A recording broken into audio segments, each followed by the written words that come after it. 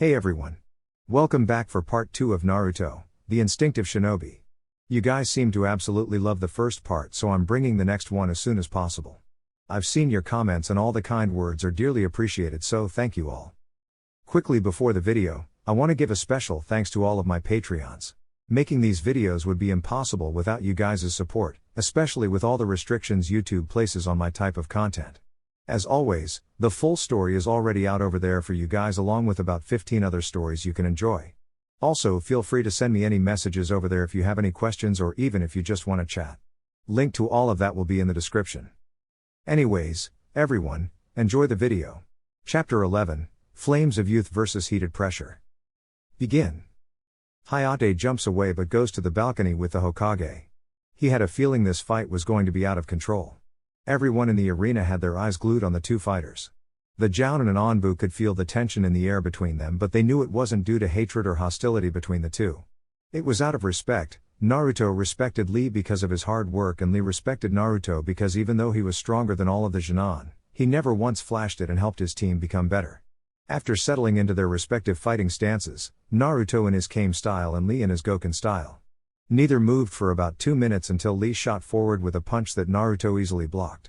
Lee, not being one to give up, backed off and appeared behind Naruto and swung a roundhouse kick at Naruto's head, which he ducked and quickly got into Lee's guard and gave him 3 quick strikes to his ribs before he did a spinning kick, knocking Lee to the ground, causing him to roll, but Lee corrected himself and did a handstand, bouncing back up to his feet. The Jounin in the arena had their jaws hanging open at what they just saw. However, the Jounin and Hokage knew they were just testing each other. "Lee, take them off," Guy said. Lee nodded and took off the weights, throwing them to the side, causing a huge amount of dust to kick up. The Jounin were shocked that his weights were so heavy. Lee instantly appeared in front of Naruto with another punch that Naruto blocked.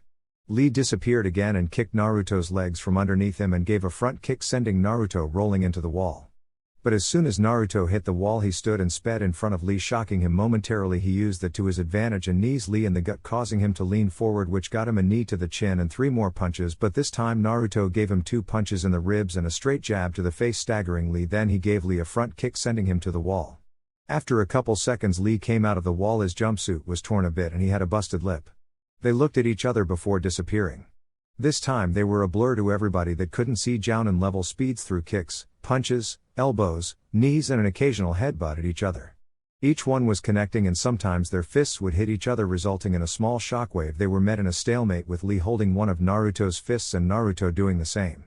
Lee gave Naruto a knee to his gut and an upward kick to the chin, then gave a few quick punches to Naruto's ribs and kicked him away, sending him flying back. As soon as Naruto stood, Lee was on him again. He came spinning towards Naruto with a kick. Leaf Hurricane. Naruto barely had time to block.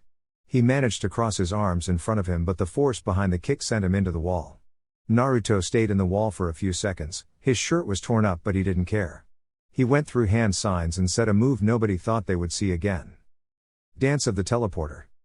He started moving so fast using the sunshine that it started to create after images, but to the Jounin watching the fight, all of the after images started beating Rock Lee, who was doing his best to avoid and block the kicks and punches but was failing. He was getting knocked around so much that Might Guy was worried about his student. After the jutsu ended, Lee was bruised and had cuts all over him. After a few seconds he was standing up in his stance, breathing. He started to unwrap the wrist tape he had on and begun running around Naruto in a circle, going faster and faster until he suddenly appeared in front of Naruto and kicked him in the air and jumped up after him, giving him a few more before wrapping him up in the wrist tape. He grabbed Naruto and stared a corkscrew spinning motion, going head first to the floor. "Take this," Lee said. Primary Lotus. Naruto crashed into the ground while Lee jumped away at the last second. Everyone was waiting for the cloud of dust to settle and see the condition of Naruto.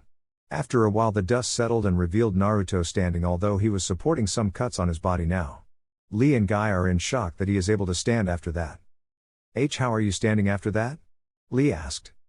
"I covered my body in a layer of chakra, cancelling out some of the damage I would have taken. Although you didn't give me much time to create the layer, but I managed to pull it off," Naruto said. After that he noticed Lee was in pain and he rushed him and started beating him with punches and kicks. Lee jumped back, but Naruto appeared in front of him as soon as he landed and started giving him more punches. The beating Lee was taking almost made Guy want to jump down and stop the fight, but he remained on the balcony. The Jounin, on the other hand, were shocked. They never seen such a fight in their life. While the Leaf Jounin knew it was a no-brainer that if not both, one of these two would get promoted to Chunin. Meanwhile Naruto just landed a vicious punch to Lee's gut, lifting him off the ground, and then a strong right hook making Lee stumble, and he rushed him again. He delivered an uppercut and started raining down lefts and rights, and of them connecting after 15 seconds of non-stop left and right punches. He stopped and looked at Lee, whose arms were limp at his side. He gathered chakra into his fist and gave a straight jab, sending Lee flying into the wall. Lee! Ten and Guy yelled, worried about their student and teammate. After 2 minutes, Lee came out of the wall bloodied and breathing heavy. He took a stance, but this time his arms were crossed in the position of an X. Naruto, knowing what was coming, released his resistance seals and activated his Sharingan. Resistance seals, release. Now the Jounin and Jinan, including his team, were shocked. Asuma spoke up. Kurenai, what the hell have you been teaching your students? I didn't teach him that. He already knew Fuin Jutsu. When he came to my team, he gave all of us resistance seals, in fact, but I thought he already deactivated them given how fast he was moving. She replied. Guy-sensei, why doesn't Lee just give up? I don't think he can take any more beatings, Sakura said. That's because the Leaf Village lotus blooms twice. Guy responded. I've heard that before. Yeah, Lee said something like that to me in the Forest of Death. She replies. But that means. No, Guy, you didn't, Kakashi stated. Oh yes, Kakashi, I did. Guy responded. So you're telling me that Jinan, that boy, can open the 8 inner gates and use the hidden lotus, Kakashi said. Hidden lotus? Neji thought, hearing the conversation between them. That's right, I did, Guy said. Well, if that isn't the most. Okay, so how many gates can he actually open? Kakashi asked. 5 gates. Guy answered. Okay, what are these 8 inner gates and the hidden lotus you're talking about? Sakura asked, tired of being ignored.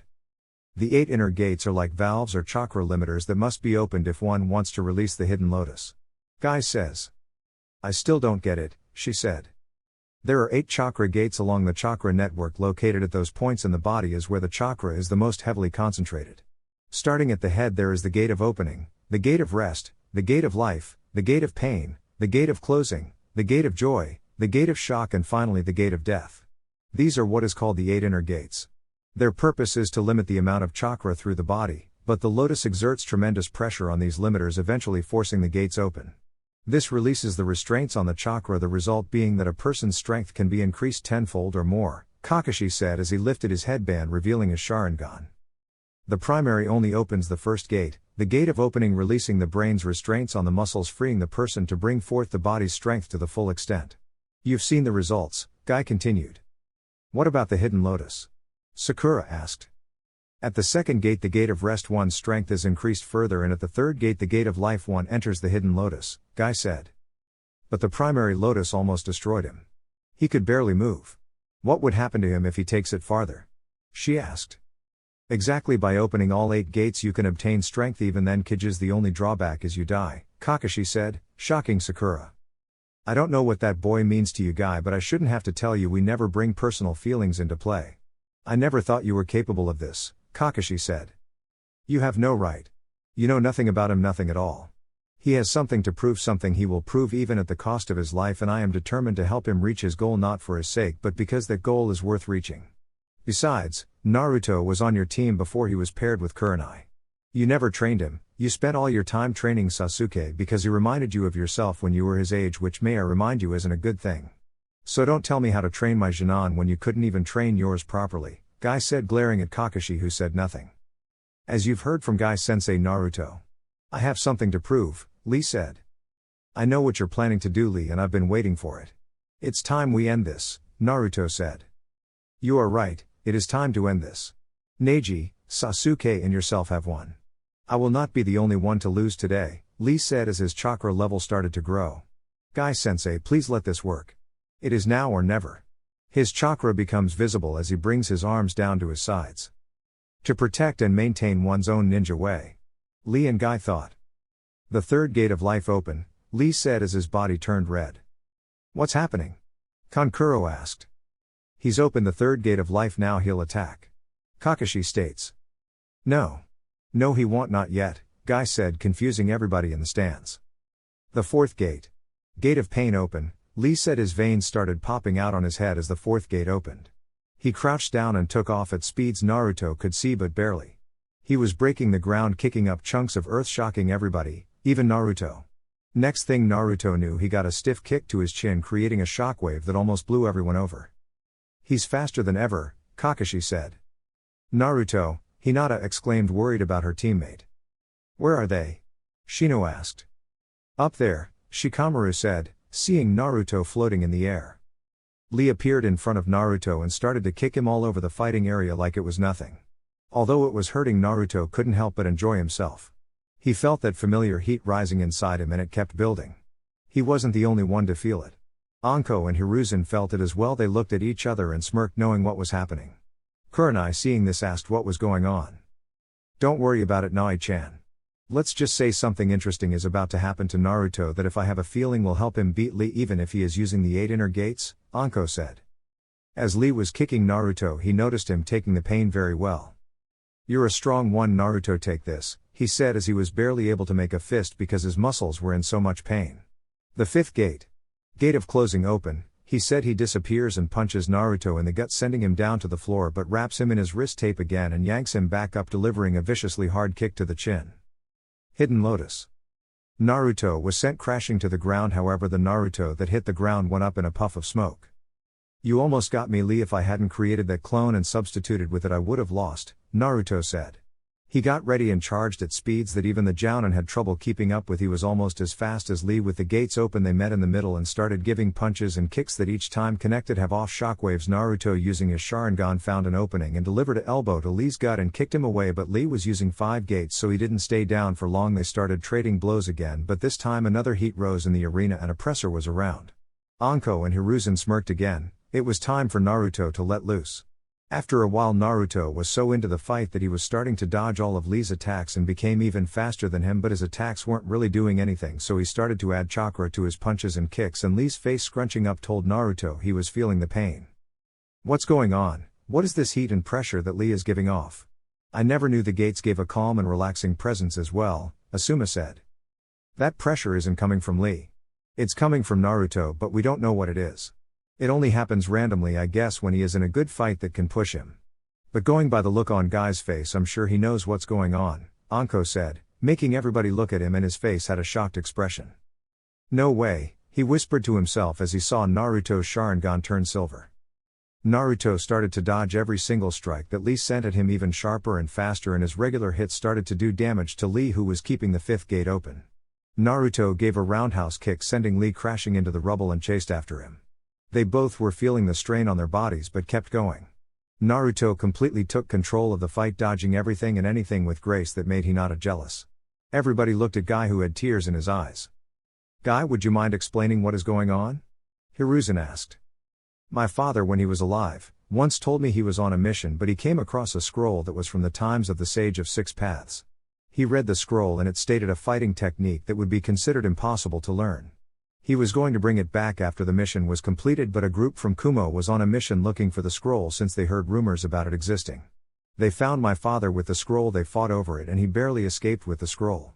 The Kumo team found him and tried to take the scroll, but he burned it, and before the Kumo shinobi could attack, his backup arrived. He told me this fighting style was so difficult that the sage himself said he couldn't do it. It's a technique that allows your body to attack and dodge on its own, but to do that your mind must be completely empty and just let your body take over your motions. He said that it should be easier to dodge without thinking because some people's bodies do that automatically. However, he said attacking will be difficult since everyone thinks about their attacks and if they will work.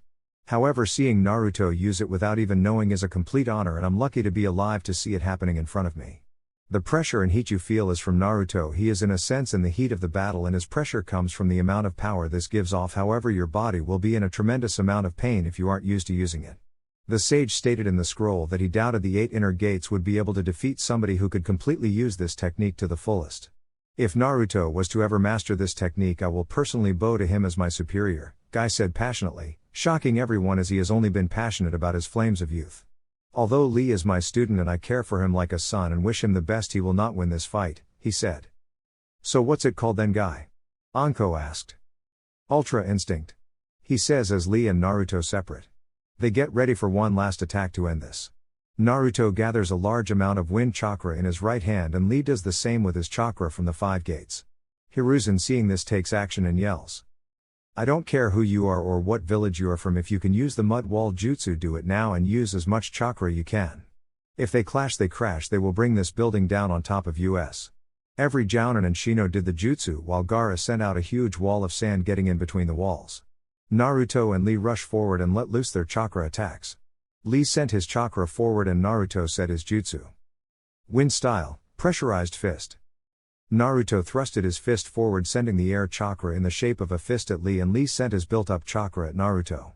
The result of the attacks was the mud walls and sand were destroyed in the explosion. Everyone was sent flying back from the shockwave but the stadium remained intact. Everyone stood waiting for the smoke to clear after 5 minutes. The smoke cleared and showed Naruto standing barely with his Sharingan activated and Lee was stuck in a wall unconscious. The Hokage nodded to Hayate. Winner Naruto Uchiha. Naruto barely looked up before his body locked up on him and he fell to the ground face first. Kurenai and Guy rushed to the arena to grab their students and both had proud smiles on their faces. They took them to the medic area to get checked over and Kurenai returned but Guy stayed behind. He couldn't help but be happy as tears fell from his eyes at the two boys, no men in front of him.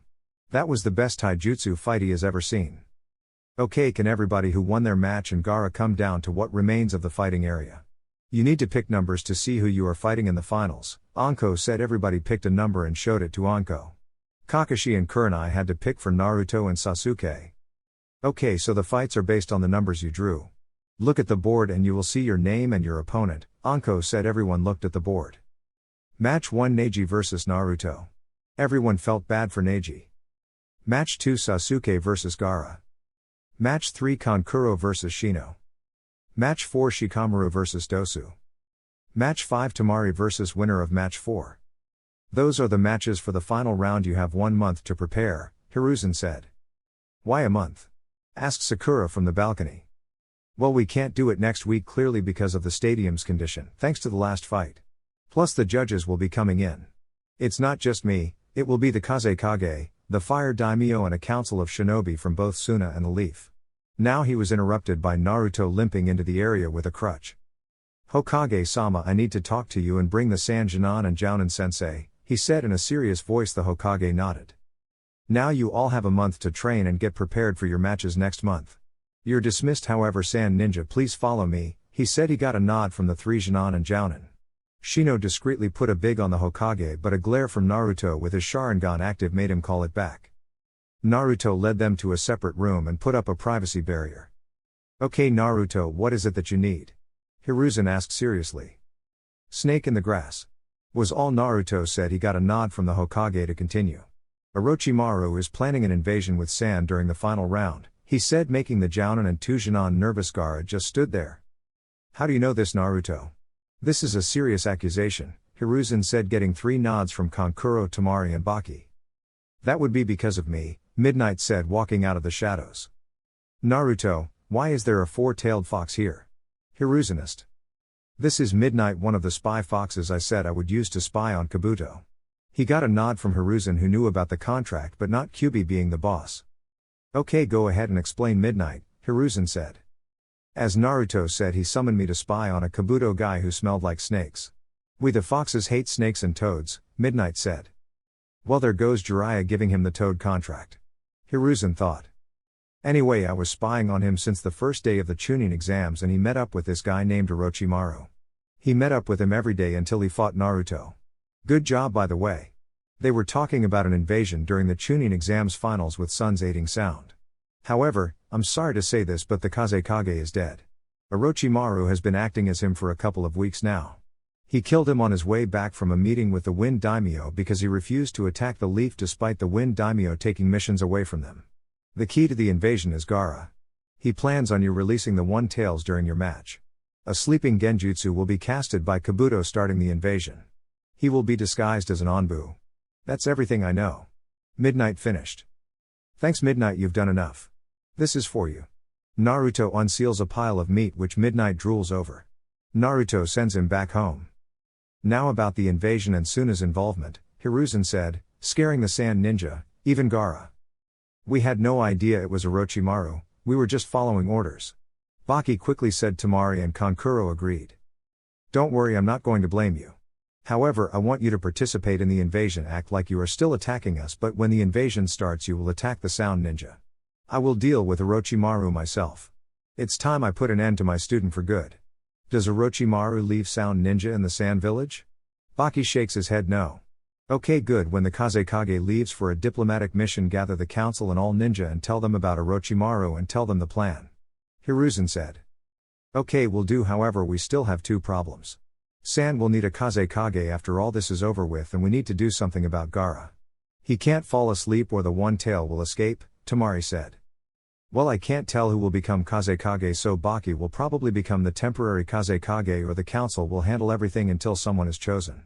As for Gaara, I can get my seal master to fix his seal, which seems to be the problem, Hiruzen said. Great, how long until the seal master can do it? Kankuro asked. I don't know, ask him yourself, he said, pointing at Naruto, who actually stopped paying attention. He came to and everybody was looking at him. You say something? Hiruzen took a deep breath to calm himself down. Can you fix Gaara's seal? Baki asked. I already did. He pointed at Gaara, who was snoring face down on the floor. When did you do it? Tamari asked. When we fought in the room at the Chunin exams. You never noticed how calm he's been the past few days? I wonder why he chose now to sleep though? Naruto said. Alright, is everything in order? Hiruzen asked and got 3 nods and a snore. Okay, you all have one month to get ready, good luck. They all leave Naruto and Hiruzen head to his office. Naruto lays down on the couch to relax and let his healing abilities get to work. After about 30 minutes of him and Hiruzen talking, a presence has been outside his window for 15 minutes.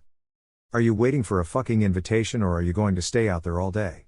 Naruto spoke and in came an old man with long white spiky hair with 2 bangs framing his face with red lines coming from his eyes, wearing a green kimono short shirt and matching pants. He wore wooden sandals and a red haori with a headband with the kanji for oil on it. So who are you? The man starts dancing and Naruto stops paying attention.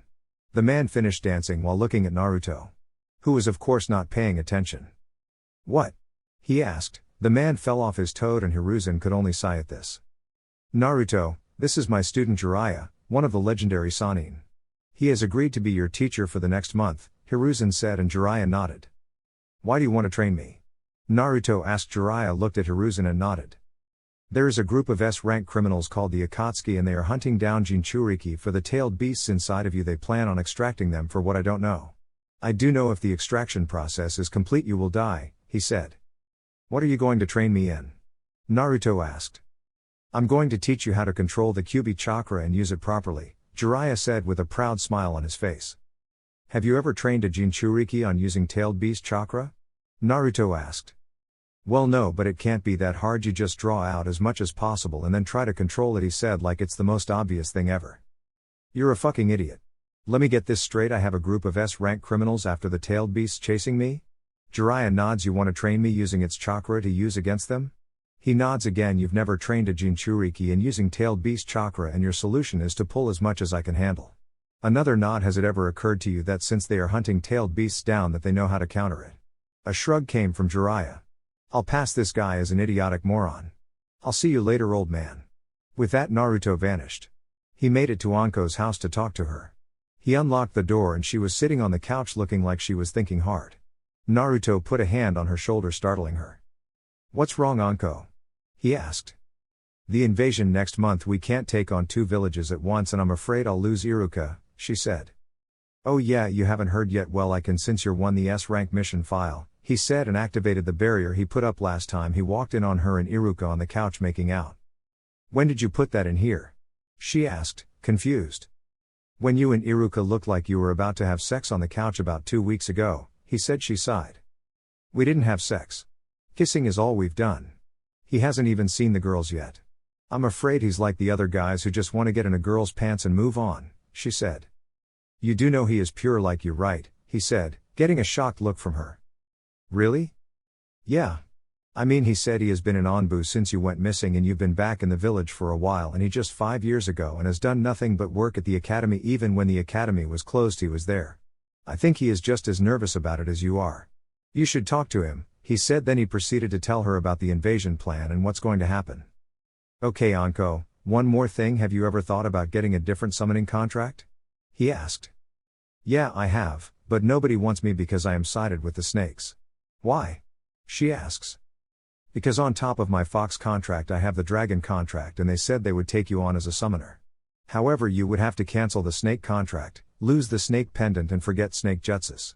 However, they will allow you to keep the taijutsu style since it fits you perfectly, he said.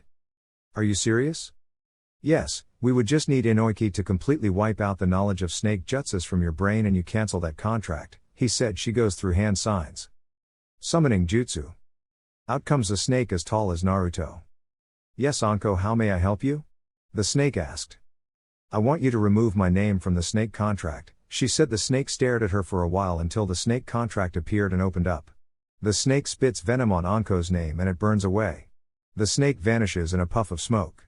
Anko takes off the snake pendant and burns it with a small fire jutsu. Okay, we need to go see Inoiki, she said, and grabbed him and disappeared to the T&I apartment and went to Inoiki's office and asked him to get rid of her knowledge of snake jutsus. He asked no questions and 10 minutes later he was done. Naruto took them to the training ground and summoned our favorite 500-foot tall dragon. Hey Naruto, is this the one? Naruto nodded and the summoning contract appeared. Sign it, Anko, Naruto said. She nodded and Naruto told her the hand signs for it and told her to summon her familiar. She went through the hand signs. Summoning jutsu. A small dragon appeared with 4 wings that look like an X when they spread out, with 2 horns that go across its head, almost looking like eyebrows with fins on each side of its head. It looks up at Anko with eyes that have yellow iris and black oval-shaped pupils. It tilts its head at her in a confused way. "Aw, it's so cute," she said as she picked up the dragon and cuddled it to her face. Interesting dragon, this one will be a wind user once it grows. However, you have to name it. After you name it, that will complete your bond. You can't summon her until she is ready to start training, so in about 6 months is when you can train your familiar, Bob said before he disappeared along with Anko's familiar. Wait, I forgot to ask him for his name and give my familiar a name, Anko said. Well, summon him back so you can ask him, he said. Summoning jutsu. I'm back again. What do you need, Anko? Bob asked. I need to give my familiar her name and I don't know your name yet, she said. Oh, of course, let me bring her to you. He leaves and returns 30 seconds later with Anko's familiar. Okay, now I think I'll call you Rose, Anko said to her familiar, who clapped her wings creating a tiny gust of wind. Well, I guess she will be a wind type when she gets older and starts to train. You will be able to summon her again in 6 months after she grows some more, like Naruto, who cannot summon his familiar. Now, as I've told Naruto, you can summon any other dragon besides the boss and elder. They will determine when you are ready and worthy to summon them. I will tell you now that both of you are close. Now for name, I am the almighty dragon, wielder of green flames and strongest battle dragon outside of the boss dragon and elder. You, Anko, may call me Bob, he said proudly, once again puffing his chest out. Anko just stared at him and looked at Naruto for confirmation. He nodded and she wanted to laugh, but she could tell Bob was really proud of his name, so she let it go. Now if that is all, we shall be off. They nodded and he disappeared with Rose, who didn't want to leave yet. Alright Naru-chan, what will you be doing for the next month? Have you found a teacher yet? Anko asked. The idiot Jiraiya wanted to teach me. He was going to train me in something he didn't understand or know how it works, he said. What do you mean by that? She asked, and he explained the whole Akatsuki situation and Jiraiya's brilliant ideas to use the Kyuubi chakra against them. Wow, I know he is an idiot, but I didn't think it was that much. By the way, he is a major pervert who always peeks on women in the bathhouses. If you turn out like him, I will castrate you. Do you understand me? She asked with a dangerous voice. He nodded frantically, not trusting his own words. Good, now I'm off to prepare for next month. I might even get laid tonight, so don't come over, she said and disappeared in a swirl of fire. I didn't need to know that last part. But time to train. With that, he started working on his chakra control because he had an idea for a jutsu he wanted to make. He did the tree walking exercise by sticking leaves to his body and water walking while balancing a senbone on each of his fingers. He did this for 5 hours straight and decided to call it a day. He went home and went to sleep. Next morning, Naruto woke up and went to the store, but he couldn't get what he was looking for. They were sold out. He decided to go and see the old man. He has a grandson, so he might have what he needs. He shunshined to the Hokage office and saw the same guy from yesterday. Hey old man. Hey pervy sage. At the name pervy sage, Jiraiya's jaw hit the ground and Hiruzen started laughing. Don't call me that, Jiraiya yelled. Yeah, whatever. Old man, I need some water balloons and rubber balls. Do you have any? He asked and was met by silence until Jiraiya spoke up. Why do you need those? He asked, thinking he may know what Naruto has planned. I have an idea for a jutsu I wanted to create, but I need those for shape manipulation, power and rotation. I'm trying to create a ball of pure chakra in my hand for close range attacks, he said. Oh, you mean this? Jiraiya asked and formed a ball of chakra in his hand. Yeah, like that, but how do you know it? Naruto asked. This was created by the Yondaime kid. It's called the Rasengan. It's an A-rank jutsu that took him 3 years to create since he was starting from scratch. He got the idea of seeing a tailed beast bomb once. It took me a couple months to learn. Outside of me and him nobody knows it. I can teach it to you if you want, Jiraiya said. Sure, but I have a question for the old man, Naruto said. What would that be, Naruto?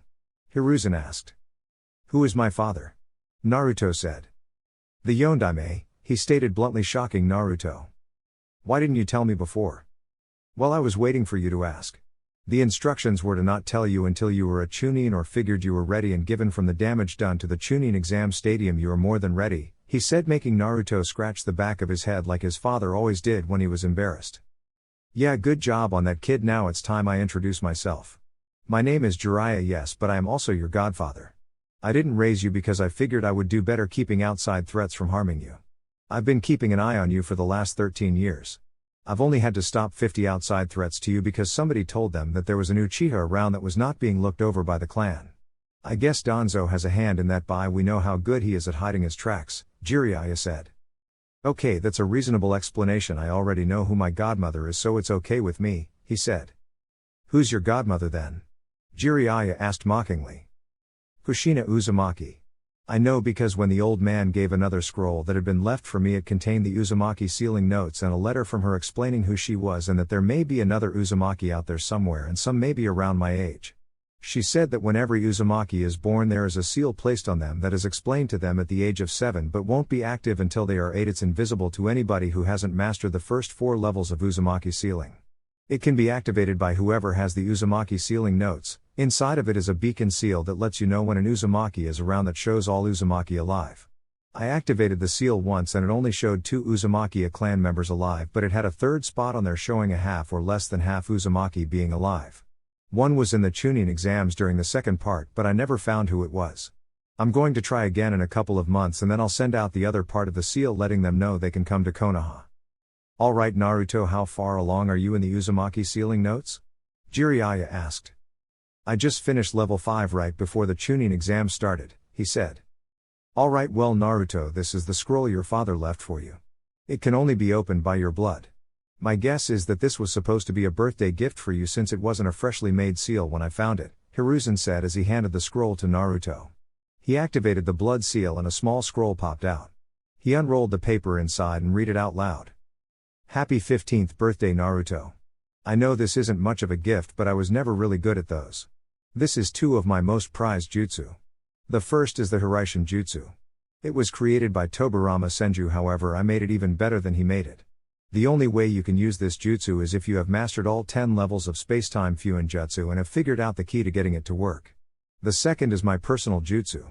It's called the Hiraishin Dorai. You must know Spacetime Fuinjutsu for this as well. This jutsu creates a barrier that is capable of transferring anything to a marked location. I guess if you use enough chakra you can teleport a tailed beast bomb, but I don't want to find out if you can. Below I have left you 50 spare tri-pronged kunai for both of these jutsus. Now I have one more technique called the Rasengan, but I'll teach you that myself. Enjoy your day. Love, Dad. To say Naruto was shocked was an understatement. He was crying because he was supposed to get this gift from his dad next year. Wow, so I guess Minato was planning on passing his legacy down to you at the age of 15. So how long do you think it should take you to complete these jutsus? Jiraiya asked. Well, I already know Spacetime Fuinjutsu, but even though knowing Fuinjutsu is required, these are classified as S-ranked ninjutsu, so I'll probably have them done within a couple of months. Probably sooner. I just need to figure out the secret to them and everything else will be somewhat difficult. Naruto responded. Alright, let's head to the Hokage's training ground to begin training. Jiraiya responded. Naruto disappeared in a swirl of blue fire. Why is his fire blue? He asked his teacher. I don't know, it's always been like that. His lightning is red as well, he said, shocking Jiraiya, who left in a swirl of leaves. Jiraiya arrived at the training ground seeing Naruto already inside the barrier waiting for him. How'd you get in the barrier? I've been training here since I was 6. We wanted to keep my Sharingan training a secret, he said. Who taught you? Before the academy, I mean. I know it wasn't Kakashi, having heard how he is towards you. Jiraiya asked. Shisui Uchiha trained me until I was 8 before he died. Everything else was self-taught. Even after I got a Jounin sensei, I still taught myself, especially when I was on Team 7. With Kurenai, she couldn't teach me much except chakra control, but she would spar with me to try and fix any holes I had in my taijutsu as best as she could, Naruto said. Okay, so how strong are you exactly? Jiraiya asked. Naruto shrugged his shoulders. I know I'm stronger than Kakashi, he said, shocking Jiraiya. Even though Kakashi slacked off in his training, he was still not to be taken lightly. Okay, then are you healed up 100%? He got a nod from Naruto. Okay, let's spar before we begin the Rasengan. They get into their respective stances and Naruto charged at Jiraiya, and Jiraiya blocked the punch but winced from the power behind it. They spared for an hour before Jiraiya called for a stop. Okay, you are definitely low Sannin level, however you are not strong enough to take on even the lower ranked members of the Akatsuki, he said. The only member I know is Itachi because Orochimaru was a part, but he tried to take over Itachi's body for the Sharingan but lost and barely escaped. It was only because Orochimaru's helper Kabuto showed up. You can maybe go toe-to-toe with Itachi in taijutsu because of your Sharingan, but without it you would lose to him. Also watch out for his Mangekyo, it's impossible to counter it, he said seriously.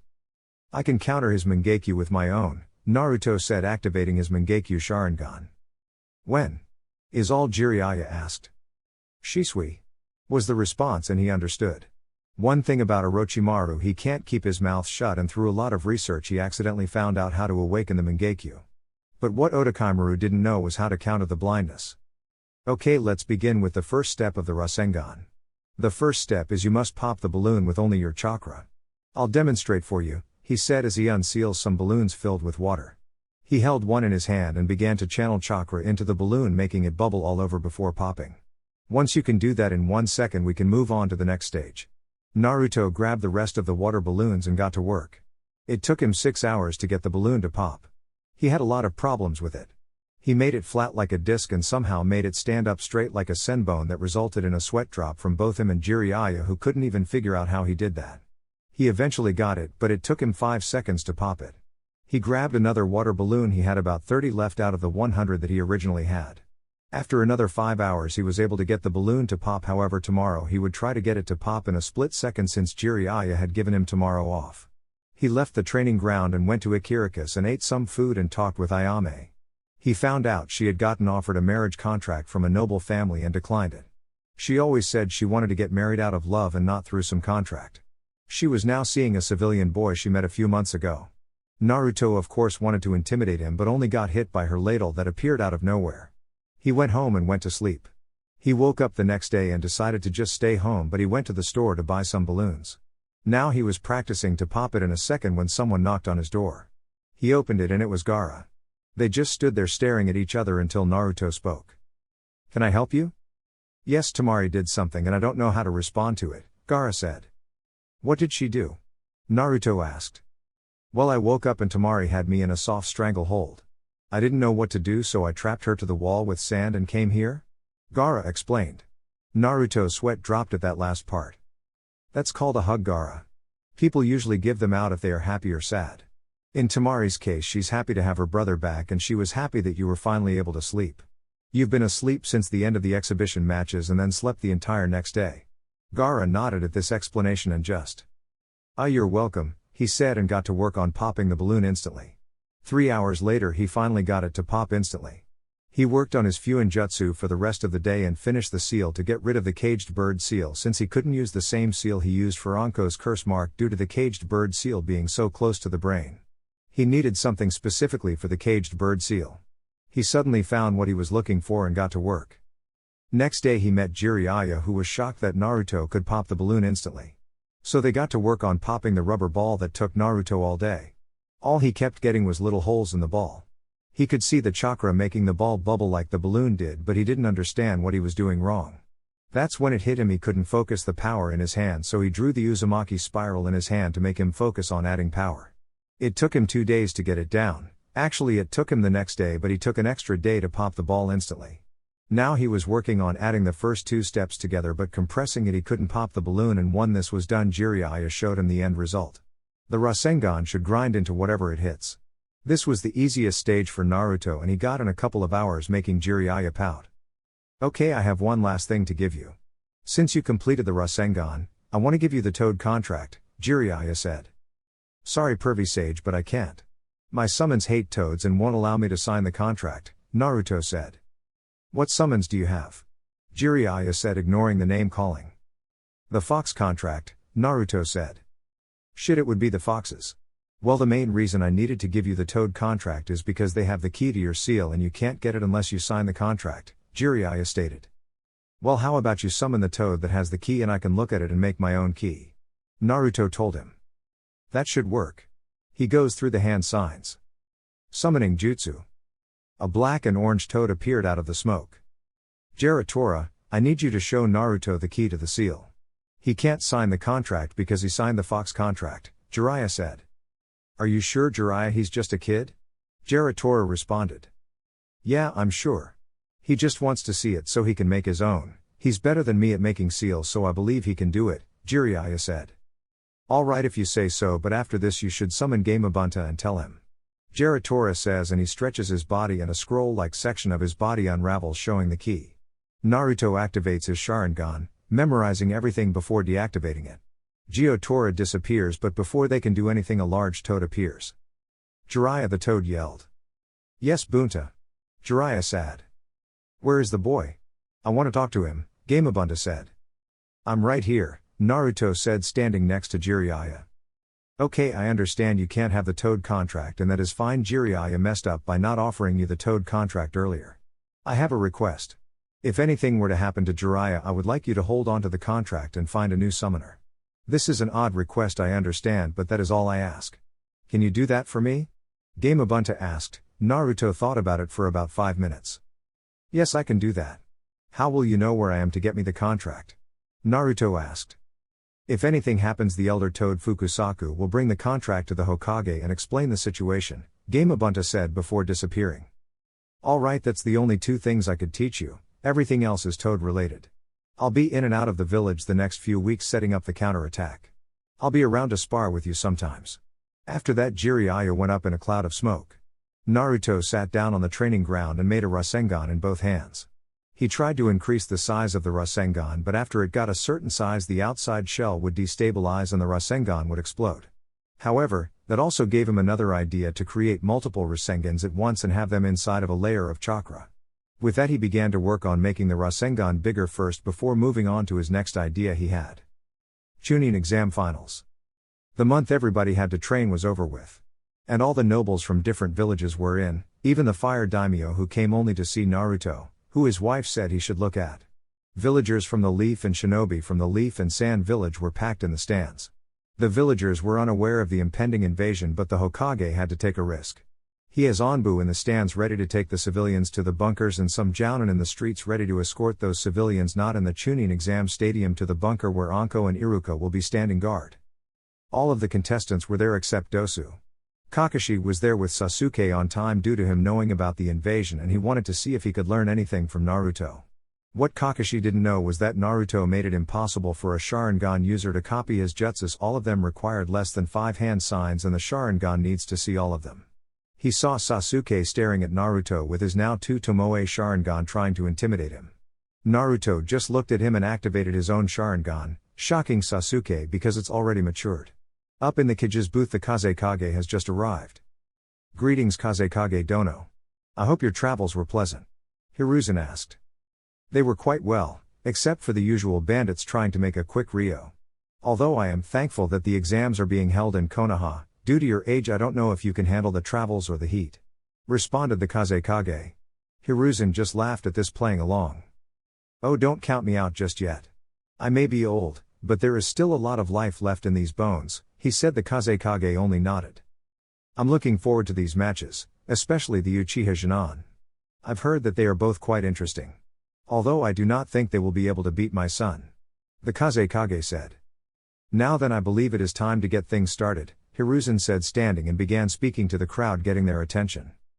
Thank you all for coming to the Hidden Leaf Village for the Chunin exam selections this year. We have come to the final competition between 8 candidates who made it through the preliminaries. We ask that no one leaves until all the matches have finished. Now everyone enjoy. Genma, I hand everything else over to you now, Hiruzen said. You said 8 candidates, aren't you missing one? The Kazekage asked. Yes, it appears Dosu of the sound has not been found. He has by rule forfeited. Hiruzen responded. A Jounin with his headband on covering his entire head chewing on a senbone with the basic Jounin outfit on appears. Thank you Hokage-sama. Now as you all know Dosu is not here, so now the third match will be between Temari and Shikamaru, while the fourth match will now be Gaara vs Sasuke Uchiha. Now listen up, the terrain is different now thanks to an incident during the preliminary matches, he said, giving a pointed look at Naruto who was scratching the back of his head. The rules are still the same, the match goes on until your opponent is either unable to continue or forfeits the match. Now the first match is between Neji Hyuga and Naruto Uchiha. Everyone else go up to the waiting area. The other 6 candidates went up to the waiting area. In the stands. Watch closely Hanabi, you are about to witness something amazing during this match, Hiashi said. What is it, father? Hanabi asked. Just watch and you'll see. He responded, getting confused looks from Hanabi and Hinata. Hiashi was also on edge. All the clan heads knew about the upcoming invasion. He didn't want his daughters to be there, but Naruto told him he has clones hinged into bugs with enough chakra to last for a couple of hours, so they will be sent up with the nobles and daimyo and other important guests inside of a barrier that will keep everyone in and nothing can get through it. His clones will be powering the barrier. While the Hyuga in the first match. I know, and he is going up against the run of the Uchiha clan. My money is on the Hyuga. Yeah, he doesn't stand a chance. If this was Sasuke he would wipe the floor with him. I heard the runt was responsible for them having to rebuild the fighting area. Yeah, I heard that too. He must have let the fox out to play. Those were the words said by a couple of civilians who still did not like Naruto either for containing the fox or being the son of Kiyomi Uchiha. However, the 2 Chunin close by the eternal gate guards Izumo and Kotetsu had other thoughts. I don't see a way how this Hyuga wins. You heard how Naruto took out 3 opponents in the preliminaries, Izumo said. Yeah, I know, I even heard one of them was a Jounin level shinobi. My money is on Naruto to win the entire thing, Kotetsu said. Fighting stage. Neji and Naruto stand face to face waiting for the signal to start. You got something to say? You look a little tense, Neji said arrogantly. Yeah, I do. You're about to get the ass kicking of a lifetime. I'm only tense for a completely different reason. Naruto responds. They settle into their stances and get ready to fight, and Neji activates his Byakugan. I feel bad for Neji. Genma and the other Jounin thought. Begin. Was all Genma said before hopping away. Neji opened his mouth to say something but was sent flying into the wall courtesy of a kick from Naruto that he didn't see coming even with his Byakugan active. He climbed out of the wall and rushed Naruto, attacking him with palm strikes that Naruto would either block or dodge. After no luck of Neji hitting Naruto, he jumped back to think of his game plan. The people in the crowd were cheering at the action they were seeing. All the judges were impressed so far, but it was only the beginning. How is he blocking and dodging my palm strikes? I know I must have hit him at least a couple of times. Neji thought while looking at Naruto, who just stood there calmly. Why do you hate Hinata, Neji? Is it because she's from the main branch while you are a side branch member? Or is it because of something else? Naruto asked. If you must know, it's because of this. He takes his headband off and unwraps his head and reveals the caged bird seal. This seal was branded on me as a child. I was 4 years old when the elders of my clan decided to brand me with this seal. On that same day, after many years and war, a peace treaty was going to happen between the land of fire and the land of lightning. They sent a head Jounin to join the celebration and sign the treaty. Everyone was there celebrating, every Jonin and Jounin in the village. Only one clan was absent, the Hyuga clan. Because this day was when the heir to the main house was turning 3. Her father, Lord Hiashi Hyuga, is sitting up there right next to her. Him and my father were twins, yet he was born first, so he is the head of the family, the firstborn. While my father, his brother, was banished to a lesser branch family. This seal, I can assure you, is not for decoration. This seal acts as a punishment as well. If any Hyuga from the main branch are to get out of line, then a main branch member can activate the seal, causing unimaginable amounts of pain to whoever they chose, nearly killing them. However, on that same night, the Jounin from Kumo snuck into the Hyuga compound and kidnapped Lady Hinata while she was asleep. A servant of the Hyuga went to check on her and discovered she was missing and immediately told her father. Lord Hiashi found the Jounin with Lady Hinata over his shoulder trying to escape, but before he could, he was killed by Lord Hiashi. Then it was later discovered that it was a plot. The treaty was a fake, all so they could get their hands on the Byakugan. Kumo found out, and of course they denied this and demanded the head of the leader of the Hyuga clan for compensation. However, what they got in return was my father, since the caged bird seal can destroy the Hyuga bloodline and any secrets the body may hold. The head of the Hyuga was too scared to give himself up, so he sacrificed his own brother, leaving a 4-year-old boy with no father. That is why I hate the main branch. It is Hinata's fault my father is dead, Neji said. Wow, nice story, too bad it's full of shit. Let me get this straight. Hinata was kidnapped by a Kumo Jounin at the age of 3 and you blame her for the death of your father. Neji nodded his head. You're an idiot, you know that. How is Hinata, a 3-year-old with barely any training, supposed to stop a Jounin who has fought plenty of battles and probably in a war? You said Kumo wanted the Byakugan, so they requested the head of the main branch. They must have known about the caged bird seal, so they specifically asked for a member without it. The only way to make Kumo happy was to give them Hiashi, or in this case his brother, who, if I'm right, like every other branch member, would do anything to be free of the curse mark placed on you. I'm sure he willingly did this on his own, but you need to talk to your uncle and the elders. Now, since that is cleared up, I believe I owe you an ass whooping for trying to kill my teammate earlier in the preliminaries, Naruto said and activated his Sharingan, shocking those who didn't know he had it. In the stands. He already has a mature Sharingan? How? I know not even Sasuke has one yet. It must be the fox's influence. Making him stronger so the fox can be released. Those were of course the civilians talking about Naruto. Wow, no matter how many times I see it, I still can't believe he has the Sharingan at that level and he just turned 13, Asuma said. Yeah, I know, it makes you wonder how long he's had it, said a random Jounin sitting close by. I know from the blue fire and red lightning and being good at seals. What can't he do? Said Genma, who was up with them. He didn't know if this fight would be like the last one Naruto had. Kurenai, do you know when he unlocked the Sharingan? I know who trained him from the jutsu he used in the preliminaries, Asuma said. No, I don't. Only Anko knows when he unlocked it and matured it. However, I have a feeling he will reveal it. She answered. With the nobles and judges. A Sharingan matured at 13, that is unheard of. Only recent memory is Itachi, who had his matured before he was 13, said one judge. Yeah, I know, I'm with everyone else wondering when he unlocked it, said another. Given the way he performed in the first round and the skills he's shown, I think we have our first Chunin, maybe even special Jounin. What do you think? Another asked. He got nods of agreement from the other judges. Daddy, I want him to be my husband. Can you make it happen? Asked the daughter of one of the nobles in the Land of Fire. Of course, sweetie, I'll send the marriage contract once the exams are over and we get back home. That boy will be a gold mine to our family business. Her father said. The other nobles looked at them in disgust. Meanwhile, the fire daimyo was keeping a close eye on him. He piqued his interest since his wife told him about the boy. Naruto Uchiha, huh? You aren't like the usual Uchiha, especially the other one in the village. I've got my eye on you. Depending on how you do, you just may receive an invitation to the Guardian 12. He thought. Fighting stage. Neji activated his Byakugan and spoke. It doesn't matter that you have the Sharingan. The Uchiha clan has always been second best in everything compared to the Hyuga. You are beneath me, he said. Do not lump me in with the Uchiha clan. I may have their bloodline, but I am not a part of that clan.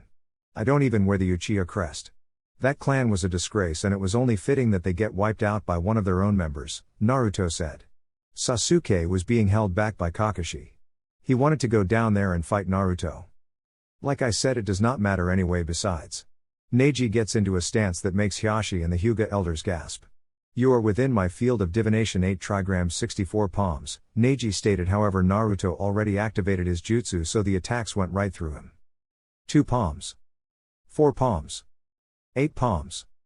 16 palms. 32 palms. 64 palms.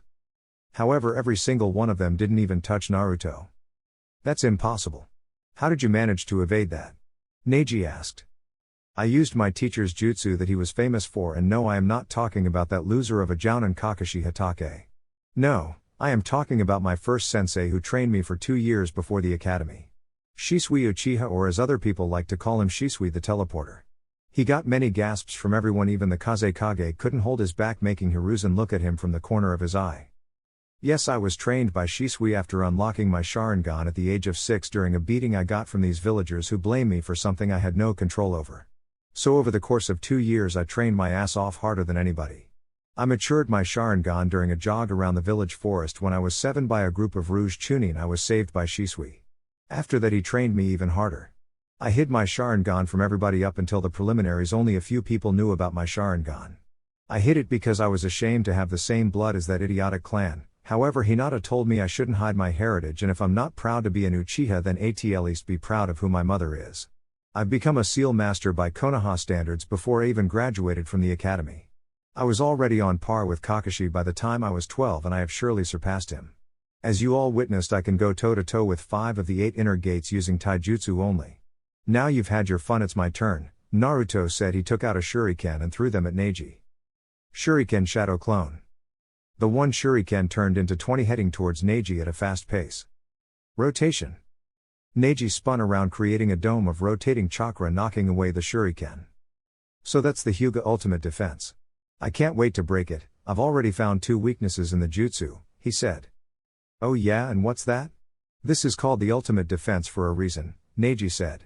Then Naruto suddenly appeared in front of Neji, shocking him. The first weakness is you must rotate your body with your arm out for momentum. So if I'm in close, it's useless, Naruto said. Neji then found a knee in his stomach and coughed up blood. Naruto then proceeded to give him the same beating he gave Lee. He made Neji look like his personal punching bag. The beating was so brutal Hinata and Hanabi have tears falling down their faces. Even though Neji was cold towards the main family, they still loved him like a brother, so seeing this made them cry. Naruto finished beating Neji with a strong uppercut, lifting him off his feet and delivering him a roundhouse kick to his gut. Neji hit the ground and coughed up blood. He stood after laying there for 10 seconds, although barely. I'm surprised you still can stand, but, given your current chakra levels, I'd say you have enough left for 1 rotation. How about I show you the second weakness to that ultimate defense? He started to run at Neji, holding his hand out, and swirling noise was heard, shocking many of the older shinobi. They knew that jutsu and who made it. The second weakness in the rotation is the way the chakra moves, which means, he said. Rasengan. Rotation. An explosion happened. Smoke and dust was clouding the fighting area, but a gust of wind from inside the smoke cleared it away, showing Neji laid down on his back, unable to move, and Naruto staring down at him. All of the Hyuga that were in the stands were shocked that the ultimate defense of the Hyuga clan was easily picked apart. As I was saying, your rotation only spins chakra in one direction. If you go up against an attack that spins in the opposite direction or multiple directions, it gets cancelled out and you lose. Hiyashi-sama, I finished the 2 projects, shall I show you the results? Naruto asked. Hiyashi, knowing what he was talking about, stood up. Yes, you can, Naruto. I thank you for this, and the Hyuga will forever be in your debt, he said with a smile, shocking everyone. What could be so important that the Hyuga head will smile? Hiyashi, what is he talking about? Asked one of the elders of the Hyuga clan. Yeah, father, what is he doing? Hinata asked. Just watch. Is all they got in a response. Naruto nodded and went through 50 hand signs and touched Neji's forehead. Cursed seal removal, seal evaporation. A slight burning sensation is all Neji felt that lasted for about 30 seconds. Naruto went through 20 hand signs and touched Neji on the side of his head by the temple. Bloodline Destroyer Seal. A seal appeared on Neji's temple before disappearing. Naruto pulled Neji up to his feet and everybody was in shock. What did you do to me? Neji asked weakly. Naruto put a medical seal on Neji, who immediately felt the effects of it, simply told him. I made you a free bird. As well as all the branch members. He pulled out a kunai and showed Neji his reflection.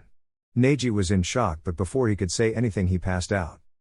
What, Hiyashi, we will not stand for this. The caged bird seal was always a part of our family tradition, yelled the elders. Well, it's a good thing I don't care. As the Hokage, as my witness, the Hyuga shall remove the caged bird seal from all branch members, and we will all have this new seal put on us. It is time the Hyuga became whole and not separate families. I would rather we not have a situation like the Uchiha clan did. We will remove all seals after the Chunin exams are finalized, he said proudly. The elders were not happy about this. As this was going on, Orochimaru decided to start the invasion early and signaled Kabuto, who was building up chakra, to begin the genjutsu to start the invasion. But Naruto felt the buildup of chakra. We wish your daughter was kidnapped as a child. She was useless to us, so we set up the kidnapping of her with Kumo Jounin. Everything was ruined. This is not how things should be. We were close to running the Hyuga our way with you under our thumb. Said the Hyuga elder, with the other nodding in agreement. Now this was a shock to Hinata and Hiyashi because the elder was Hiyashi's father. Now what the elders didn't know was that Naruto gave Hiyashi a truth seal to put on them and told him to activate it after he removed the curse seal. Boy, do you have any idea of what you've won to the Hyuga clan? What do you have to say for yourself? The other elder asked. Well, 2 things actually. 1, thank you for exposing yourselves as traitors. You both are going to be killed. No sooner than he said that Hyashi struck them both in the hearts, instantly killing them and burned the bodies. Second is the will of fire will always burn even through the darkest of times. This was the signal that the invasion was about to begin, and right after that feathers started to fall and an explosion was heard up in the cage booth. Naruto's clones grabbed Hinata, Hanabi and Neji and took them up to the nobles area and activated the barrier.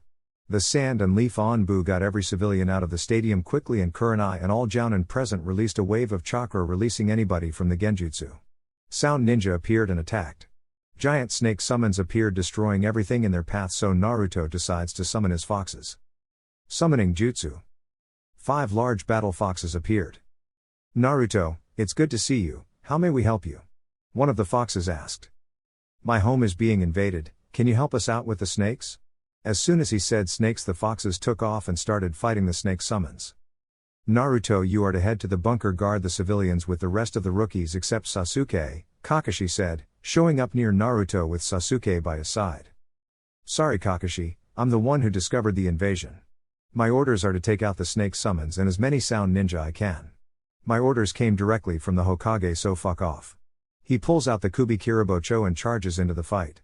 The sound ninja were confused because the sand ninja were supposed to be on their side but didn't dwell on it and began attacking sand ninja as well. All civilians were in the bunker being guarded by Jinan, Anko and Iruka, and Anbu brought Sasuke because he was getting in the way during the invasion and almost got himself killed. Anko, you may have some sound ninja on the way, get the Jinan ready for an attack and keep the civilians safe. The Anbu said before returning to the fight. Alright Jinan, listen up, we may or may not have sound ninja coming to the bunker, be on the lookout. They all nodded except Sasuke, who ignored her and walked away. Hokage booth. So Orochimaru, you've come to kill me, Hiruzen said. Kukaku, yes I have, I also want to destroy the hidden leaf, that's why I've allied myself with the sand village. Within a few hours the hidden leaf village will be no more, he said, but was shocked when Hiruzen spoke. It seems you misunderstand then. The sand ninja are not fighting with sound, rather against them, he said. Orochimaru looked over and the sand was indeed fighting against the sound. It's over Orochimaru, you've lost, he said. No, I haven't lost. Sound 4 raised the barrier. As soon as he said that, 4 sound shinobi appeared and a purple barrier rose up around them, cutting off the Anbu that arrived to help. Now let's get started, shall we? Orochimaru went through hand signs. Summoning jutsu, impure world resurrection.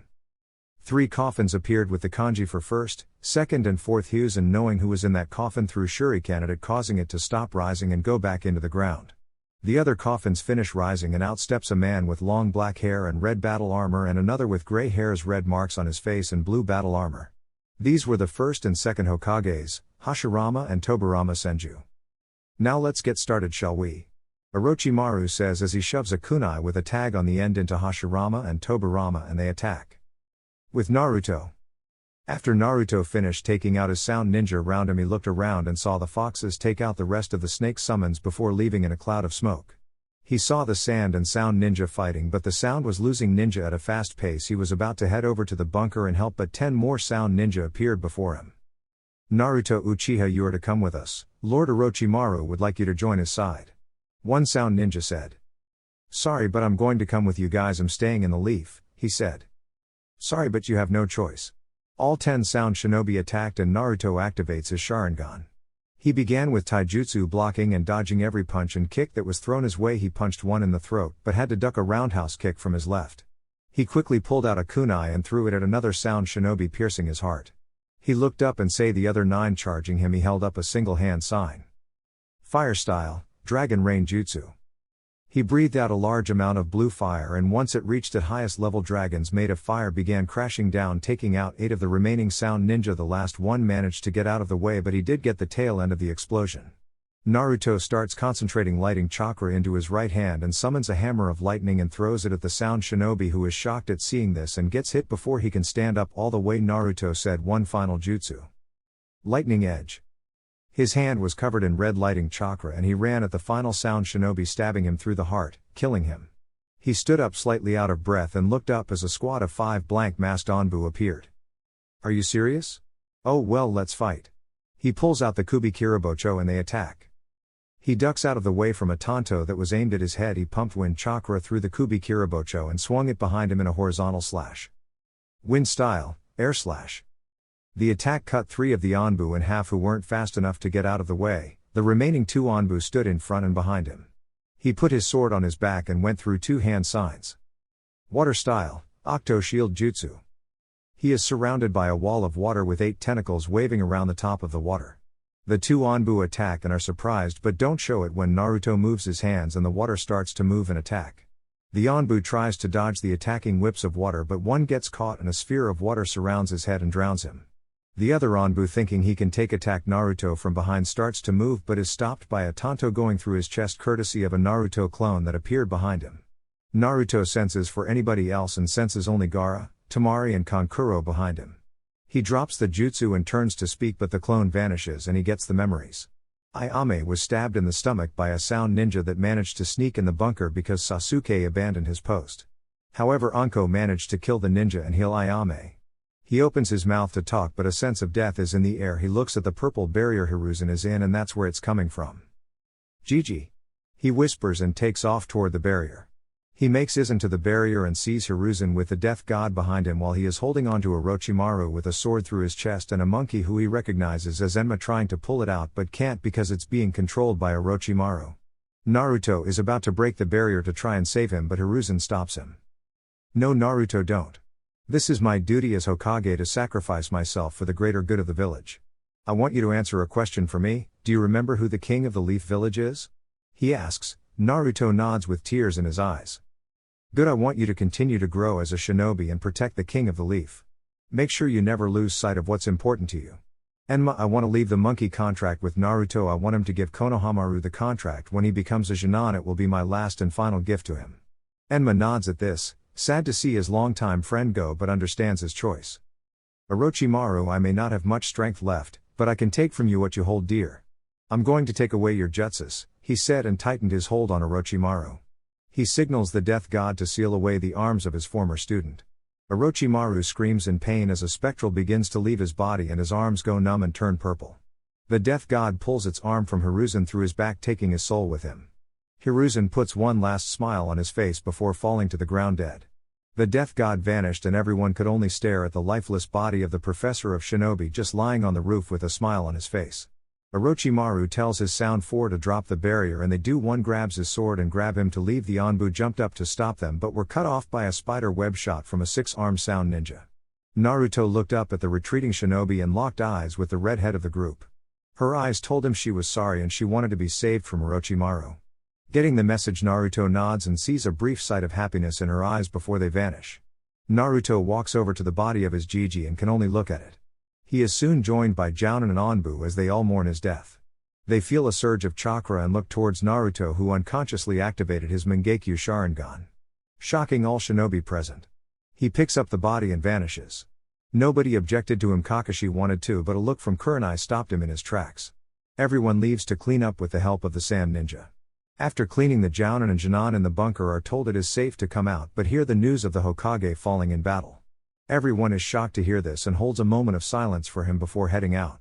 Anko went out looking for Naruto but couldn't find him. Next day it was pouring rain and they held the funeral for the fallen Leaf Shinobi and Sand Shinobi, including the third Hokage. Everyone goes up and places a rose on the table with his picture on it. Naruto showed up but he was hanging away in the back with Jiraiya leaning on the post they were both tied to as members of Team 7. After a while the funeral was over and the Sand Shinobi left to return to the Sand Village. The sun came out and cleared up the sky. As this was going on, 2 figures were looking over the lead village wearing black cloaks with red clouds on them with straw hats on their heads hiding their faces. Well, I guess it survived. The village is in better condition than I thought it would be, said the taller of the 2 men with a sword wrapped in bandages on his back. Not long ago it was at the top of its glory. Look at it now, said the shorter of the 2. You sound almost sad. Let me guess, you still have feelings for your old home, don't you? The taller one asked. No, none. The shorter man lifted his head a little bit, showing a pair of Sharingan eyes. Chapter 12, Finding Family and Finishing the Helper. 2 days after the funeral for the fallen shinobi and Hokage, all the ninja were putting in work helping fix up the village. There were no civilian casualties, however the Leaf lost 100 shinobi, all Chunin, Jounin and Anbu. However, they were left with one problem: the village needed a Hokage. Nobody knew who was going to take the mantle, but one thing was for sure, they did need one. Oh yeah baby, that's what I like to see, said a certain pervert sitting on top of the Hokage tower looking through binoculars at the women's side of a bathhouse. You'll never change, will you, Jiraiya? Said a voice coming up from behind him. He turned around and saw his teacher's old teammates behind him. Koharu, Homura, how may I help you today? Jiraiya asked. We have just come out of a council meeting about the next Hokage. The decision has been made that one of the Sannin should become Hokage, and since you are the only one left in the village, you have been made Hokage, Koharu said. Sorry, I'm not interested, Jiraiya said, shocking Koharu, but Homura already saw it coming. Being Hokage doesn't really fit me. I like to be free and move around, not stuck behind some desk doing paperwork all day. However, if you want a Sannin to become the Hokage, I can get you the perfect one for the job, he said. They gained a confused look on their faces. I'm talking about Tsunade, she has the brains for it. She would be a lot better than I would be, he said. While we don't have any doubts that she can do the job, she hasn't been seen in years. Nobody knows where she is. Homura replied. Don't worry about that, I can find her. After all, I'm not a spy master for nothing. So what do you say? He asked. They thought about it before Homura answered. Very well, you may go and find her. You have 1 month to get her and bring her back. If not, then you will become the Hokage. Now we will send 3 Anbu Black Ops with you for this mission, Homura said. No need for that. I already know who I'm taking with me on this mission, Jiraiya said. Who? Koharu asked. I'm taking Naruto. I have a feeling he can convince Tsunade to come back and become the Hokage. Jiraiya answered. Koharu was about to explode, but Homura spoke up. That is fine, you must leave as early as possible to find her. I wish you luck in your search, Jiraiya. He got a nod from Jiraiya, who took off to find Naruto. Why would you let that boy go with Jiraiya? He will be nothing but a distraction to the mission, Koharu said. Hiruzen trusts the boy, and so should we. You need to let go of your anger towards him. He has done nothing personal to you. You can't blame him for what the fox did. It isn't right. All that hatred is bad for your health, Koharu, Homura said before leaving Koharu to her thoughts. She stayed there for 10 more minutes before walking away. Meanwhile, our favorite shinobi is sitting at Ichiraku's talking to Ayame. So are you sure you're okay, Ayame?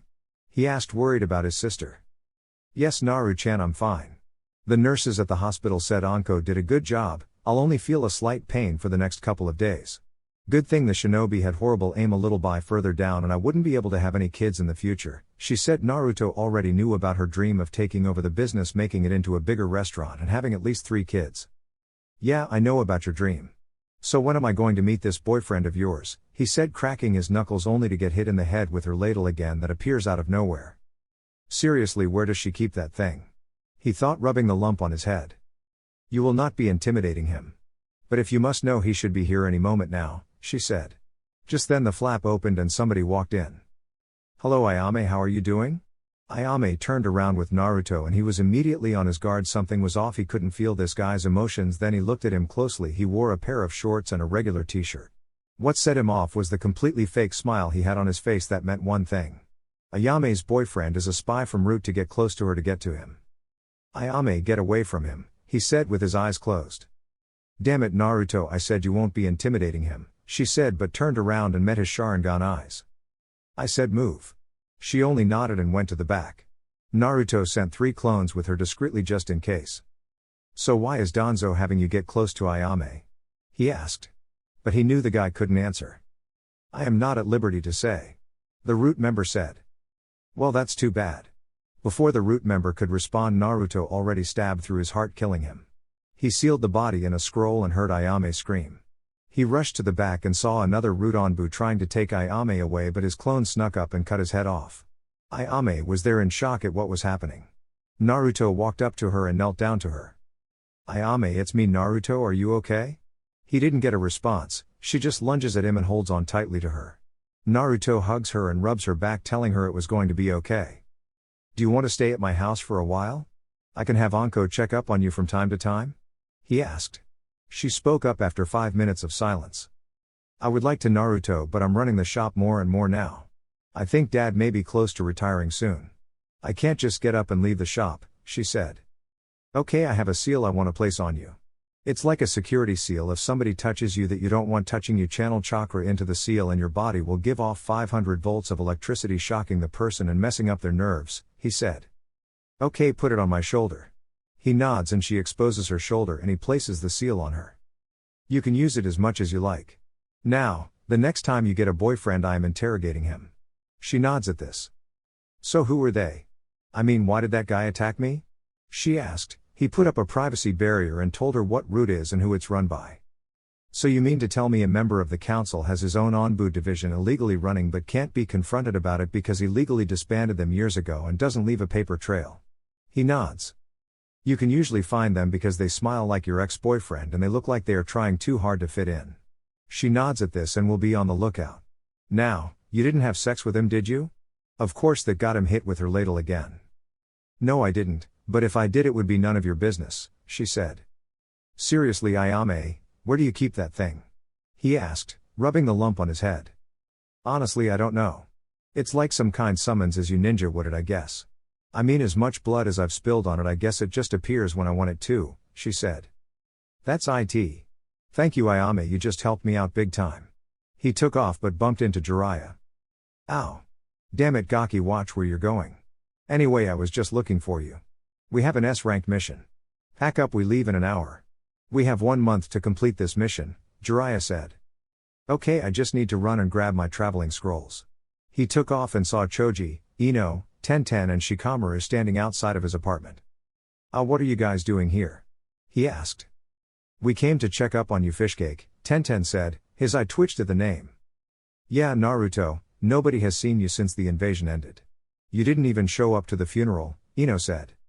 I was clearing my head, Panda-chan, and I was at the funeral, Ino. I was just far away in the back next to my sensei, he said. But Naruto Kurenai-sensei was in the second row, Choji said. I'm not her student anymore. I've been taken on as Jiraiya of the Sanin's apprentice. Only thing is I can't take the Toad contract since my summons hate roads, he said. What summons do you have, Naruto? Shikamaru asked. Fox summons. Now I would really love to stay but I have a mission in about 45 minutes, I need to get my stuff, he said. They nodded and left him to pack. He arrived at the gate and saw Jiraiya waiting for him. Alright, you ready to go, Pervy Sage? He asked with a smirk. Stop calling me that, Jiraiya yelled. Anyway, let's go, we have a month to locate this person. Who are we looking for anyway? He asked. My former teammate Tsunade Senju. She was elected for the Hokage seat. Jiraiya asked, gauging his student's reaction. Okay, so where are we looking for her at? He asked. That's it, no Senju hate speech or anything. I thought all Uchiha hate the Senju clan? Jiraiya asked. Nope, in fact I only dislike one Senju and that's Hashirama, but I'll tell you why when we find her, Naruto said. Alright. Anyway, we're heading to Tanzaku town, it's a gambling town and if anybody knows Tsunade it's that she loves to gamble and drink. My contacts in my spy network have spotted her recently arriving there. My guess is she is still there, Jiraiya said. Naruto nodded and they traveled for 3 days before reaching Tanzaku town. They knew they were being followed but played it off. They found a hotel and checked in before leaving to search for Tsunade. Excuse me, but are you Jiraiya, the writer of Icha Icha? They turned around and saw a brown-skinned lady with black hair and breasts that would make any man look at them. They noticed the glazed look her eyes had and knew she was under a genjutsu, so they decided to play along. Why, yes I am. I suppose you want an autograph. How about I autograph your 2 friends as well? He asked with a perverted giggle. Actually, I was headed back to my hotel room, I was wondering if you wanted to join me? She asked. Why, of course I could. Maybe we can create some scenes from my book? He giggled. Alright Naruto, you just head back to the hotel room, I'll be back in a few hours, Jiraiya said. What the hell, Pervy Sage, we need to find. He was cut off. It will only be a few hours. Here, take the key and wait for me there. He handed Naruto the key and left with the lady. Stupid perv leaving me alone so he can chase some ass, Naruto said, keeping up the act. He made it to the room and waited for 5 minutes before the 2 chakra signatures were in front of his door. Whoever it was knocked. Geez, Pervy Sage, did you have performance issues? I thought you said a few hours and not seconds, he said. They knocked again but impatiently. Damn it, I'm coming, he exclaimed. He opened the door and saw Itachi and a fish-looking man standing at his door.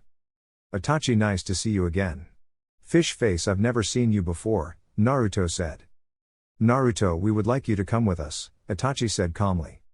Are you sure this is the Jinchuriki? He looks kind of small compared to what I assumed he would look like. Although he wields the Kubi Kiribocho, so he must be strong. How about I cut his legs off so he can't run away? The fish-like man said. No Kisame, we are not allowed to harm the Jinchuriki. Now Naruto, come with us, we would rather not make a scene, Itachi stated, activating his Sharingan. Naruto activates his Sharingan as well, shocking Itachi that he already had 3 tomos in his eyes. What the hell, Itachi, I thought you killed every Uchiha, Kisame said. No, I didn't kill Naruto because he was never raised in the clan and is the Jinchuriki of the Kyuubi, I couldn't risk letting it out, he said. He activates his Mangekyo and looks Naruto in his eyes. Tsukiyomi. Naruto appeared in a world tied to a cross with Itachi. Welcome to the world of Tsukiyomi, Naruto, here I can control whatever happens. This is the only unbreakable genjutsu known to man, only another Mangekyo user can break it. If you want to gain the Mangekyo you must kill your best friend like I did, Itachi said as he showed him killing Shisui.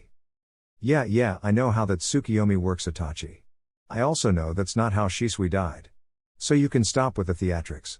So how is your eyesight these days, Itachi? Naruto asked. How do you know so much about the Mangekyo Sharingan? He asked. Shisui told me. Plus I have my own.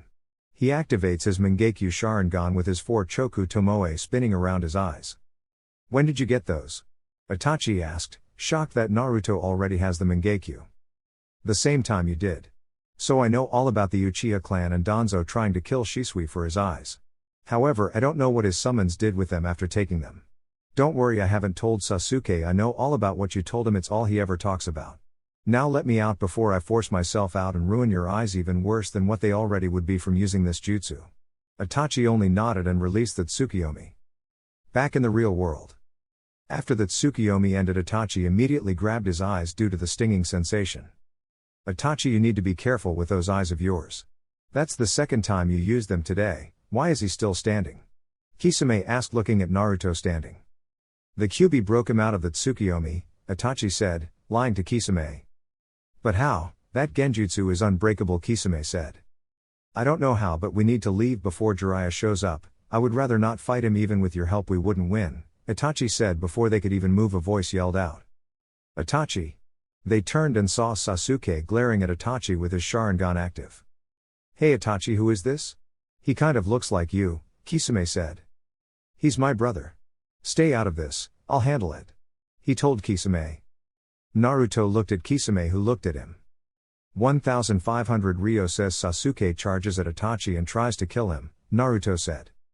Kid, I'm not even that stupid to do something like that. 3000 says he doesn't even try to attack him, just yells at him. Kisame countered. Deal, Naruto said. They turned and looked on to see what would happen. It's like you said, Itachi. I've fostered my hatred for you. I've lived my life for one single purpose, and that is to kill you. Sasuke says as he creates a Chidori. Naruto just smacks his head. I can't believe Kakashi actually taught him that jutsu, as unstable as he is. He thought to himself. He came to when Sasuke charged at Itachi like an idiot, making Kisame sigh at losing 3000 Ryo. Itachi simply knocked the Chidori out of his hand, busting out all of the windows in the hallway. He breaks his wrist and throws him down the hall into another wall before anybody can do anything. Jiraiya appears ready to attack, but Sasuke yells out and charges Itachi again, but Itachi kicks him back down the hall, and before Sasuke can move, Itachi locked eyes with him. Tsukiyomi. 3 seconds later Sasuke passed out, but suddenly a pink substance appeared all around, making Itachi jump back. Ninja art, toad mouth trap. There's no escaping, you're in the belly of my toad jutsu. Naruto, don't move. Itachi, Kisame, it's over for you two now, Jiraiya said, as Kisame was trying to free his sword substance. Kisame, let's go. They took off running and Kisame got his sword free. Jiraiya wasn't worried since there was no escaping this jutsu, but an explosion was heard and they saw a hole in the wall with black flames on it. Amaterasu flames that burn anything it touches for 7 days and 7 nights. The only way to put them out is for the caster of the flames to put them out, Naruto said as Jiraiya was sealing the flames away. Okay, first we need to figure out what happened to him, and then. He was cut off by a kick to the face. Dynamic entry. Guy came in with a flying kick to Jiraiya's face, much to the amusement of Naruto. What the hell, Guy, why did you kick me in the face? Jiraiya asked. I am most sorry, Jiraiya-sama. I have been tasked with the youthful mission of retrieving Sasuke here, who left the village once he learned Itachi was here after he overheard us talking about it. Kakashi, Kurenai and Asuma fought them but lost. Kakashi was trapped in some kind of genjutsu his Sharingan couldn't break and has been out ever since. Kurenai has a few broken ribs but is relatively fine. Asuma had his arm shredded by Kisame's sword Seimata. He was getting patched up as I left. I assume Sasuke was trapped in the same genjutsu as Kakashi. He got a nod from both Jiraiya and Naruto. Yeah, it makes finding our target more of a priority. She is the only person who can heal the effects of that genjutsu, Jiraiya said. You mean? Guy was cut off by Jiraiya. Yes, we are looking for Tsunade Senju. Guy, I need you to take Sasuke back to the village while we continue our search for Tsunade. He immediately regretted this. Do not worry, I shall not fail you, Jiraiya. If I cannot make it back to Konoha, I shall run 1,000 laps on my fingers, and if I cannot do that, then I shall. Jiraiya cut him off. Guy, just go, he said, while pinching his nose. Yosh onwards with the flames of youth. Guy says and takes off. All right, now that he's gone, we can continue our search for Tsunade. She's still in town, so let's go. He looked at Naruto, who narrowed his eyes. What is it? He asked. I made a bet with Kisame and won. He took off without paying me. Jiraiya simply fell to the ground at this. You made a bet with an S-rank shinobi who is out to capture you. He got a nod. Kisame, I know you can hear me.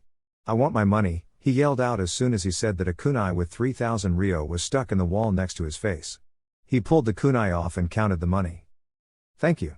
Another kunai with nothing on it hit the wall again. Okay, I got my money, let's go. With that they searched for Tsunade. It's been 3 days since they've been searching.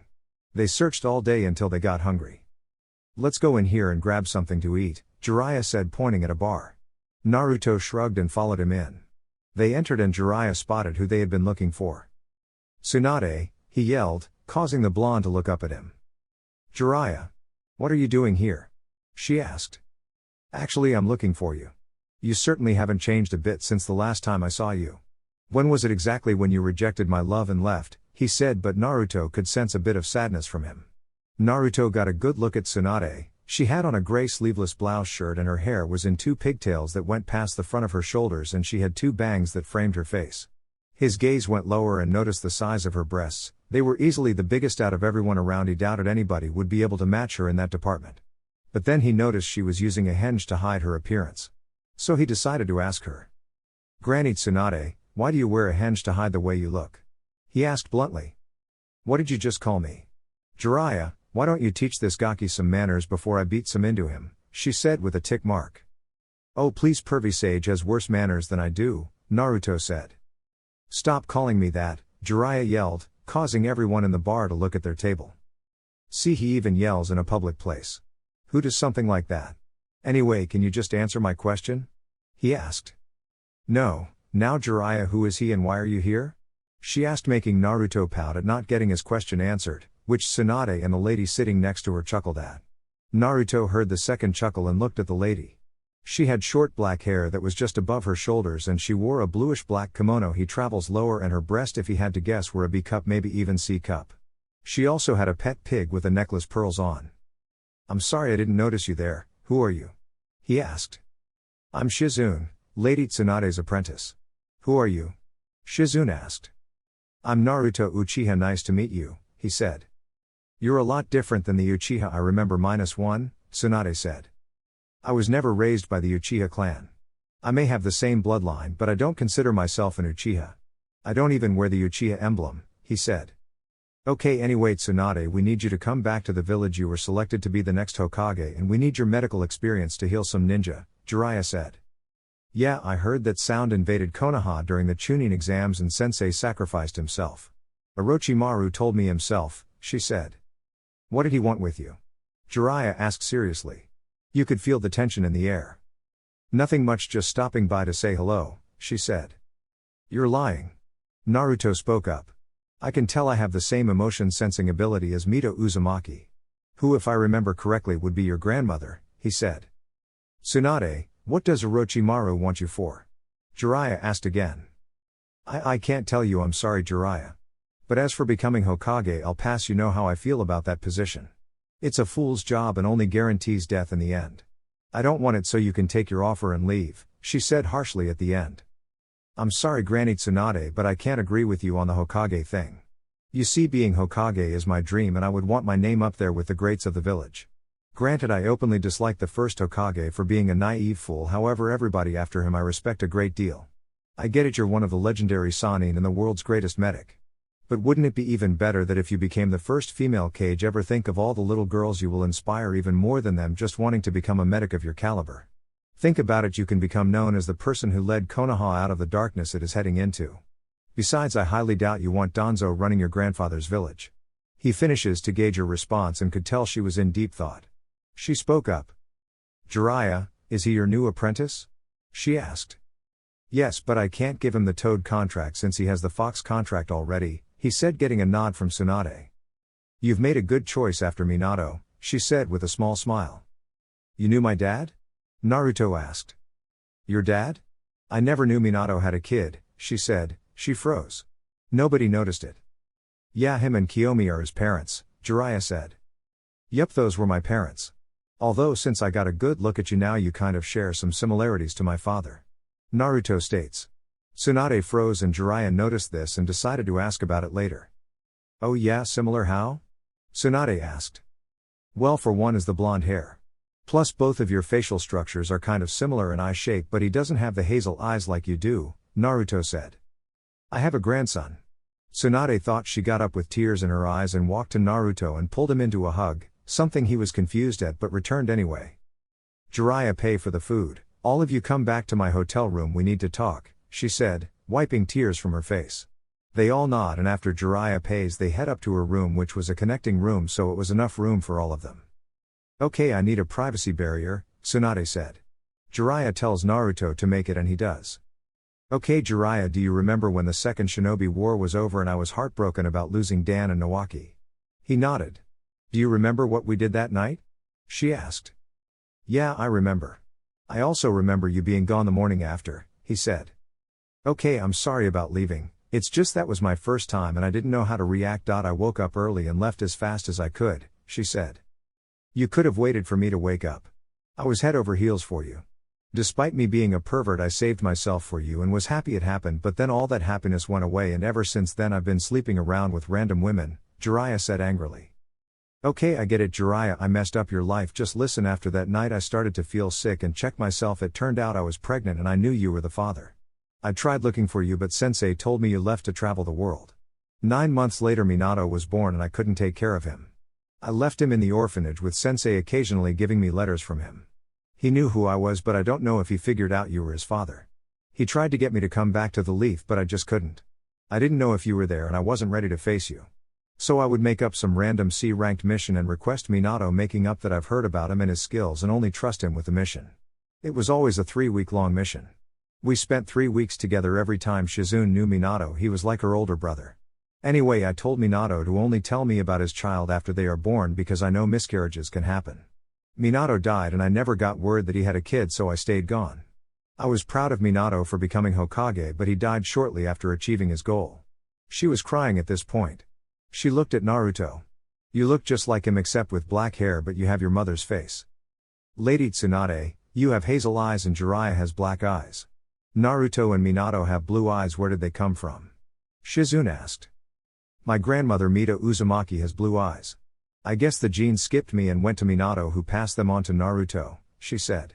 Jiraiya, I'm sorry for not telling you, I just couldn't find you and didn't know what to say if I ever found you. Jiraiya said nothing for a few seconds. He sighed and spoke up.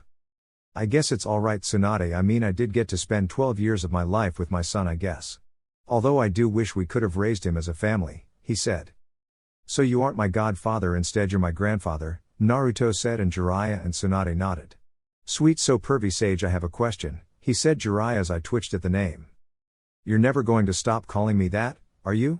He got a head shake from Naruto. Okay, what's your question? He asked. Was your book Icha Icha, One Night Stand, about you and Granny Tsunade? If so, that's disgusting. I don't want to know my grandmother was that flexible, he said. Jiraiya, you didn't write a book about me, did you? Tsunade asked with a sickly sweet smile. Jiraiya tried to escape but forgot about the barriers and got the beating of a lifetime. She then turned to Naruto with the same smile. How do you know about that book, Naruto? She asked. Sit down, I guess you should know about my life. It's not like I knew what I was reading. She sat down and Jiraiya, who was magically healed, sat at the table. So Naruto told them about his life in the orphanage, meeting the Ikirakus, Shisui, and Samui. He told them about his time as a Genin. Okay, so you taught yourself how to read from Jiraiya's books, met Shisui and Samui after a mob beating, met the clan heirs, met Anko and removed two of arguably the hardest seals ever? Tsunade asked. Naruto nodded. Okay, anything else? He scratched the back of his head like Minato would do.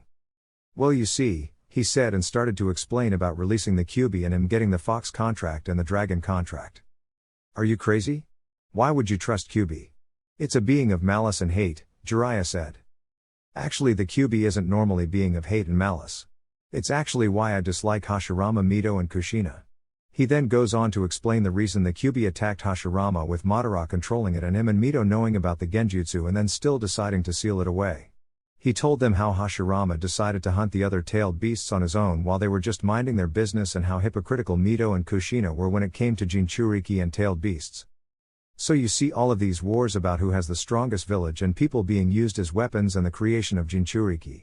It's all Hashirama and Mito's fault. Now my goal in life is the opposite of the Akatsuki. I want to free the tailed beasts and put a seal on them so they can never be sealed again. All of this war is pointless and unnecessary. Oh yeah, and I want a family, give you both some great grandkids to spoil, he said. His grandparents had smiles on their faces at that. Although Hashirama and Mito are family, I can't help but agree with you, Tsunade said, shocking everyone there. Lady Tsunade, are you sure? I mean, how can you even say that? Shizune asked. Remember Shizune, I'm a human lie detector. It's literally impossible to lie to me, Naruto said. Speaking of which, why did Orochimaru seek you out, Granny? She sighed at being called that again. He wants me to heal his arms and promises to bring back Nawaki and Dan from the dead. All I needed was 2 human sacrifices. But I can tell he was lying, even his little apprentice that was with him couldn't hide the greed. I knew they would either try to kill me or capture me if I even was going to help him, she said. His apprentice, did he have silver hair and spectacles on? She nodded. His name is Kabuto. I fought him during the Chunin, could have killed him if we didn't need him to figure out Orochimaru's plan for being in the Chunin exams. I guess I'll have to finish what I started. Do you have any weakness they can use against you in the fight since it will be 2-on-1? He asks. Tsunade froze up and Shizune answered.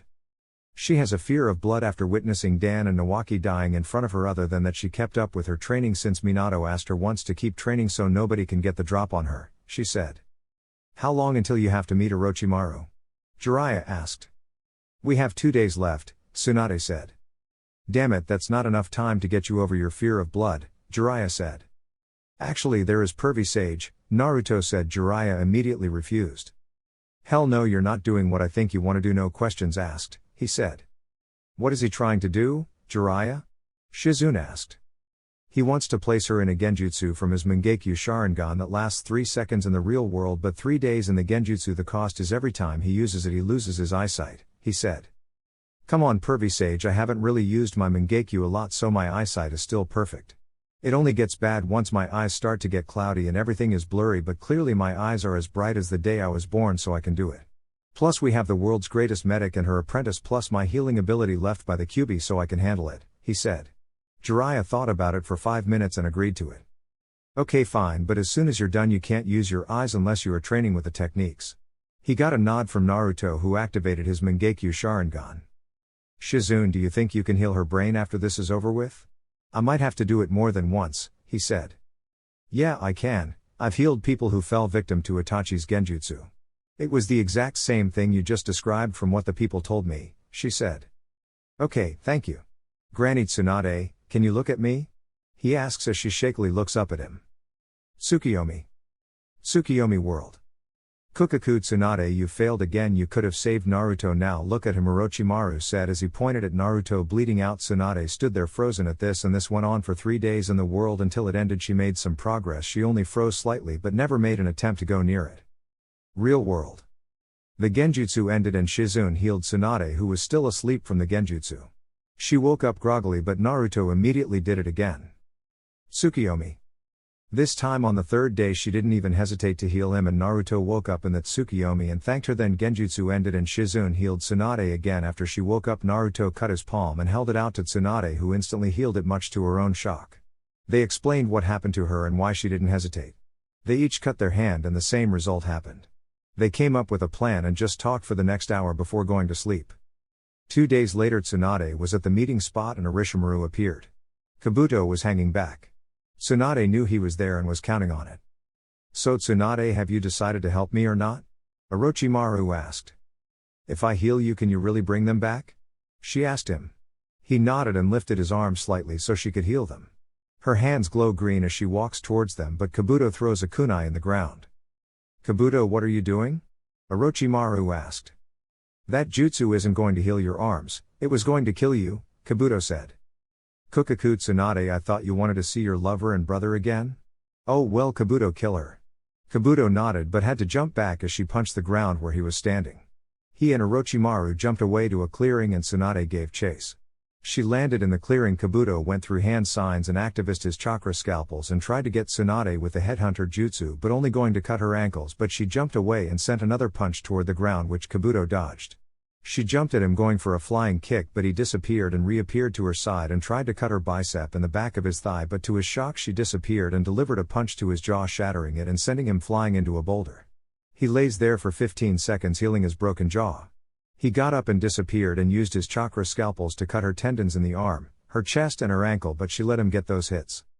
"Have to avoid anything vital, we can't have you dying yet. Still, you won't be moving anytime soon though." As soon as he finished talking, she vanished and chopped him in the neck. Orochimaru is standing off to the side wondering why Kabuto hasn't finished her yet. He knew she hasn't been training. But in actuality she has been and actually learned some ninjutsu, but made a shocking discovery.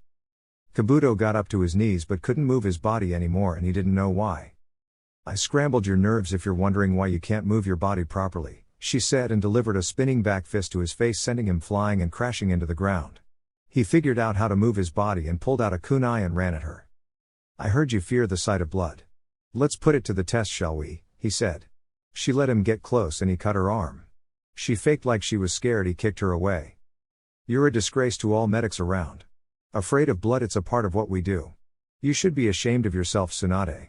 He gets ready to kill her but he doesn't see the smirk on her face. As soon as he gets close she uppercuts him, sending him flying through the air and landing hard on the ground. She drops a smoke bomb and Naruto, Shizune and Jiraiya appear. "Kukaku, what a reunion. All three of the legendary Sannin together again. It almost warms my heart, and you've brought Naruto a shame I can't have your body for my own," Orochimaru said, licking his lips. "What the fuck dude, you're a pedophile too. I'm 13 and you're talking about taking my body for your own." "I need an adult," Naruto said. "I know I'm attractive but I'm sorry dude, I like women. Besides, isn't that why you have 4 eyes over there?" He pointed at Kabuto, who managed to heal himself. Jiraiya, Tsunade and Shizune were struggling to keep their laughter in.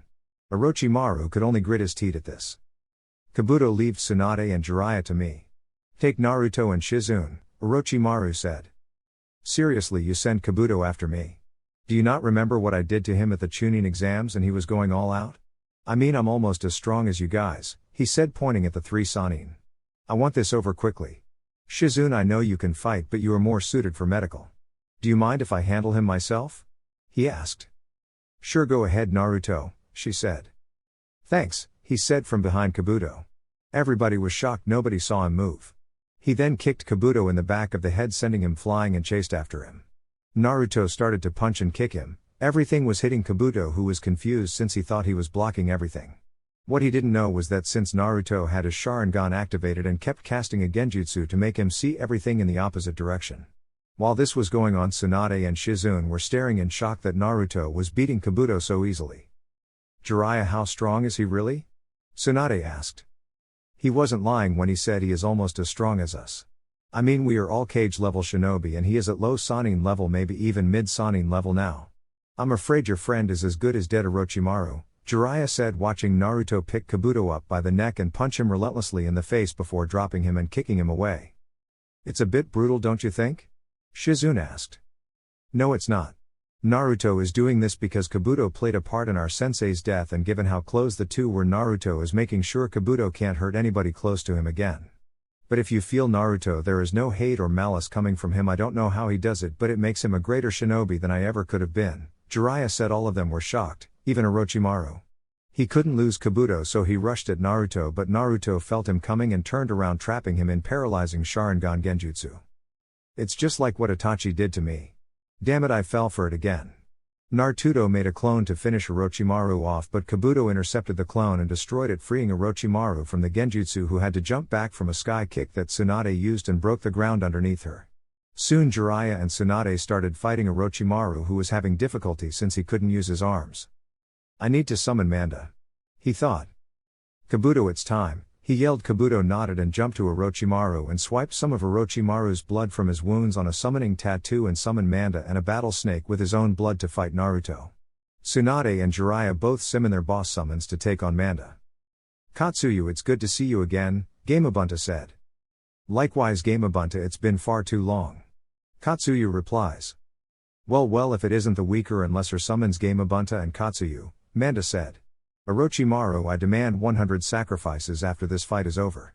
Orochimaru nodded and Manda charged at Gamabunta and Katsuyu, while Kabuto went after Naruto with his battle snake. Naruto, seeing this, bites his thumb and goes through hand signs of his own. Summoning Jutsu. Out of the smoke comes a giant 8-tailed fox a bit smaller than Kurama. "Ah, you must be young Naruto. Kurama and Scarlet have told me much about you. I am Narumi, Kurama's mate. How can I help you today, kid?" Narumi asks. "Can you take out that battle snake for me, and if you'd like, after you defeat it you can go take on Manda if you want, but don't attack Gamabunta, he's on our side," Naruto said. "I can do that for you, Naruto, just hop off my head, I tend to get wild," Narumi said. Naruto jumps off her head and she immediately charges the snake, making Kabuto jump off, but he was met by Naruto as soon as he landed. Naruto started to beat him again and Kabuto couldn't focus his healing chakra fast enough to heal his wounds, so he was feeling the effects of every punch and kick thrown his way. After a while Naruto got bored of this and hit Kabuto with a Rasengan, but was slightly shocked when he stood up, but figured he added all his chakra into the area of his attack to cancel out some damage. "Nice job focusing enough chakra to the center of your stomach. However, you are completely drained. You should have waited and used your remaining chakra to heal yourself after the Rasengan hit you. Now it's time for you to die." He used his water manipulation to create whips of water to hold onto Kabuto's arms and legs. He creates a Rasengan in his hand, but to everyone's shock it continues to grow to the size of a fully blown up balloon. "It's over for you, Kabuto," Naruto said. Kabuto tried to speak, but Naruto used his water manipulation to create a water prison over Kabuto's head, drowning him in the process. Giant Rasengan. Naruto shoves the giant Rasengan into Kabuto's gut and it grinds into him until it tore through his stomach, and Naruto released the water manipulation and Kabuto was sent flying through the boulders behind him. Naruto walked up to him and made sure he was dead. He wanted to make sure. Orochimaru looked on in shock that his right hand was killed so brutally he needed to make a retreat, so he sent Manda back to the summons world. "I'll be back and I'm going to kill you, Naruto," he said as he started to sink into the ground. Naruto, Tsunade and Jiraiya released their summons as well. "So Naruto, you feel better knowing one person involved in Sensei's death is gone?" Jiraiya asks. "Yeah, I am, but it's still more out there," he responded. "Yeah, you have Orochimaru and his Sound 4 that held the barrier, right?" Jiraiya asked. "No, not all of the Sound 4, he said. "What do you mean? I thought you would want them all dead," Jiraiya said. "No, it was a redhead girl in the group. When I looked up at her eyes she had a look that said she didn't want to do it and was sorry, but also she wanted away from Orochimaru. It was as if she was being held there against her will," he said. "Wow, I wonder where he found her," Shizune said. "It doesn't matter. When we get back to Konoha, when the opportunity presents itself, Naruto, you have permission to bring any and all Uzumaki you find back to Konoha," Tsunade said. "So that means you're accepting the Hokage position, Granny Tsunade?" Naruto asked. "I wish you would stop calling me that. But yes, I am taking the Hokage position," he said. Everyone cheered. "You still haven't answered my question from earlier. Why do you wear a henge to hide your appearance?" Naruto asked. "It's because she looks old and wrinkly underneath it," Jiraiya said, and got a kick to his balls courtesy of Tsunade. "But how can she be old and wrinkly? She has Uzumaki genes and she should have stopped aging at about 30. Hell, I bet if you tried you could have another baby," Naruto said. Everyone was in shock at what he said. Tsunade gave it a shot, releasing the henge she's had on since she found a gray hair. When the smoke cleared, she looked relatively the same, except a couple bags under her eyes from a lack of sleep, and that one gray hair she had was no longer there. She did a scan over her body and to her shock she still could have kids if she wanted. "I don't believe it. You're still as beautiful if not more than you were with the henge," Jiraiya said. Tsunade blushed lightly at this and Naruto caught it and smirked. "Thank you, Jiraiya," she said. "So are you guys going to get back together or what?" Naruto asked. Hell no, I do not want to be with that pervert, Tsunade said. You know you can't lie to me, right? Naruto asked.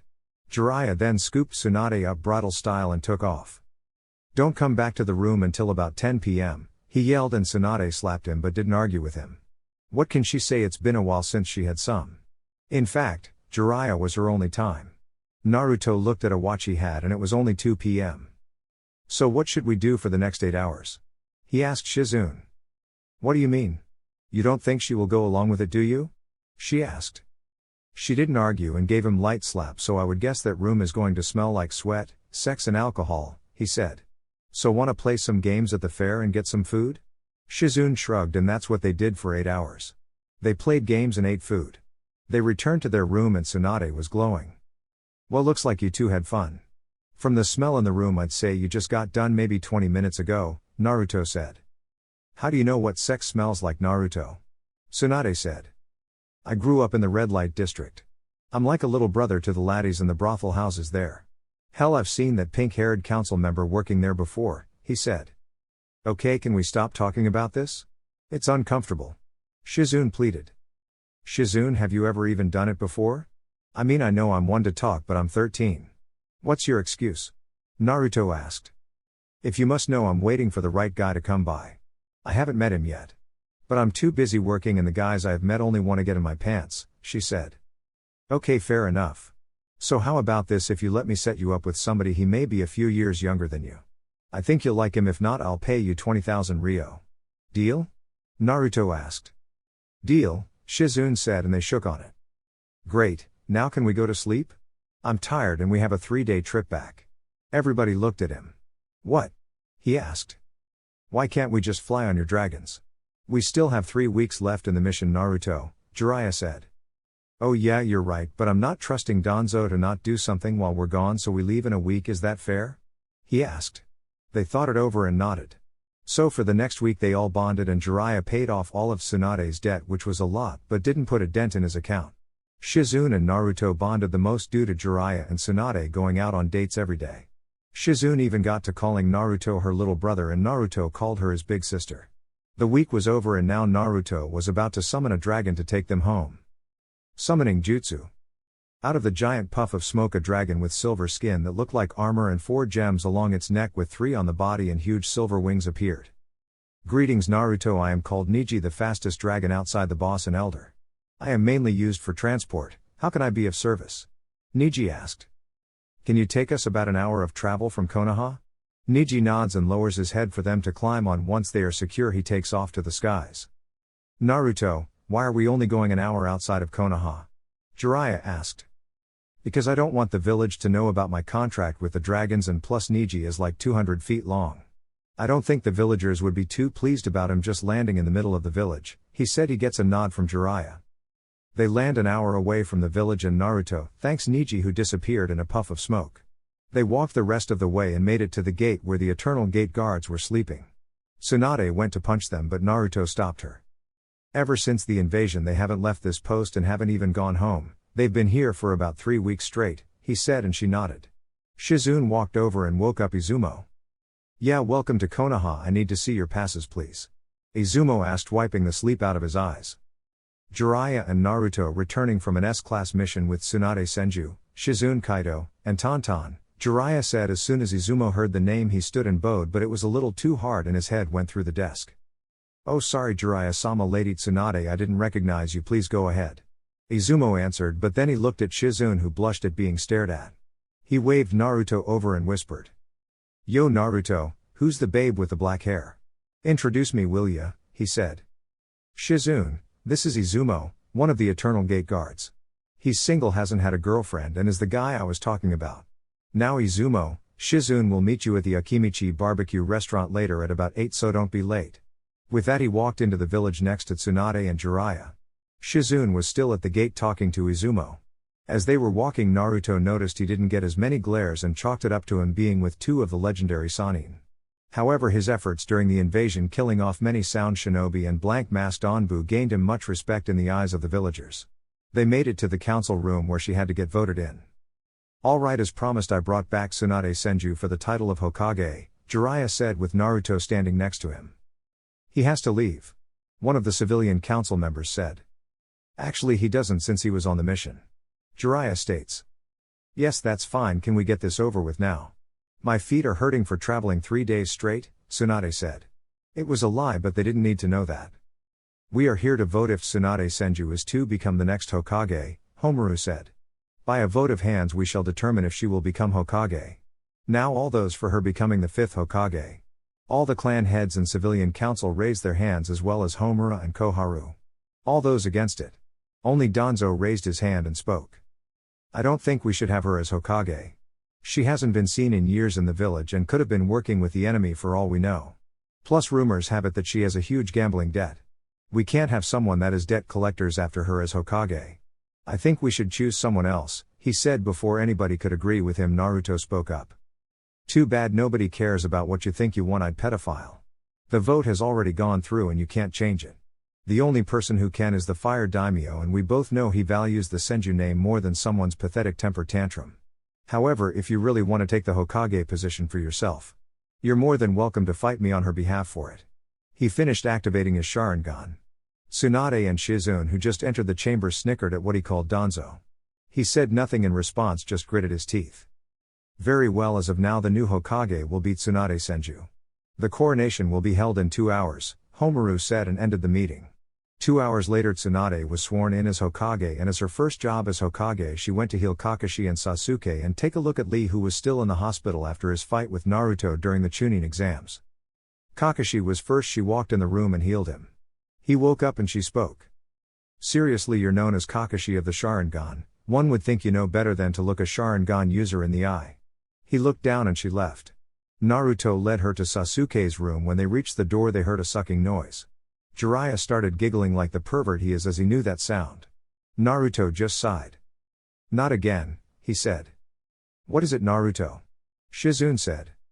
Nothing, Shizune, you'll find out why after I say a certain name, he said. Tsunade knocked on the door and a popping sound was heard and covers moving around. Somebody cleared their throat and spoke. Come in. The voice said. Naruto, Shizune, Tsunade and Jiraiya entered the room to see a blushing Sakura with her messy hair. Before anybody could speak, Naruto spoke up. Hey Spitter, getting your daily dosage, I see. At that Jiraiya busts out laughing while Tsunade and Shizune blush at what he means and understood what she was in here doing. Okay, I'm gonna heal him so you can get back to whatever it was you were doing? Tsunade said. She quickly heals Sasuke and left with everybody else, not wanting to see what happens next. Sure enough, once the door closed the sucking noise continued. She made it to the room Lee was in and checked him over. Alright Lee, you'll have to be patient. Your injury is worse than you thought, on top of the injuries from using 5 of the 8 gates when your body isn't ready for that yet. You also have bone fragments in multiple parts of your body. Surgery now will most likely kill you, so I'm going to do some research for the next couple of months and try something so the survival rate of your surgery is more in your favor. Alright, she said. Lee only nodded his head at that. After she checked Lee, they went to the Hokage's office when Naruto immediately threw a kunai in the ceiling, and at the plant that was in the corner of the room out from both places fell a blank masked Anbu from the root division. Thank you Naruto, I'll make sure to have a sensor in my Anbu guard. Now I have to go through all the paperwork for the Chunin exams and rebuilding of the village. You wouldn't happen to know a way to get this done quicker, would you? She asked with puppy dog eyes. He shook his head at his grandmother's antics but answered. Shadow clones, but only use 3 or 4 so memories don't get mixed up. Release them one at a time every 30 seconds for the memories to settle in, he said. She hugged him and gave him a kiss on the forehead. I will, now get out of here. I have to look through the results of the Chunin exams and the invasion to see if there were any recommendations for a field promotion or not. I'll have the results next week, she said. Naruto left and Shizune went to set up her office.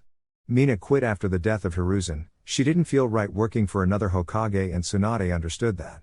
Jiraiya stayed back for a while before leaving. Okay Tsunade, I'm off to check on my contacts. I'll be back in a month to check in on everything. Also in 6 months I want to take Naruto on a training trip for 2.5 years, he said. What will you be teaching him during the next 2.5 years, Jiraiya? She asked. Everything from ninjutsu, taijutsu, genjutsu, hell even my spy network, just in case something happens to me or I decide to retire, Jiraiya said. Alright, but can you stay for a little while longer? I'm not going to see you for a whole month, she said. He nodded and sat back on the couch where she joined him. They talked on the couch and cuddled up for another 2 hours before he left. She gave him a kiss and he jumped out the window. She created her shadow clones and began to work on the paperwork. A week later all the Chunin, Jounin Sensei and Jinan Lee, were in the Hokage's office for the results of the Chunin exams and the invasion for everybody who got a promotion. Now all of you are here today for the results of the Chunin exams and who was recommended for a promotion. As well as any field promotions for actions during the war, Tsunade said. Now during the Chunin exam, since only Naruto fought in the finals, I don't really have anything to go on, so I had to rely on the exhibition round matches and the invasion. First up, Shikamaru Nara. The Jounin and Chunin were impressed by your tactical thinking and plan making during the invasion. Also they talked about how you showed great leadership like your father did at your age but better. I hereby grant you the rank of Chunin, she said. He walked up and received his Chunin vest and bowed before returning to the line. Next up for promotion, Shino Aburame. Like Shikamaru, the Chunin and Jounin were impressed by your leadership skills and ability to remain calm during the fight with sound shinobi, as well as your abilities in helping Shikamaru strategize. I grant you the rank of Chunin. Shino stepped forward and like Shikamaru he bowed and received his vest. Next is not a promotion however, and notice 10-10. The Anbu captain and commander were both impressed by your use of weapons during the Chunin exams and invasion, mainly your versatility in using them. However, they want you to add some ninjutsu to your arsenal and become a Chunin, and you will have an Anbu invitation waiting for you. 10-10 was shocked and could only nod. Choji Akimichi, you were recommended for a field promotion to Chunin. However, the Jounin and Chunin feel that it would be best for you to try the Chunin exams again when they come up again. But they are pretty high on you, and if you do good on your upcoming missions I may promote you myself, she said, and Choji nodded. Ino and Sakura. The Jounin and Chunin were disappointed in both of your performances during the invasion, more so Sakura than Ino. Ino, you at least tried to fight off 4 sound shinobi despite you knowing you wouldn't win, but they were disappointed by how easily you gave up, but they chalked it up to your low chakra reserves. They did however say you show great promise and recommend you get serious and take the Chunin exams again. Ino nodded. Sakura, I don't even know how you became a shinobi. Your skills are horrible, you haven't improved, and from reports before the Chunin exams you never tried to improve at all. During the invasion you were refusing to fight and were quoted saying, "It is not my job to fight, I am a girl." Newsflash, I fought in a war, I am a girl as well. Once you put on the headband you are sworn in to fight for the leaf. I don't know what happened, but the only real kunoichi in this room besides myself, Shizune, the Chunin and Jounin are 10-10 and Hinata. You have 3 months to improve or you are going to be kicked from the shinobi program, Tsunade said. She didn't even wait for a response. Hinata Hyuga, the Jounin watching you were impressed by your Byakugan tracking skills. They say you can see further than most Jounin within your clan. They say you provided medical treatment with some ointment you made yourself that I would like to look at sometime. They would have recommended you for Chunin, however they say your taijutsu style is still incomplete, so when you finish and it is at a level worthy of Chunin they recommend a test before you are promoted. Hinata nodded at this. Neji Hyuga, you were not recommended for a promotion. You have the skills and brains for a Chunin, however you do it have the right attitude to become a Chunin yet. Get your attitude fixed and retake the Chunin exams next time. They believe you won't spend much time as a Chunin anyway, so get your attitude in check and you retake the Chunin exams, Tsunade said, and Neji bowed. Kiba Inuzuka, you are not even recommended for the Chunin rank or anything.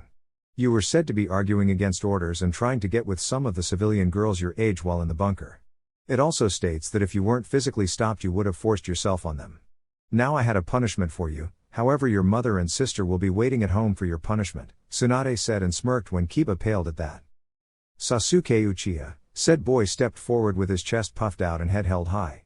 I suggest you deflate your chest and lower your head. The reports on you are worse. Abandoning your post during the invasion, which resulted in more than one civilian getting injured due to sound ninja getting through. Also, you left the village without permission to fight your brother when you heard he was around looking for Naruto. That reminds me, Kakashi, what the hell were you thinking teaching an unstable boy the Chidori? Tsunade asked. All Jounin present were shocked that he actually taught him that. Well, he reminds me so much of myself at his age that I figured he was meant to learn it. I wouldn't have taught him it if I didn't think he could handle it, he said, not reading his book for once. So you teach an unstable Jinan who is well known as being unstable in assassination technique and a horrible one at that, Tsunade stated. I'm sorry Lady Tsunade, but the Chidori is the perfect assassination technique, so I'll have to disagree with you on that, Kakashi said. Really? Naruto, can you create your jutsu for me? She asked. Naruto nodded and 1 second later his lightning edge was in his hand, but unlike the Chidori his was red and made no sound. That Kakashi is the perfect assassination technique, it makes no noise so you can't hear it a mile away, you also don't need a running start for it to be effective, she said. Now Sasuke, for your actions you are suspended for a year from any and all ninja activities. This also means training, she said. He tried to argue but Naruto slapped a silencing seal on him. Now Naruto Uchiha, you were recommended for the Chunin position as well as Lee during the exhibition rounds. However, Lee will have to wait until after his surgery. You did a number on his body, but in a few weeks I should be able to perform his surgery without any complications. Now during the war you are responsible for taking out squads of sound shinobi while also taking out the snake summons that were supposed to do damage with your fox summons. What was their names again? She asked. They never told me their individual names. I just know they are called the Omega Brothers. Separate, the three of them can take on a squad of battle summons themselves. However, together they are rumored to be able to actually push the boss summons of the foxes into using over 75% of his power if they work together, and I've told you how strong the boss fox was, Naruto said. Okay, also you were said to have taken on a squad of blank-masked Anbu also tasked with the intention of capturing you or killing you. You've done a lot during the war that even the Fire Daimyo has taken a notice of you, she said, shocking everyone including Asuma as he knew what could happen if the Fire Daimyo took an interest in you. Now you were recommended for the rank of Chunin, however you had just as many recommendations for Jounin, so I welcome you the rank of Special Jounin. Congratulations, she said and tossed him a Jounin vest. Now what happened next shocked everyone. Thank you Granny Tsunade, he yelled and scooped her up in a big hug. Everybody was shocked that he openly called her that and just gave her a hug. Tsunade, being embarrassed, did one thing that would save her from embarrassment. She hit him with an uppercut through the roof that sent him so high it took him 5 minutes to come back down. He crashed through the ceiling and made a hole the shape of his body in the ground. He just got up like nothing happened, no cuts, no bruises, nothing, he was just smiling. Must be a genetic thing, Tsunade thought. Anyway, I have one more announcement to do, she said. Kurenai, being confused, spoke up. Excuse me Lady Tsunade, but all the Genin who were recommended were promoted, she said. Yes, I know. Anko Mitarashi stepped forward, she said. Anko hesitantly stepped forward. Now I've read your file and mission reports. You have a near squeaky clean record except for some anger problems. However, it was reported that was due to men trying to feel you up and you brutally retaliating. However, you haven't had an incident in the last 6 going on 7 months, she said. Yeah, I've got a boyfriend now and he helped me with my anger a lot, she said, smiling at the thought of Iruka. Good for him. I won't say who it is, but I'm happy for the both of you. Now, as I've said, I looked over your file and I was deeply impressed. However, what impressed me the most was the fact that you showed great leadership skills when you were in charge of protecting the civilians in the bunker, minus one dumb Genin leaving while you were distracted. Also good going on healing the civilian that was hurt. Now it is also rumored that you and Kurenai may be even stronger than Kakashi now due to your extreme training the past 6 months. Now it is my pleasure to welcome you Anko Mitarashi to the full rank of Jounin. Congratulations, you've earned it, she said. Anko stood there in shock and crying that she finally got promoted. Kurenai and Naruto walked up to her and gave a big hug that she immediately returned. Now that the promotions are over, everyone may leave except Naruto and Anko, Tsunade said. Everybody left and Tsunade let out a sigh. That was easy enough, I guess. Now Naruto, you have 2 scrolls here in your name but one doesn't say from who. She hands him the scroll, he opens it and a letter falls out. He picks it up and reads it but is shocked at what's inside. No way, he said. What is it, Naru-chan? Anko asked. I've been invited to join the Guardian 12 by the Fire Daimyo himself, he said. Tsunade was shocked by this because she just got her grandson in her life and now the Fire Daimyo wanted to take him away. Anko wasn't really shocked since she heard that the Daimyo only came to the Chunin exams to see Naruto fight. He opened the last scroll and it was the marriage contract. Oh hell no, can I have a pen and paper, Granny? He asked. She handed it to him and he quickly wrote a response and sent a messenger hawk to deliver it. What was that, Gaki? Tsunade asked. It was a stupid marriage proposal contract. I gave them my response though, he said. What was your response? She asked. I told them not a chance in hell, he said. Okay, I have a question. Why didn't you punch him when he called you Granny this time? Anko asked. Simple, he's my grandson. Tsunade replies while bringing Naruto into a hug that he returned. Now that you mention it, you do have similar facial features. So who's the grandfather? Let me guess, it's Jiraiya, she said, laughing at the end. She was met with a serious face from Tsunade. You're joking, right? Why him? She asked. Contrary to what you believe, Anko, he wasn't always like this much of a pervert that has to do with me. After we had the best night of my life after Minato was born. I just woke up and left him the next day. He hadn't seen me until he came and got me. He told me that me walking out led him to sleeping with any women that would offer him sex. I did love him actually more than Dan, the guy I was with, but I couldn't bring myself to tell him, Tsunade said. Okay, so are you guys together now or what? I mean, you look like you can still push out kids, and despite him being who he is, I've seen his medical reports on accident, he keeps himself in top shape, he has a checkup every 2 months, she said.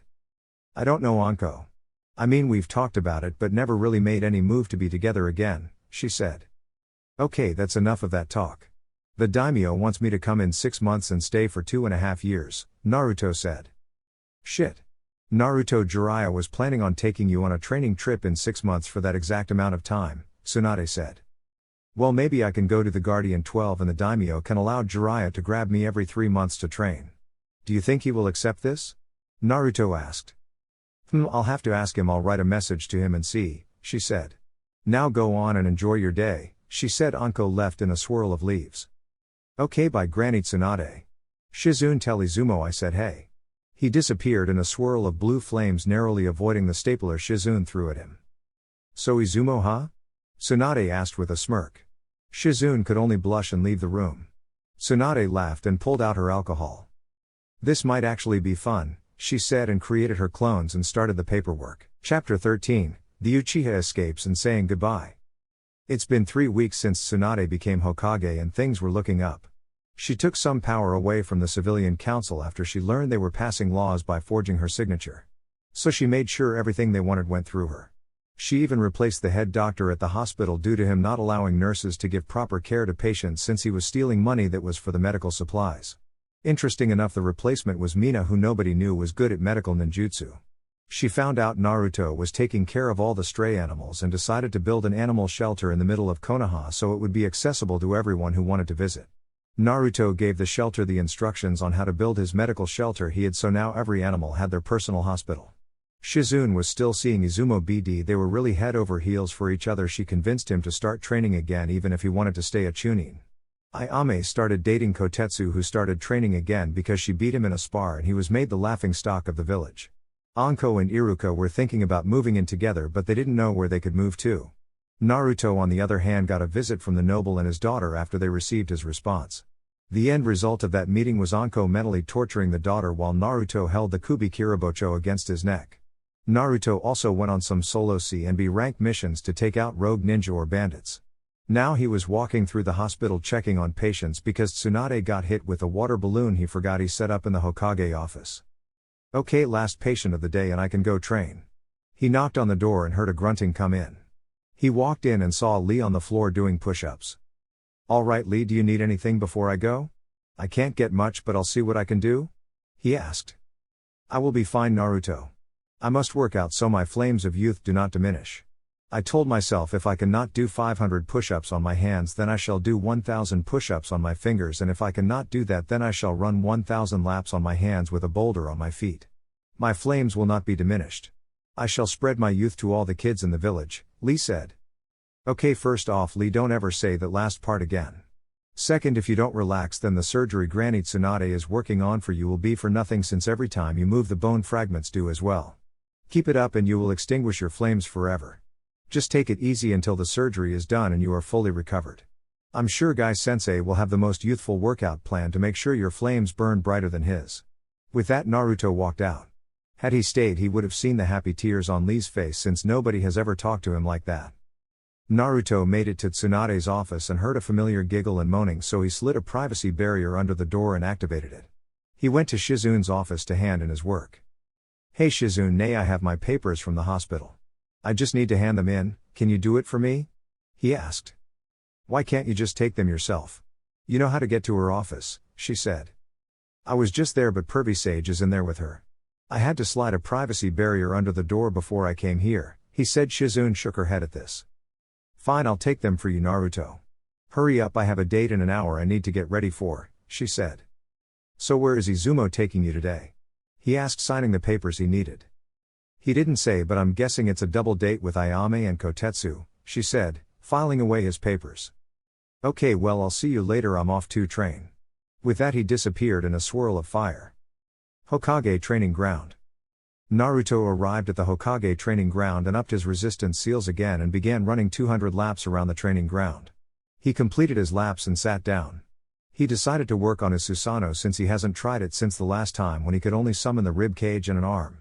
Her activates his Mangekyu and easily formed the rib cage and arm of the Susanoo. He pushed more chakra into it and another arm appeared, but this time the head as well, with horns on its head and golden eyes.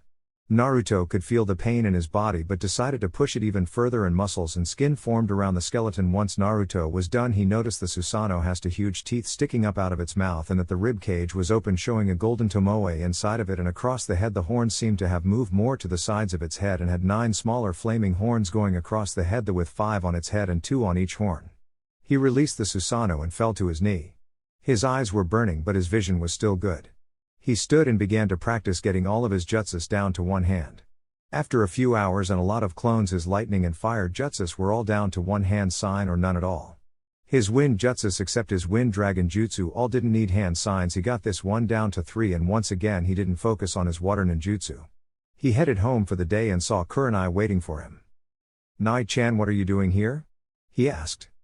"Lady Tsunade is giving us one last mission together as Team 8, but it's a joint mission with Team 7 unfortunately. We will meet the client tomorrow morning at 9 in the Hokage's office," she said. "Alright, I guess I'll be there," he said. She smiles and kisses his forehead before leaving. Now the reason Team 7 is on this mission is because after Tsunade filed the paperwork for Tsunade's punishment to Sasuke, somebody got a hold of it and replaced it with 1 week suspension and used the official cage stamp that Tsunade uses. It would be too much of a hassle to redo the order because then she was going to have to involve the fire daimyo and she didn't want the headache. She found out it was somebody on the civilian council but didn't know who. Sasuke, since his week was up, kept demanding Naruto to give him all of his jutsus but was always ignored by him. Sakura showed little improvement, she only worked on her chakra control. Kiba hasn't been seen since the Chunin promotions. Rumor has it that his mom and sister gave him a beating that lasted for 4 days straight and he had to sleep in the kennel with the dogs. Naruto cleared his thoughts and went to take a shower and went to sleep. Naruto woke up the next morning at 8 a.m. and started to get ready. He put on his usual outfit and chose to not wear his Jonin vest until he was made an official Jonin. He left the house at 8:45 after eating breakfast and made his way to the Hokage's office. He arrived in Tsunade's office in a swirl of fire sunshine. He arrived and Tsunade started to explain the mission. "Alright Team 7, Team 8, you will be escorting Shibuki here back to the waterfall village. He is the village leader, so behave yourselves," she said that mainly to Team 7. "Kurenai, you are first in charge with Kakashi being your second in command. If anything should happen to you both, Naruto will be in charge." Kurenai nodded, as did Kakashi, but reluctantly. He didn't like the idea of him having to listen to a rookie Jonin. Kurenai decided to speak. "Shibuki-sama, do you have a time period to reach the waterfall village?" Kurenai asked. Shibuki wore gray pants, a green shirt and shinobi sandals. He had the Taki headband on his forehead. "Taki is about a week's travel from Konoha, so I would like to leave as soon as possible," he said. "Okay, pack your things for a 2-week trip. We leave in an hour." Shino and Hinata nodded while Team 7 just scoffed and turned away. Kakashi went up in smoke. Naruto, already having his stuff in scrolls, stayed in the office with Tsunade. Kurenai and Shibuki left to pack their things. "So Granny Tsunade, are you and Pervy Sage officially together? I had to place a privacy barrier under the door yesterday," he said. "Honestly, I don't know, Naruto. I guess we're both just going with the flow of things for now. I mean, he hasn't asked me to marry him yet. Like he did when we first became a team," she said, smiling at the memory of him proposing multiple times. "If he did propose to you, would you accept it?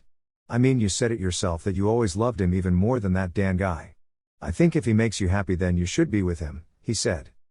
"Naruto, I'm older than you, why are you giving me advice? Anyway, I want you to look after Kakashi on this mission." He didn't look too happy about Kurenai being in charge, she said. "Yeah, I know, I felt it too. I have a feeling this will turn into an A-rank mission. But I could be wrong," he said. "Okay, 2 things. I want you to get Shibuki alone and tell him about the Akatsuki and what they're after. I've heard rumors that they've completely isolated their Jinchuriki from the village, but I don't know what the Jinchuriki looks like," she said. He nodded at her. "Secondly, I've talked to the fire daimyo and he said that Jiraiya can train you for a year and a half but wants you in the Guardian 12 for the next year. I've told Jiraiya already and he agreed to this. After the year is up, Jiraiya will meet up with you and bring you back to the village," she said. "Okay, do I still leave in 6 months or has the timetable changed?" he asked. "No, you still leave in 6 months. So after this mission I will be sending you on as many missions I can before you leave. After you leave I'll be releasing your heritage to the village since I know you will come back as strong if not stronger than your father," she said. "Okay, that's fine with me." He looks at the clock and notices he has to be at the gate in 5 minutes. "I'll see you when I get back, Granny." He vanished from her office to the village gate. After 5 minutes of waiting, Team 7 and Team 8 showed up with Shibuki but no Kakashi. After 20 minutes of waiting, they decided to leave without him. 5 hours into the trip, Kakashi appeared, having caught up with them after they stopped because of Sakura's horrible stamina. "Kurenai, you know you were supposed to wait for me. Why did you leave?" "I can report you for this," Kakashi said. "I don't tolerate tardiness, Kakashi. Everyone else may think your lateness is cute and funny but not me. Now get your head out of your ass and let's go," she said. With that, Team 8 and Shibuki leapt into the trees to continue on with the mission. They finally reached the hidden waterfall village, but they were 2 days late because Sakura had to stop every 5 hours to catch her breath, and Kakashi was being difficult and would take Sasuke off to train, and Naruto would have to go find them, and Kiba would sneak off claiming he had to use the bathroom. It also didn't help that Shibuki would jump as every little noise and would be scared to move. Team 8 thought how somebody like him could become a leader of an entire village. "I would like to invite you into the village, however those 4 will have to wear something over their eyes," Shibuki said. "That's okay with us," Kakashi said immediately, causing everyone to get suspicious. He tried to discreetly make a shadow clone to follow them, but Naruto was a censor and felt the chakra spike and created his own clone that went and destroyed Kakashi's clone. "That wasn't nice, Naruto," Kakashi said angrily. "I don't know why you even tried something like that. You almost put the group at risk as well as the relationship between Taki and Konoha at risk," he said. "What did he do, Naruto?" Kurenai asked. "The wannabe Uchiha here tried to discreetly make a clone, and my guess was have it follow us to get the entrance of the village, but what he didn't know was that I'm a censor and can detect even the slightest pulse of chakra," Naruto said. A messenger hawk came by and landed on Kakashi before Kurenai could respond, which Shibuki was scared of. "What is it, Kakashi?" Kurenai asked. "It seems I'm needed back in the village for something. Team 7, you are to stay in with Kurenai and finish the mission." Before anybody could say anything, he left but made a clone that was destroyed by Naruto again. "Was he telling the truth, Naruto?" Kurenai asked. "Yes, but it was also as if he was uncertain about something, but we can't worry about that right now, we have a mission to complete." As Naruto said that, 2 kids came running up to Shibuki with bags in their hands. That looked like it was filled with something. "Now kids, I can't play right now, show some respect for your village leader," Shibuki said in a fake scolding tone. "But that's not why we're here," the small boy said. "Yeah, we just finished picking up the trash by the shore, our mom made us do it," the little girl said. Then a woman came stumbling out of the trees. "Mother!" the little girl yelled. "Shibuki-sama, it's horrible," the lady asked. "What is it, what happened?" Shibuki asked, shaking. "They just attacked without warning," the lady said. Before falling to the ground, they saw she had a kunai in her back. Kurenai checked her over. "It doesn't seem too bad. Naruto, do you have any of those medical seals on you?" "I'm going to need one," Kurenai said. Naruto hands her the seal and she removes the kunai and applies the seal. "We need to go to the village," the little boy said. "No, you all stay out here with your mother. Naruto creates some clones to stay with them just in case," Kurenai said, and Naruto created 10 clones to guard them. "It's impossible. How could anyone find the village? The entrance is hidden," Shibuki said.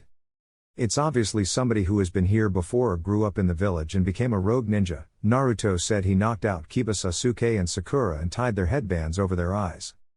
"Thank you, Naruto. Now Shibuki, let's go save your village," Kurenai said. Shibuki nodded. Suddenly, 4 ninja jumped out of the waterfall and Naruto managed to take out 3 of them before the last one escaped. They left for the secret entrance and Naruto got the memories of 2 clones. One was destroyed but the other killed. The ninja that attacked the clone set up a barrier to protect them. They enter the village and Sasuke, Sakura and Kiba run off after Sasuke gave his team his own orders, and Naruto went after Sasuke, and when he caught up, Sasuke was caught by a kunoichi and another ninja. Naruto drops down and takes them out before they even realized what was happening. Sasuke tried to attack Naruto for showing him up again, but he was knocked out. He returned to see Kurenai, Kiba, Hinata, Shino, Sakura and Shibuki badly beaten by a ninja named Suin. Naruto saw him drink some kind of liquid and Naruto sensed he had gained a major chakra boost. "What the hell did he just drink?" he asked nobody. "It's called hero water."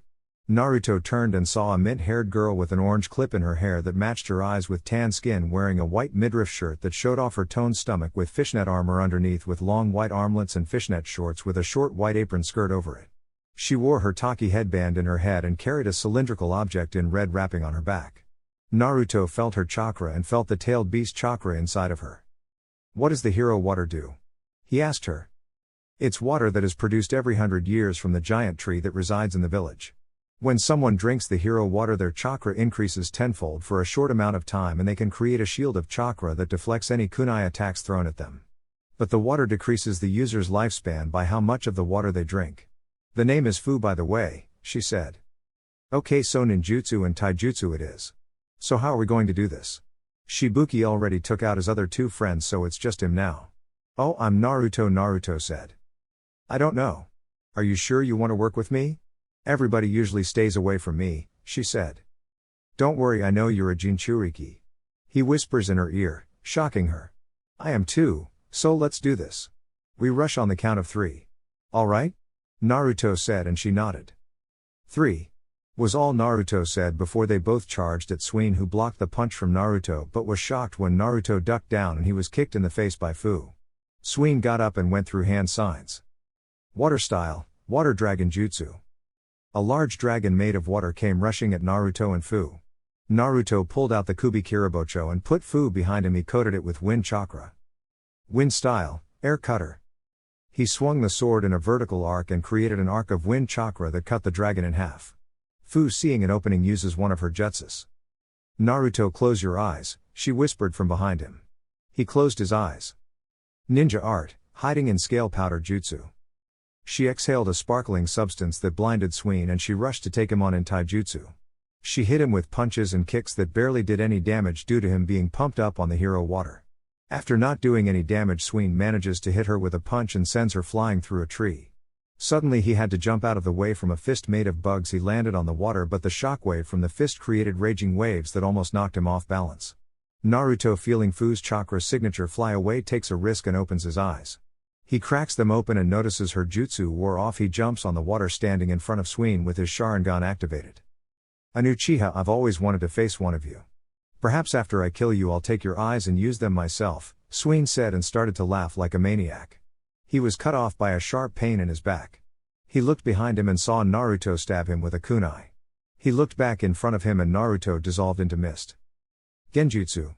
But how? He asked. There is a reason you should never look an Uchiha in the eye, Naruto said. He went to cut him again, but Suin got over his shock and jumped away, but Naruto still caught him. As soon as he landed, Naruto broke through his guard and gave him a fist enhanced with wind chakra, cutting up his face. Suin, for some reason, was getting worried. That punch shouldn't have hurt that much. I see you finally recognize what's going on, Naruto said. What do you mean? There's nothing wrong with me. Suin replied. Your dosage of hero water is wearing off. All that borrowed power, yet it's not even permanent, Naruto said. I am not out of power, Suin yelled. He then pulls out the bottle containing the hero water and drinks the rest of it. His chakra levels grew as much as possible and were now visible. Naruto unleashed his chakra to match Suin's chakra level. The amount of chakra that was given off by both of them caused everybody to wake up. They were shocked at how visible the chakra was. Suin's chakra was a light blue color, but Naruto's chakra was a dark blue color. They both charged and met each other in the middle with their fists meeting, creating a shockwave that sent water flying everywhere, and the ninja around had to stick themselves to the ground. Kurenai created some clones to hold the civilians down that were tied up. Soon they both disappeared in a burst of speed that only Kurenai could keep up with. Sasuke tried to activate his Sharingan, but the chakra being given off was hurting his eyes. Naruto and Suin were trading punches so that people could feel the impact. Suddenly, after a while of exchanging punches and kicks, Suin was seen flying through the air and crashed against a tree. Fu, who had been knocked out after that punch, could only watch in awe at what she was seeing. How is he going toe-to-toe with somebody who drank the hero water? It should be impossible even at his age, she said to herself. A crash interrupted her thoughts as she saw Suin crash into a tree. She looked and saw Naruto with a lightning jutsu in his hand. He can already do lightning jutsus at his age without hand signs. How strong is he? Fu thought to herself. Lightning javelin. She sees Naruto throw the lightning jutsu at Suin and watches it pierce through his chakra like it was nothing, hitting him in the stomach. She watched as he coughed up some blood and tried to stand, but the hero water wore off. He burned through it fighting Naruto. She watched as Naruto picked him up by his shirt. Any last words? Naruto asked. Yeah, I've already won. Suin is dead and this village is without a leader. I told my former student Taki will fall by my hands, Suin said. That's where you're wrong. Shibuki is just fine, Naruto said. Suin looked over and saw Kurenai healing Shibuki with what limited knowledge of medical ninjutsu she knew. No, I was supposed to win. This is not over. I will destroy Taki before I die, Suin said, but the after effects of the hero water started to take over. Suin died right then and there. Naruto dropped his body and burned it with a fire jutsu. Sasuke walked up to him. Loser, as heir to the Uchiha clan, I demand you hand over your jutsus and that sword so I can kill Itachi. Now hand it over, he said. Yeah, Naruto, you heard Sasuke-kun, hand it over, you don't need them, Sakura said. She was going to tell but didn't want to get another silencing seal on her. He's right, Naruto, technically he's the leader of the clan now, so you have to obey him and do what he says, Kiba said. Okay, let's get some things clear. I'm not a part of the Uchiha clan. Never was, never will be. You are not the heir of the Uchiha clan, Itachi is, so unless he dies you won't be the clan heir anytime soon. Lastly, if you ever demand something from me again, I have no problem making it so there's one less Sharingan user alive. Besides, you can always challenge me to a fight if you like, but you wouldn't win. Even with your curse mark you wouldn't win. Now get out of my face and help clean up Shinan, Naruto said as he went to help the villagers. 3 days later, Naruto is walking through the village to Shibuki's office to talk to him. He reaches the office and knocks. Come in, Shibuki said. Naruto entered and saw Fu sitting there. Naruto, what a surprise. Fu, can you excuse us please? He asked. Actually, it would be better if she stayed for this, Naruto said. Okay, what's so big that you needed to see me and involve Fu? Shibuki asked. There is a group known as the Akatsuki. They are a group that has nothing but S-class shinobi from almost every village. They are after the tailed beasts. What for we don't know yet. But we do know whatever it is can't be good.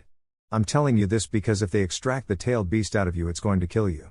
I can tell by the way we just fought together that you aren't ready to fight them. I recognized you didn't have much jutsus, so you must rely on your tailed beast chakra a lot. You're going to have to stop and train your own skills. They have ways to counteract the tailed beast chakra. So I'm going to teach you a jutsu called the Shadow Clone Jutsu to help you speed up your training. Every time a clone dispels you get their memory, but it doesn't work on physical training. My teacher Jiraiya of the Sannin estimates we all have 2.5 years before they begin to try and capture us. Now Shibuki, I suggest you get your ninja and civilians in check. I've seen how they look at Fu, they would rather sell her out than protect her, Naruto said. This is a lot to take in, I'll have to run this by my council, Shibuki said. No, you're a freaking cage, you don't need to have permission from your council to do something that can affect village security. If you tell the council, how do you know they won't sell her out and set up some bogus mission to get her captured? Besides, I have a feeling they already know about them but don't want to say anything because of their dislike for Fu. This needs to stay between us. Tell all your ninja to up their training. I can tell they've been slacking, otherwise Suin wouldn't have been able to get in so easy and do so much damage. If they ask why, simply tell them that Suin getting in undetected was unacceptable. Make them train until they physically can't move and then have them do it again the next day, Naruto said. Shibuki thought it over and agreed with Naruto. Very well, this shall stay between us. Fu, I want you to train hard. Like he said, you have almost 3 years to be able to fight a S-rank shinobi. I'll be testing you again, a squad of 10 Onbu every month until then, Shibuki said. Now Shibuki, is there anybody from this village that is a rogue ninja you think could possibly join something like the Akatsuki? Naruto asked. There is one, but he might be dead, however his name is still in the bingo books. His name is Kakuzu of the 5 Hearts. He is wanted for stealing a forbidden jutsu called Earth Grudge Fear. It is said that he kills people for his hearts and has 5 of them, so he is almost immortal. The jutsu basically turned him into a rag doll and he is held together by a bunch of black threads.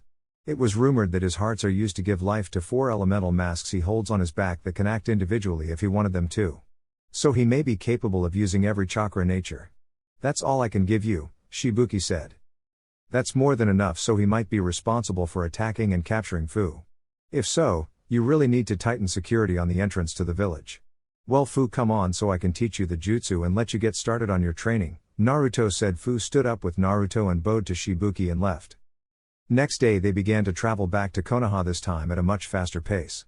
Naruto made a clone carry Sakura because he didn't feel like stopping every 5 hours for her, and he put a seal on Kiba and Sasuke if they travel more than 5 feet away, which Naruto would activate and it would start to burn. Of course all of them complained, but Naruto put a silencing seal on them as well. Shino and Hinata were off in their own little happy world, which made him and Kurenai smile. A week later they arrived at the gate to see Kakashi there with his usual I smile. The Hokage has been expecting you. You should go right to her office, he said to Naruto and Kurenai in an all too happy tone. They both noticed. Okay, you're all dismissed. Me and Naruto will go hand in our mission reports, Kurenai said. Naruto removed the seals off of Team 7 and they left. They arrived at Sundade's office and knock shuffling was heard from behind the door before Tsunade spoke. Come in. She called out. They entered and Naruto gave her a knowing smile and she responded with a look that promised pain. We were told you wanted to see us, Kurenai said. Yeah, I may be a new Hokage but that does not give you the right to ignore my orders, she said. They had a confused look on their face. What do you mean? We just came back from the mission you ordered us to go on, Naruto said. No, I'm talking about you disobeying my orders for the Jounin meeting I called, Tsunade said. They just looked at each other. What Jounin meeting? Kurenai and Naruto asked at the same time. The Jounin meeting I called for. I sent a messenger hawk to give you the notice. Kakashi told me you read the message but decided not to come, Tsunade said. Seriously Granny, you believe Kakashi, the person that does not like us? You just took his story and ran with it. Okay, here's the truth about this mission. Kakashi didn't arrive on time for an escort mission involving a village leader. It took him 5 hours to catch up to us. During the trip he would take Sasuke away to train him while Kiba roamed around. Sakura was alright but we had to stop every 5 hours for her. Kakashi almost caused us to lose the potential alliance with Taki. He never told us about the Jounin meeting. He said the message called for him only and left. His team still does not follow directions and put the entire team at risk during this mission. I had to team up with Taki's Jinchuriki because they were all knocked out and injured. So there is the report you should have waited for before jumping to conclusions. You should thank us for not being at that meeting. If we went it would have been you having to explain how you lost 3 clan heirs, an egotistical emo bastard and a girl who won't be a ninja much longer and will more than likely follow in her mother's footsteps. Now I'm going home, Naruto said before walking out, slamming the office door, leaving Kurenai to explain the mission in better detail. A few hours later a knock on his door gets Naruto out of the bed. He opens the door and Kat is there. Naruto, Hokage-sama wants you in her office. Naruto just nods and shunshines into her office. You wanted to see me? He asked, noticing Jiraiya sitting on the couch. Yes, I did. I want to say I'm sorry, I should have gotten the full story from the mission. Kakashi has been suspended for 5 months and his team has been disbanded, Tsunade said. Okay, apology accepted. Is that all? I was kind of in the middle of sleeping, Naruto said. I actually wanted to know how your private meeting with Shibuki went, she said. Oh yeah, I forgot about that. Pervy Sage, I have a guy you might want to add to that list of Akatsuki members. His name is Kakuzu of the 5 Hearts, he said. That's impossible, Kakazu fought my grandfather, Tsunade said. Yeah, Naruto, he must be almost 100 years old by now, Jiraiya said. Yeah, I know, but Shibuki said if he was dead he wouldn't still be in the bingo book, and he told me about some technique that Kakuzu stole that basically turned him into a human rag doll that can control threads, but he uses 5 hearts to stay alive. In a sense he is immortal, but you have to destroy all 5 hearts in battle to kill him. He also said he has 4 masks on his back that represent the other 4 hearts that he can create bodies for. He also said those masks can use 4 different chakra natures. I've deduced that if he is still alive then he will go after Taki's Jinchuriki. I told her to train because, like you wanted me to do, she relies on the tailed beast chakra too much and has no ninjutsu skills of her own. So I taught her the Shadow Clone Jutsu and told her to use that for her training and told her to learn some elemental ninjutsu, Naruto said. Okay, I'll add him to the list I have and tell my spy network to keep an eye out for him, Jiraiya said. Well, I have to go. I'll be back in 5 months to grab you for the trip before heading off to the Daimyo Palace for you to join the Guardian 12, Jiraiya said. He gave Tsunade a kiss and left through the window. Well, it seems you two are happy. All it took was a couple rounds of sex and a couple of kisses and you're fine, Naruto said. Shut up, Tsunade said with a smile. Now for the next 5 months I'm going to be sending you on solo missions. I want you to be a full-fledged jounin before you leave for your trip. Now you have the rest of the week off, but next week I'm going to run you into the ground, Tsunade said seriously. You got it, Granny, I won't let you down, Naruto said and gave her a hug. I'm sure you won't, Naruto, she said, returning the hug. Now get going. He gave a mock salute and jumped out the window. Great, first Jiraiya and now him. I need to close the window sometime, she said. 5 months later. The now 14-year-old Naruto is returning from a B-rank mission that he had to eliminate some bandits going around causing havoc in one of the Land of Fire smaller towns. He walks through the village gates and notices the security is tighter than usual. He heads straight over to the Hokage office and enters without knocking. Granny Tsunade, what's going on? Naruto asked. Sasuke Uchiha left the village last night. Sakura Haruno was seen knocked out on the bench this morning. She was found by Izumo and Kotetsu. She reported that he left on his own accord and tried to say he was under the influence of the curse mark. I know you just got back, but I need you to go out and help the team. It was reported that he was picked up by 4 sound shinobi on the way. Your mission is to eliminate them except the girl, have her brought back to the village. I've sent Shikamaru out with his own team he assembled. Sasuke is to be brought back by any means necessary, dismissed. As soon as she was done, Naruto ran full speed to catch up to the group. He arrived to see Shikamaru and Temari fighting the red-head girl, but she was transformed into some kind of beast with horns on her head. Shikamaru, Temari, stop fighting her, Naruto said as he appeared. Why? She's the enemy, Naruto, Temari said. Yeah, Naruto, I have to agree with her. Why are we not supposed to fight her? Shikamaru asked. Naruto ignored them and walked up to the girl who pulled her flute out. Do you remember me from the invasion? He asked. She nodded but didn't say anything. Good. Do you remember what you silently asked me? She nodded again. Okay, that's why I'm here. What's your name? He asked. Tuya of the North Gate. She answered. Meanwhile, Temari and Shikamaru are looking on confused. Okay, now what's your real name? He asked, and she froze with a worried look on her face. He noticed and pulled out the Uzumaki tracker seal. Is this seal on your body? He asked as he showed her the seal, and she dropped the power of the curse seal and nodded again.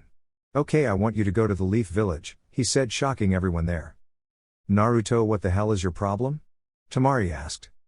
You can't bring an enemy into the lead village like that, Shikamaru said.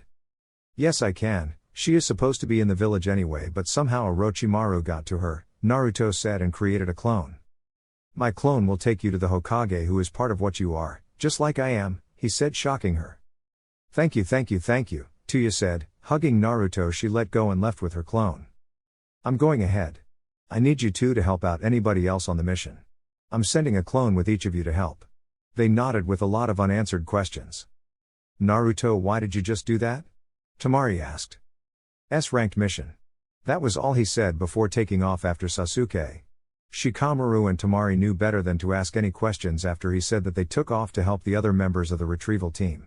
Naruto traveled until he entered a clearing with an albino-looking guy with white hair, green eyes with red going around his eyelids and 2 red dots on his head. So who are you? Naruto asked the person in front of him. I am Kimimaro of the Sound 5. I am the leader of the group and the second strongest to Lord Orochimaru in the Sound Village, Kimimaro said.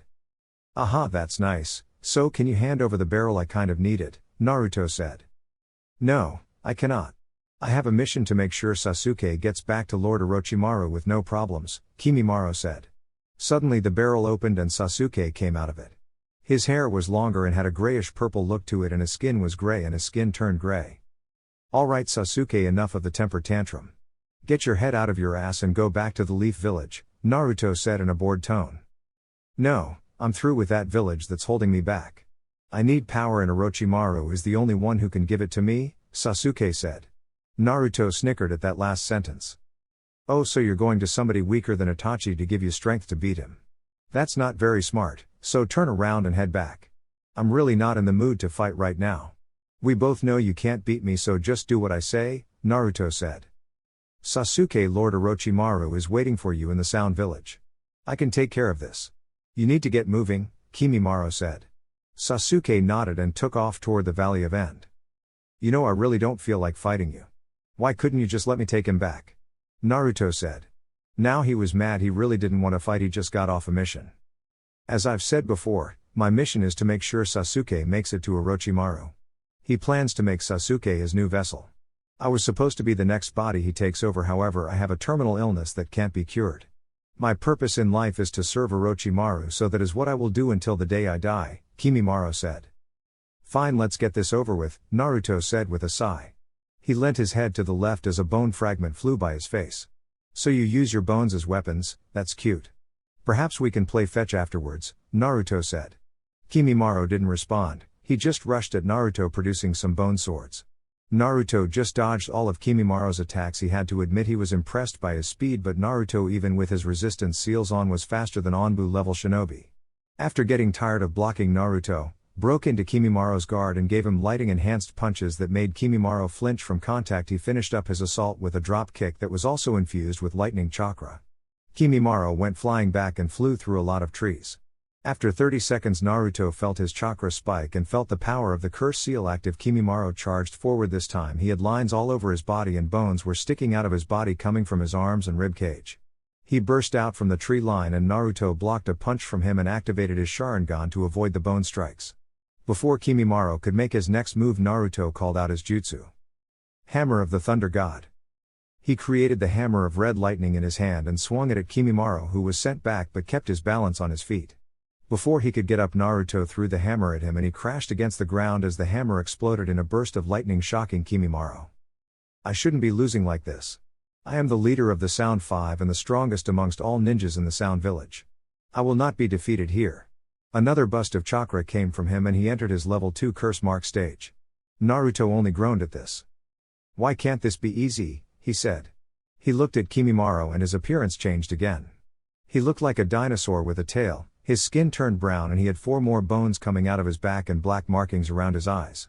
He charged at Naruto, who noticed his speed drastically decreased. Naruto stood there to block a punch and it was a bad idea. He was sent flying back from the force of the punch and went through a tree. He got up and was relatively fine. He looked up at the sky and noticed he was running out of time to catch Sasuke. He made his lightning edge and ran at Kimimaro, who created a drill-like weapon out of his bones and charged at Naruto.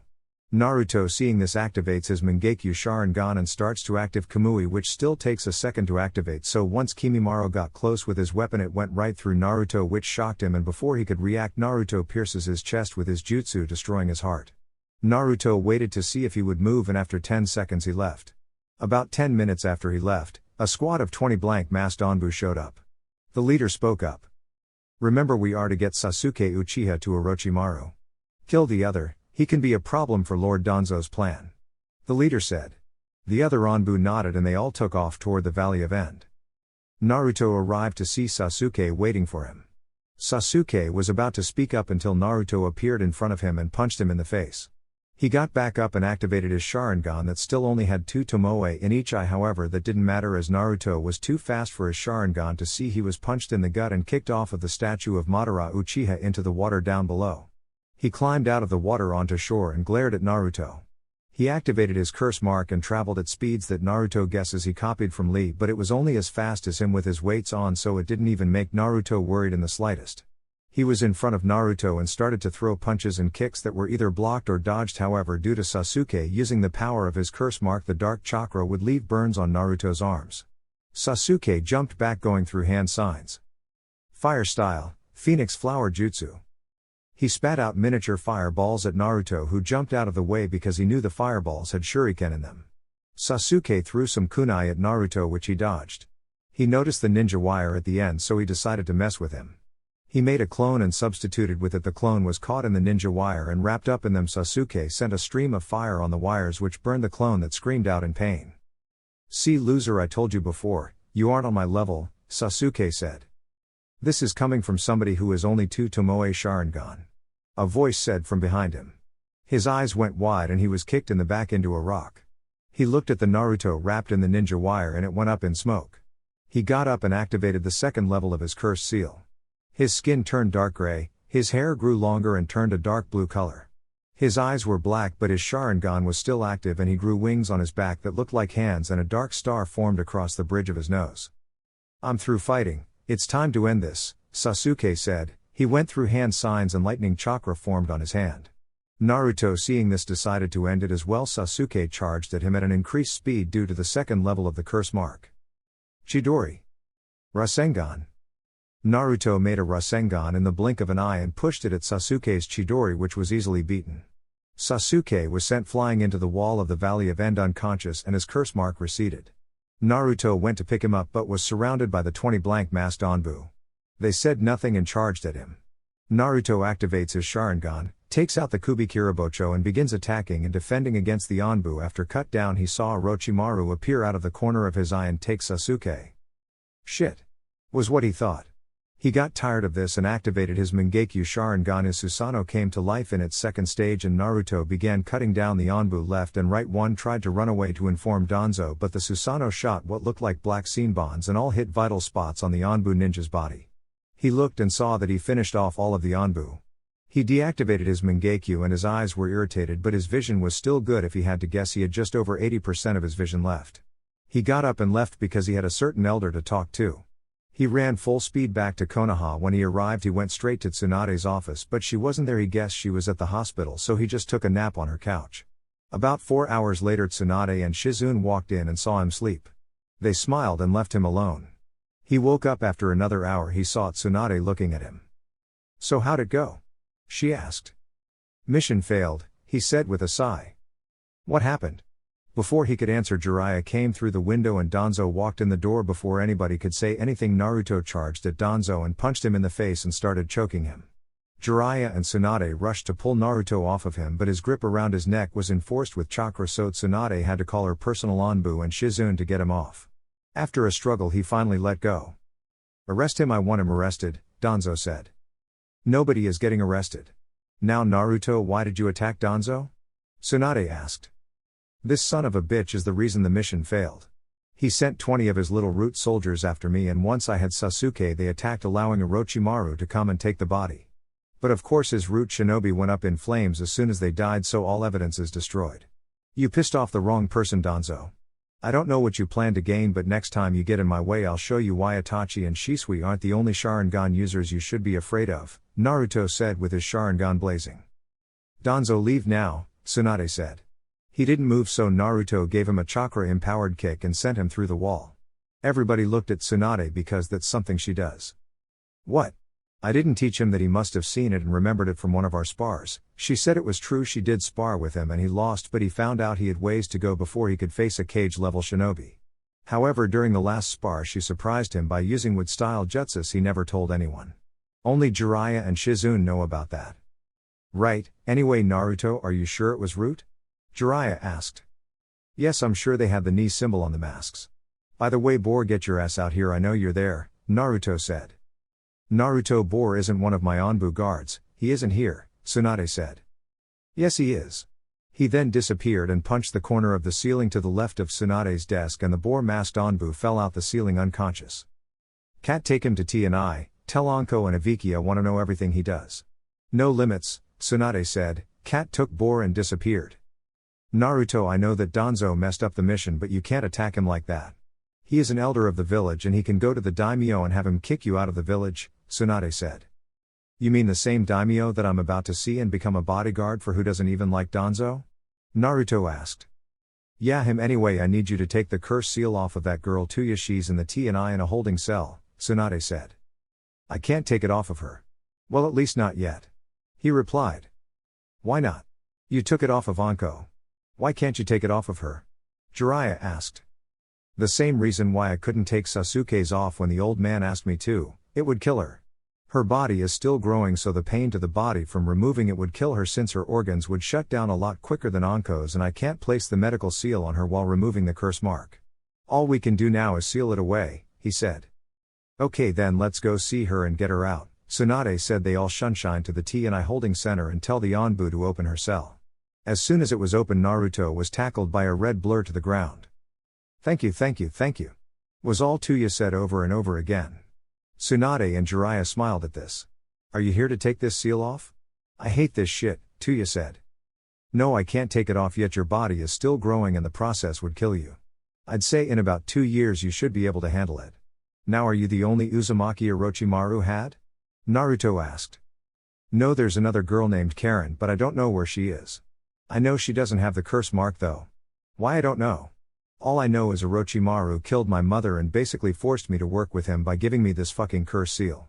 During your match at the Chunin exams I saw you remove the caged bird seal. I knew you would be able to help me, that's why I made sure to make direct eye contact with you. Only thing that sucks is Orochimaru used my fucking friend Kin for one of the sacrifices for that reanimation jutsu. So can I stay here in the leaf? I mean, I know the Uzumaki clan was allied to the Hidden Leaf through marriage, so am I allowed?" she asked. "Yes, you are allowed. I'm just going to have Jiraiya seal off your curse mark. After that you're free to go," Tsunade said. Wait, where will I live? I mean, I'm used to basically sleeping on the streets due to the bunking conditions in the Sound Village, but a fucking bed would be nice, Tuya said. I have an extra room that you can have. Naruto told her. Alright, but no funny business. I've had enough people trying to get in my pants in the Sound Village. I don't want to deal with that shit again, Tuya said. Tuya, were you know? Tsunade asked. Fuck no, but that didn't mean people didn't try. Hell, that nerd Kabuto tried a few times, but I always got away. I haven't seen him in a while, so the fucker must be dead. I hope he is. I don't know what he thought he was going to do with his little needle dick anyway, she said with a shrug. Yeah, he's dead. Naruto killed him when we went to get Tsunade to become the Hokage. Jiraiya answered. Sweet, hey big tits, can you give me your secret to getting them like that? Tuya asked. I'll tell you as long as you don't call me that and call me Tsunade. Deal? Tsunade asked. Deal, she said. Alright, one more question then we can seal up that curse mark. What type of ninja are you? Tsunade asked. Well, I use genjutsu, but only because it was forced on me. Personally, I wanted to become a medic like you, but Orochimaru had Kabuto, so he didn't bother to let anyone else learn medical ninjutsu, Tuya said. Okay, good, you're in luck. I'm going to begin a medical program for any kunoichi that wants to give it a try. You can join the program. Tsunade replied. Sweet, so who's the strongest in the village, I want to know? Tuya asked. Well, kunoichi wise it's me obviously, then one of my Anbu guards, Kat, and finally Anko, then Kurenai, Tsunade said. Then you have me, Danzo, Naruto, Guy, Kakashi, and Asuma for the men, Jiraiya said. Danzo, I think he's a pedophile. He was always looking at kids whenever he met with Orochimaru with this weird look of one on his face, Tuya said. See, I told you, Naruto yelled. I told you he was a pedophile, but nobody believed me, you always laughed at me, he said. Okay, let's just get this over with, I have some important business to attend to, Jiraiya said. More like go to the Hokage's office and bang Tsunade for the rest of the day, Naruto mumbled, but Tsunade and Jiraiya heard him. Shut up, Tsunade said and smacked him upside his head, causing him to glare at her while she whistles innocently. After the sealing was over, Naruto took Tuya to his apartment and laid her down on the bed because she was still asleep from the sealing process. Jiraiya said she wouldn't wake up until the morning, so Naruto just sat down and started to meditate, something he would always do before bed. He made a quick run to Ikirakus and talked to Ayame and Kotetsu, who were still together. After that he went home to start packing for his trip. After all, he did have to leave in 2 weeks. 2 weeks later, Naruto, Jiraiya, Tsunade, Anko and Kurenai are at the village gates. Anko and Kurenai are holding back tears while Tsunade is making sure he has everything. Yes, Granny, I have everything, can I go now? Naruto asked. Yes, you can go, Naruto, but say bye to Kurenai and Anko first, Tsunade said. He walked up to Anko and Kurenai and they both gave him a big hug and lots of kisses, which he did not like. You promise us that you will be okay and send a message whenever you can, Anko said. I promise, he said. Naruto, are you sure you don't want Shino and Hinata to know? I'm sure that they will ask about you, Kurenai said. Yeah, I'm sure, I don't want to make such a big deal about it. Oh, and can you guys keep an eye on Tuya? I don't want her temper to get her in any trouble. Maybe get her a boyfriend, she must need to get laid like you and Tsunade did, Naruto said and got smacked upside the head. You just had to ruin it, but yeah, we will watch out for her, it's the least we can do. I promise, Anko said, giving one more hug. I hate to break up this moment, but we really need to get going, Naruto, the sun is almost up and people will see us, Jiraiya said. You better not have him peeping in the bathhouses and per big on women or I'll cut your balls off, Kurenai said. Well, if you haven't noticed, I haven't been peeping or anything for the past 6 months and a lot more women have been reading my books thanks to me having a woman's input, Jiraiya said, wrapping Tsunade in a hug that she returned. Yeah, okay, that's good, pervy sage got laid, now can we go now? Naruto said, not really wanting to talk about his grandparents' sex life. Alright ladies, let them go, Tsunade said after a few more hugs and kisses. Naruto and Jiraiya walked out of the Leaf Village, one not to be seen for almost 3 years and another that would be back in less than 2 years. He's going to be stronger than us when he comes back, Tsunade said. Well, he's already stronger than me and Nai-chan, so that means he will be stronger than you and Jiraiya, Anko said. I have a feeling he already was stronger than them though, Kurenai said. No, he wasn't, he couldn't force Jiraiya to use Sage Mode and I didn't need to activate my seal, Tsunade said. One thing for sure, it's not going to be the same for the next almost 3 years, Anko said. Kurenai and Tsunade nodded and after standing there for a few more minutes watching the sun rise, they left to do what they needed for the day. Chapter 14, The Return and Search and Rescue. It's been almost 3 years since Naruto left and much has changed. Tsunade started her medical program for Kunoichi and it was a proven success. Death rates on high-rank missions decrease drastically when a trained medic is on the team. Chuya joined but she was also in classes with Sakura. She did not like Sakura. Despite Sakura being a good medic, she was still a spoiled fangirl and would spread her legs for anybody, especially if they were returning from a mission. Chuya actually had to be removed from quite a few classes by Shizune, who was in charge before she strangled Sakura. Chuya was so good that Tsunade even offered her the honor of becoming her apprentice. Tsunade taught her how to use chakra in her punches like she does and more advanced medical techniques and gave her the slug contract. Chuya over the past 2.5 years grew quite a bit. She now stood at 5 feet 6 inches, an inch shorter than Tsunade, and due to her eating healthier and a better lifestyle, her hair was once again bright red like all Uzumaki instead of the dusty red she had before. She wore the exact same clothes as Tsunade when she was a teenager. A white V-neck half shirt that showed off her cleavage, which grew from an A cup to a D cup size. She wore mesh underneath that went to her thighs and a red skirt that she wore some spandex underneath but had the same shoes Tsunade wears. Originally people thought she wore that for Naruto, but to everyone's shock she was dating Lee about a year after she arrived. Everyone wondered how she put up with him and his constant flames of youth ramble, but she said she doesn't mind it. Sakura hasn't changed much except she stood at 5 feet 4 inches and her breasts only grew to a mid-B cup size. She wore a red half top that could be unzipped with a mesh armor underneath that was as big as her shirt. She also had on black gloves and some black shorts that if she bent over would show off her ass, but covered it up with a gray apron skirt and some low-heel knee-high boots. The main reason Tuya didn't like Sakura was because once Tsunade told the village of Naruto's father and him being her grandson, Sakura decided that she would seduce Naruto and have him marry her so she could have access to the Senju and Namikaze accounts he would inherit. Tuya however knew Sakura couldn't pull it off because Tsunade told her about Samui and what her and Naruto meant to each other before she was forced to move. Tuya made her way to Tsunade's office to hand her the daily report she received earlier. She reached the office and knocked. "Enter," Tsunade said. Tuya entered and saw Sakura in there as well but ignored her. She noticed Tsunade had a smile on her face but didn't know why. "I have the daily reports here for you, Lady Tsunade," Tuya said and set them on the desk. "May I know why you're smiling so brightly?" she asked. "If you must know, today is the day they come back," Tsunade said. "Really?" Tuya said, her smile matching Tsunade's. "Really they are? I mean, I don't care for Jiraiya but I certainly miss Naruto-kun," Sakura said. "Yes Tuya, they are. Jiraiya said he would send a message when they were on the way," Tsunade said, completely ignoring what Sakura said. As soon as Tsunade finished, a messenger toad appeared and handed Tsunade a letter before disappearing. Tsunade read the scroll and without even thinking to tell them what happened quickly jumped out her chair and ran to the village gates. The civilians were wondering what was going on but didn't want to get involved. Tuya and Sakura chased after her but couldn't catch her until she stopped at the gate. "Okay Lady Tsunade, why the fuck did your ass run off like that?" Tuya said. Sakura was too busy catching her breath. "Jiraiya said he should be here in an hour so I'm going to wait for them," Tsunade said. "Well, you could have told us." "Well, told me before you took off," Tuya said. They looked at Sakura, who began to frantically fix her hair and clothes, muttering to herself about a future husband coming back.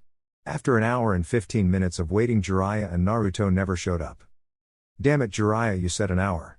No sex for a month for you," Tsunade said. "Aw, now that's just harsh. I thought you missed me after not seeing me for almost 3 years. A voice said. Tsunade turned around and saw Jiraiya standing there with a smile on his face. She rushed at him and gave him a big hug and kiss that made Tuya smile, and Sakura started to gag. "I don't know why you're gauging Spitter. There isn't a dick in your mouth. I guess you must be practicing later for your shift at the brothel house," Tuya said. She started calling Sakura Spitter after hearing about her actions from some ninja and civilians. However, Tsunade told her that Naruto also called her that and told her why. "So pervy sage," Tuya said. "Don't call me that," Jiraiya yelled. Yeah. Where is the little fucker at? I thought he was supposed to be with you," Tuya said. "Isn't he here already? He said I was walking too slow and left me 5 hours ago," Jiraiya said, confused. "We haven't seen him," Sakura said. Then they heard footsteps coming from outside of the village gates and a man came walking in that all 3 girls thought was sexy. This man was about 6 feet 4 inches, had spiky black hair with 2 jaw-length bangs framing his face and some spikes of hair over his headband that had blue fabric on it. He wore the standard Konoha uniform with a Jonin flak jacket, his arm sleeves had 2 white bands on each arm and blue shinobi sandals. He also wore a sash with the kanji for fire on it, meaning he was a member of the Guardian 12. His eyes were a cloudy blue color instead of the normal bright blue. This was Naruto returning to the village, but he was reading a book and didn't notice the people in front of him. Somebody clearing their throat got his attention. He looked up to see a pissed-off Tsunade and Tuya tapping their right foot on the ground and Sakura staring at him with a look of want. "Yo!" he greeted. "What the fuck do you mean, yo? We've been waiting for your ass all day," Tuya yelled and slapped him upside his head. "Naruto, you better have a good reason why you are late.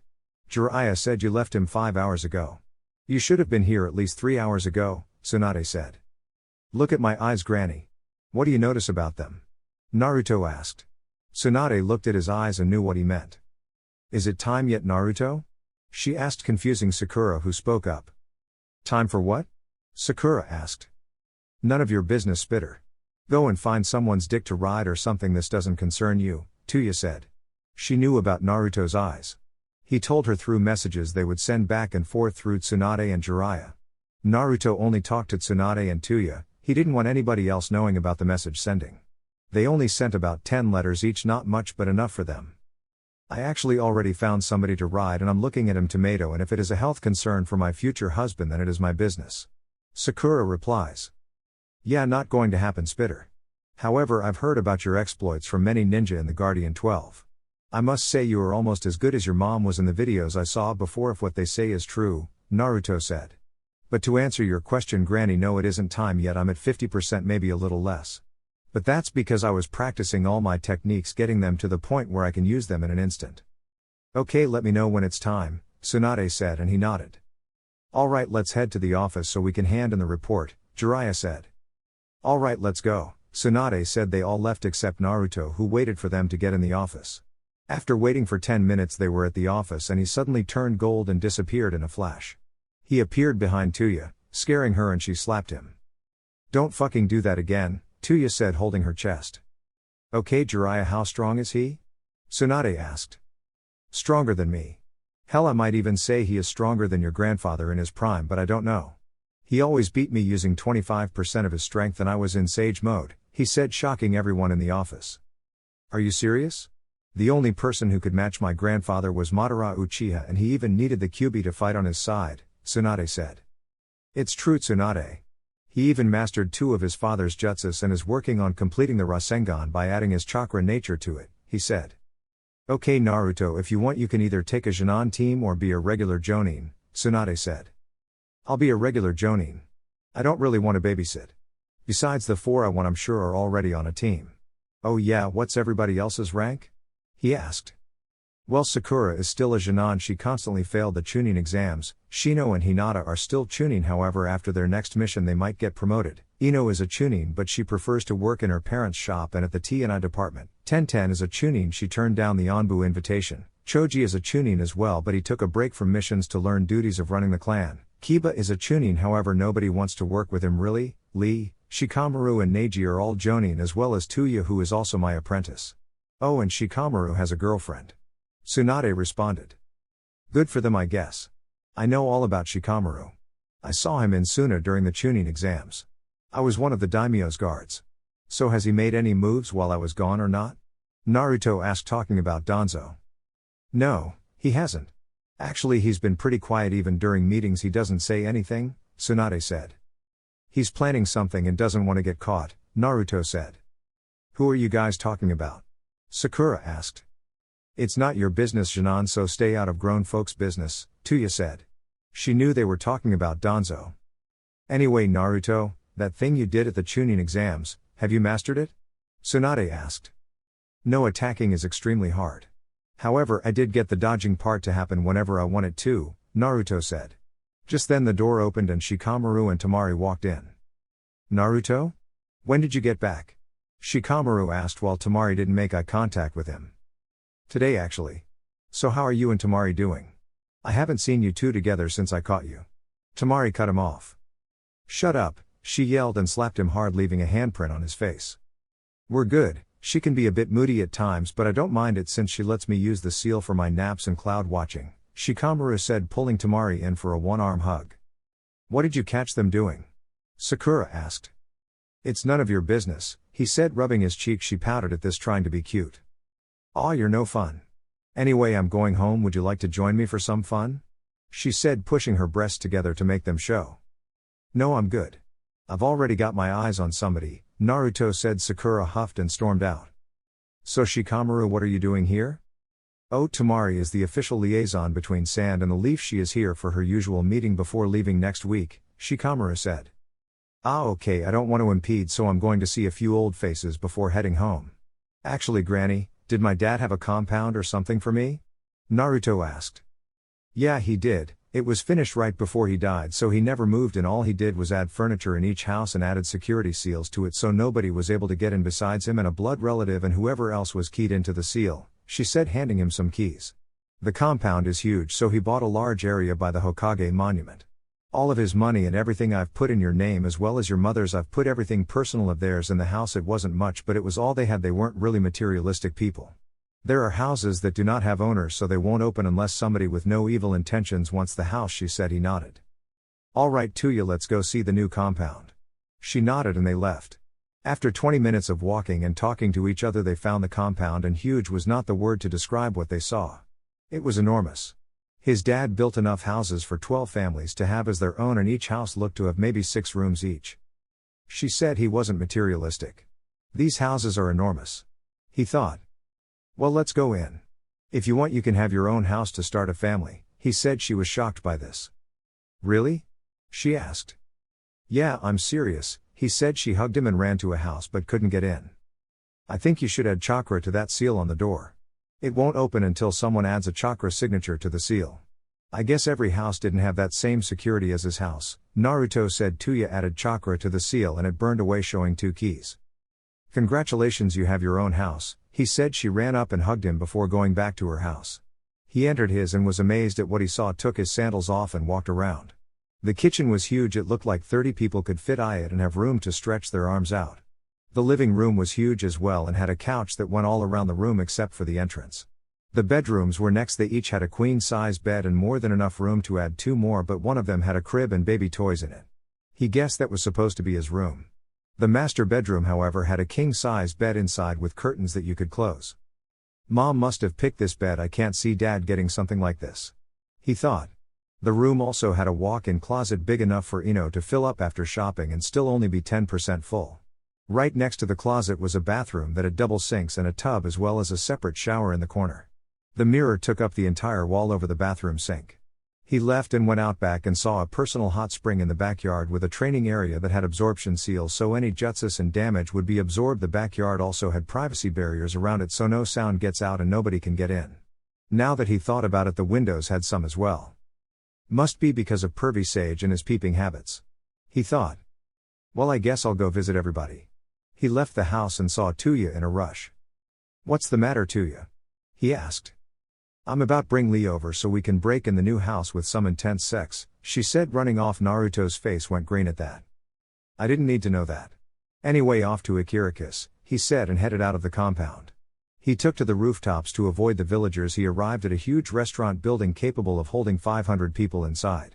He walked in and used his stealth skills to head into the back for the kitchen. He saw Ayame tasting some food before going into an office. He walked in and closed the door. I already told you that the broth just needs a bit more salt. Other than that, the food is fine, she said, annoyed. Well, I'm not a worker, he said from behind her. She immediately jumped into her fighting stance. Who are you? She asked in a cold tone. Really, it's only been 2.5 years since you saw me and you already don't recognize me. I'm hurt, Ayame nay, he said with a fake hurt expression. Naruto? She asked. He nodded and she slapped him. Ow. What the hell is everybody slapping me for today? He asked. She slapped him again. Why didn't you tell me you were leaving? Me and Dad had to find out from Tsunade a month later that you were gone, she said, and her ladle appeared in her hand, making him back up, but he went into the corner. It was a secret I was going to tell you, but I forgot, he said. This time he got slapped twice and hit with the ladle. Okay. So how've you been? She asked like nothing happened. Good, although my face and head have been better. So where's old man Tucci? I didn't see him in the restaurant, he said. Naruto Dad died last year, a week after we got the new restaurant. He was late to work one day and I left to see if he was okay. When I got there, he was dead. He died in his sleep. Tsunade did the autopsy herself. She said he had a severe heart attack in his sleep. We had planned a small funeral, but the entire village showed up, even the council members put their egos aside for this.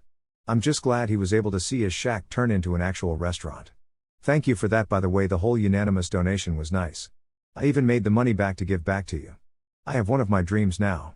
I just need one more to come true, however, that has to wait until I get a new house with Kotetsu. We haven't been able to find anything yet, she said, wiping her tears. I didn't know he died. I'll pay my respects to him later. I didn't know he was close to so many people, but given how nice he was, it's not a shock to me, and don't worry about paying me back. That was for all the free meals you guys let me eat when I was little and for taking care of me. As for your house problem, I have a solution. I took over my father's compound he had built, and there are a lot of houses. You can have one if you want. It has privacy seals and security seals, so only you can enter if it detects a foreign chakra signature. They can't enter the house. So what do you say? Tuya already has her own house, he said. I'll take it. I just have to let Kotetsu know I found a place. How much do we owe you for rent? She asked. No charge, the entire compound, houses included, are already paid for, he said, shocking her. They talked for another hour before he left. He went to see Anko, who would more than likely be with Kurenai. He searched for their chakra signature and they were at Anko's house, so he shines to her house and opens the door. Hey Anko-ne. Hey Nai-chan, how's it going? He asked. Who are you? Kurenai asked. It's me, Naruto. Don't you recognize me? He asked. They walked up to him and slapped him on each side of his face. He could only cry at this point. What did I do to deserve this? He thought. You couldn't send us a letter or something, Naruto? Kurenai asked. Yeah, I know you've been summoning Shadow and playing and training with him. We have the same contract, remember? So why couldn't you send a messenger dragon? Anko said, getting ready to slap him again. Yeah, Naruto, you had us worried like we were your mother. We know you're strong, but a simple letter saying hi or checking up on us would have been nice, Kurenai said. She also got ready to slap him. Well, Anko, if we have the same contract, why didn't you send me a message yourself? I was busy training and inside of a palace with the Guardian 12. I had no time to sit down and write a letter. If anything, you're as much at fault here as I am, he said. This of course got him slapped again by both of them. Okay, fair point. So how've you been? Anko asked. Yeah, how strong are you now? Kurenai asked. Well, I would be better if I could feel my face, but I'm fine and I'm the strongest in the village. Pervy Sage couldn't beat me even in Sage mode, he said, all of this with a swollen face. The hell, dude, me and Kurenai are low Sannin level all around now and you can still beat us. That's not fair, Anko said. Kurenai nodded in agreement. Yeah, I know, but that's not why I'm here. Are you two still with Asuma and Iruka? They nodded. Do you all want to start a family? They nodded again. Okay, so I took over my father's compound he had built, and there are a lot of houses. You can have one if you want. It has privacy seals and security seals, so only you can enter if it detects a foreign chakra signature. They can't enter the house. Tuya and Ayame already have a house. It's already paid off, so you don't need to worry about rent. The utilities are all included in one bill for the entire compound, so all you have to worry about is food in your house. Will you guys take one? If all the houses are the same, then they each have 6 bedrooms, 4 bathrooms and a master bathroom, big kitchen and living room, plus a personal hot spring and training area in each backyard, he said. Hell yeah, I'm moving into a house. When do I get the keys? Anko asked. When you choose a house, it's a seal on each house. It will dissolve and release. 2 keys will pop out, he said. Anko started to pack her stuff. I'll have to talk to Asuma first to see what he wants to do, Kurenai said. Naruto nodded and gave them directions to the compound so they could get there. He talked with them for 3 more hours before heading out. He met up with Ino and Hinata, who of course slapped him for not saying he was leaving. They caught up and he left to meet Shino and they talked for a little bit. Shino isn't a man of many words. He ran into Kiba and could instantly see why nobody wanted to work with him. Choji, Tenten and Neji were out on a mission. He went back to his old house and sealed everything belonging to him and Tuya in separate scrolls before heading back to his compound. He left Tuya's scroll with all of her belongings on her front porch and went to his own house. He ate some food, took a shower and went to sleep. After a week off since he just returned, he was headed over to the Hokage Tower for a mission. It was 6 in the morning. He reached the tower and climbed in her office through the window. Yo, Granny Tsunade, I'm here for a mission, he said. Naruto, why can't you use the door? She said with a sigh. He just smiled at her and then noticed Kakashi and Sakura in the office. Hi Naruto-kun, how are you today? Sakura said, brushing her breasts on his arm that she took hold of, trying to seduce him. He removed his arm and backed away from her. I'm fine, and please don't do that again. I told you already I'm interested in somebody else. He said. She huffed and folded her arms under her breasts. Naruto, Kakashi said. Wanna be, Naruto said. Tsunade coughed to cover up her laugh. Okay Naruto, you want a mission, fine. She was cut off when a random Chunin barged in. Lady Tsunade, urgent message from Suna, the Kazekage has been abducted, he yelled. The Akatsuki. Naruto, Kakashi and Sakura head to Suna and begin looking for the Kazekage. I will send Team Guy as backup since they are out on a mission. You leave right now, Tsunade said. The backup won't be needed, I can handle them, Naruto said. Naruto, you're a Jinchuriki, you can't just barge in like some maniac, they are all S-rank shinobi. You're probably a B-rank shinobi at best, Kakashi said. For your information, I'm stronger than Pervy Sage in his Sage mode. I can handle the Akatsuki unlike you. You're nothing but an A-rank shinobi that slacked off, so at best you're a B-rank shinobi now. Naruto responded. Enough you two. Naruto, I won't send backup, but if you so much as come back with a scratch, I'm going to punch you so far in the air you won't come down until next week, Tsunade said. Now leave. Hi. They all said and vanished. They left the village immediately and made their way to Suna. After 30 minutes of traveling, Naruto saw Tamari walking below them. Tamari, you need to come with us. Gaara has been kidnapped by the Akatsuki. We're heading there now to get some clues and rescue him, he said. Tamari didn't respond and just took off to the trees, heading to Suna as fast as she could. After a while they slowed down a bit to save energy. Naruto, Tamari, slow down, we all can't go that fast, Sakura said. Sakura, we're only moving at low jonin speeds now. You should be able to keep up now, move your ass, we don't have time to waste, Naruto said. Naruto, that was uncalled for. I think you should apologize. Besides, we can afford to stop for a few minutes, Kakashi said. No, we can't afford to stop, you jackass. My brother, the Kazekage, has been kidnapped and you want to stop because you're lazy and this worthless excuse of a kunoichi can't keep up at a jonin speed. I have no problem leaving your asses behind. Naruto, if you still want to travel, let's go, otherwise I'm going ahead by myself, Tamari said. Kakashi and Sakura just shrugged and sat down. Let's go, Tamari, Naruto said. You'll get rode up, Naruto, I was assigned as the leader of this mission, Kakashi said, flipping a page in his book. Yeah, see, that's where you're wrong. There was never a leader assigned to this mission, Tsunade forgot to assign one. Besides, the leader of our allied village is in danger, so me going ahead without you and the slut who I'm sure you fucked a few times already, I won't get in trouble at all. Now let's go, he said, and Tamari jumped off with him. After 20 minutes of travel, Naruto called out to Tamari. Tamari, stop here for a minute? What the fuck, Naruto? Why are we stopping? Did you not hear that my brother is in the hands of the Akatsuki? Do you not care? I thought you were better than that, Tamari said, pissed off. Are you done? He asked, and she nodded. Good, because instead of us arriving in Suna in a few days, we can get there in about 2 to 3 hours, he said. How? Tamari replies. He just bit his thumb and went through hand signs. Summoning jutsu. Out of the smoke came Niji. Ah, Naruto, it's good to see you again. What can I do for you today? Niji asked. I need you to take me and Tamari to the gates of Suna, Naruto said. Niji just sighed. Suna again, I hate the desert. It better be important, Niji said. Gaara's been kidnapped by the Akatsuki, Naruto said. Niji turned serious. Get on, was all he said. Naruto and Tamari climbed on Niji and he took off, causing Tamari to scream and cling to Naruto. After 2 hours they landed at the gates of Suna and Naruto gave Niji a thanks before he returned home. Lady Tamari, your brother Kankuro battled one of the Akatsuki members. It was Sasori of the Red Sand and the other was Datara the Mad Bomber. He was poisoned by Sasori and we have problems removing it.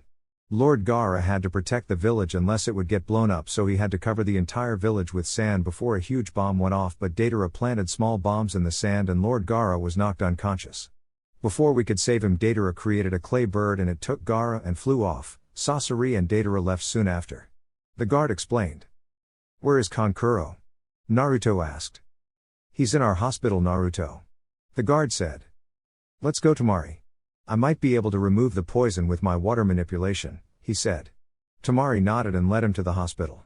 They got Kankuro's room number and went inside to see Kankuro in pain and his skin was pale.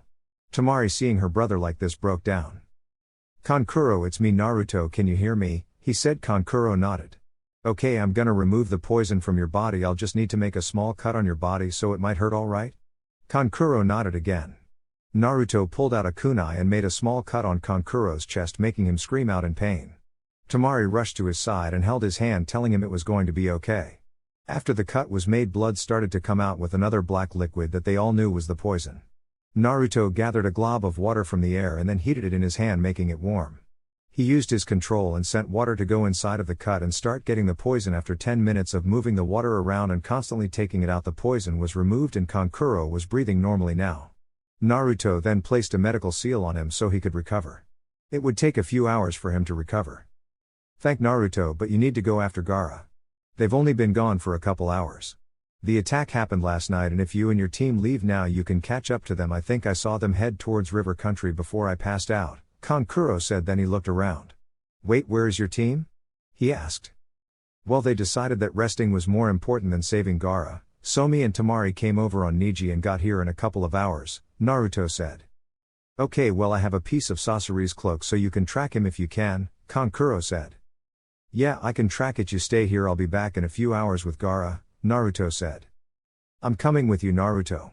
These bastards attacked my village and took my brother, I'm going with you, Temari said. Naruto knew it was no long in arguing with her, so he let her come with him. Now hold on, I'm coming too. It's time I put an end to my grandson once and for all. An elderly voice said behind them.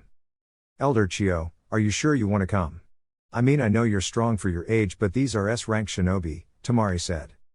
Yeah, old lady Chiyo, are you sure you can handle it? Do you need me to get your cane so you can move? Naruto said. He met Chiyo during his stop in Suna and they instantly bonded, but mainly argued, although it was a friendly argument. Sure, go ahead, maybe after you get my cane I can give you your bottle of warm milk before we leave.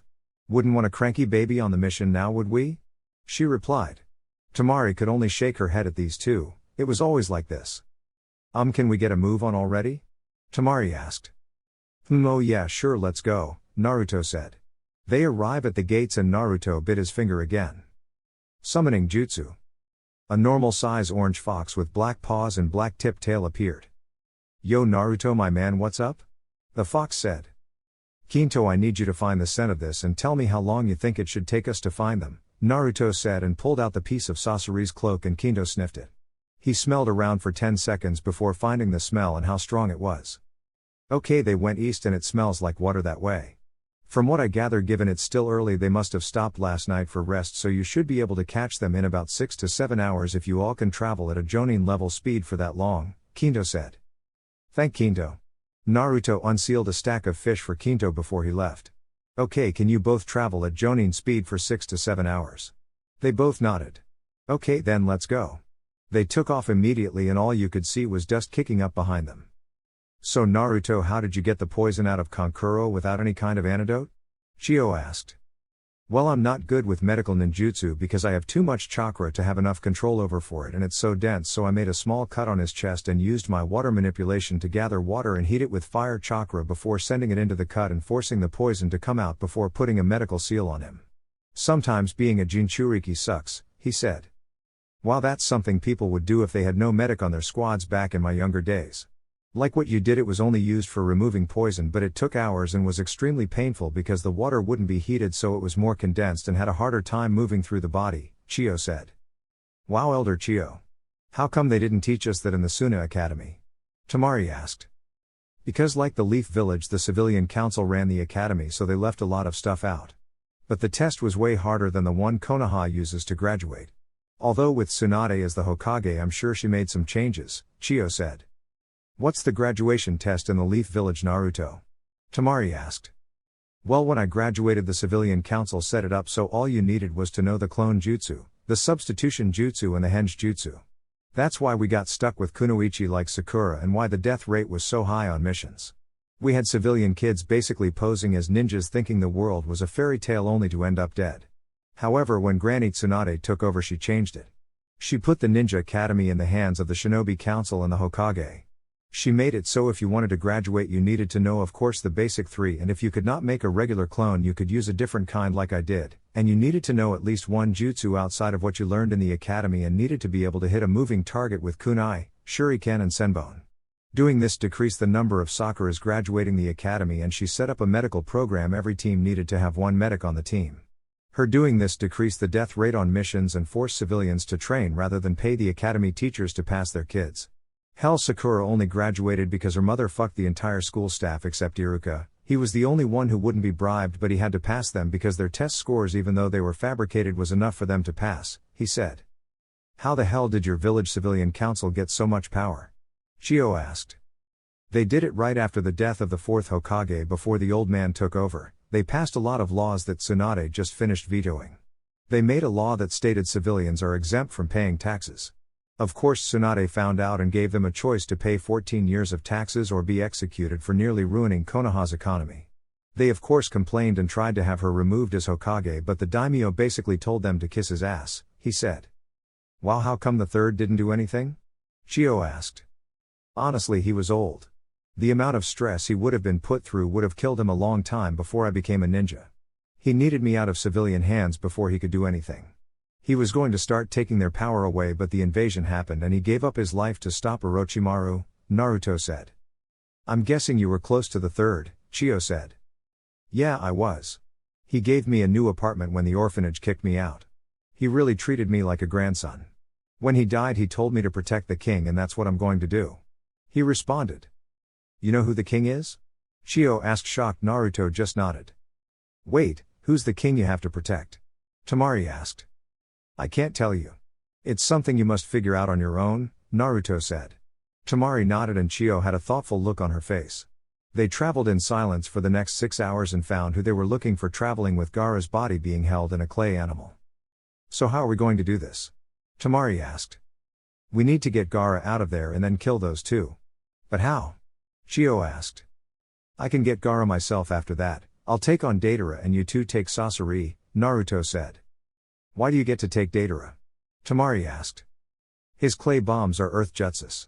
You need lightning to cancel them out and you both have a wind affinity, Naruto said and pulled out a tri-pronged kunai, making Chiyo gasp. You know that jutsu? She asked. Yeah, my father left it for me, he said. What jutsu? Temari asked. The Hiraishin jutsu. It's a jutsu created by Tobirama Senju, but Minato Namikaze took it and made it better, Chiyo said. Naruto just threw the kunai in front of Sasori and Deidara, making them stop, and Deidara got scared. No, it can't be. He's supposed to be dead, he whispered. What is it? Why are you scared? Sasori asked. That kunai belongs to the Yellow Flash. He single-handedly took out 1,000 Iwa shinobi during the Third Great Ninja War, Deidara said. But I thought he died, Sasori said. He did. A voice said, and a flash appeared in front of them. Oh look, it's the Kyuubi Jinchuriki, Deidara said. Well, I guess it's our lucky day. Kisame and Itachi won't be able to get their target, Sasori said. Alright, this is how it's going to work. I'm gonna kick you away, Sasori, and have some people deal with you. As for Deidara, I'm gonna move you away from Gaara, get him secure, then kill you, Naruto said. Please, like you can take us.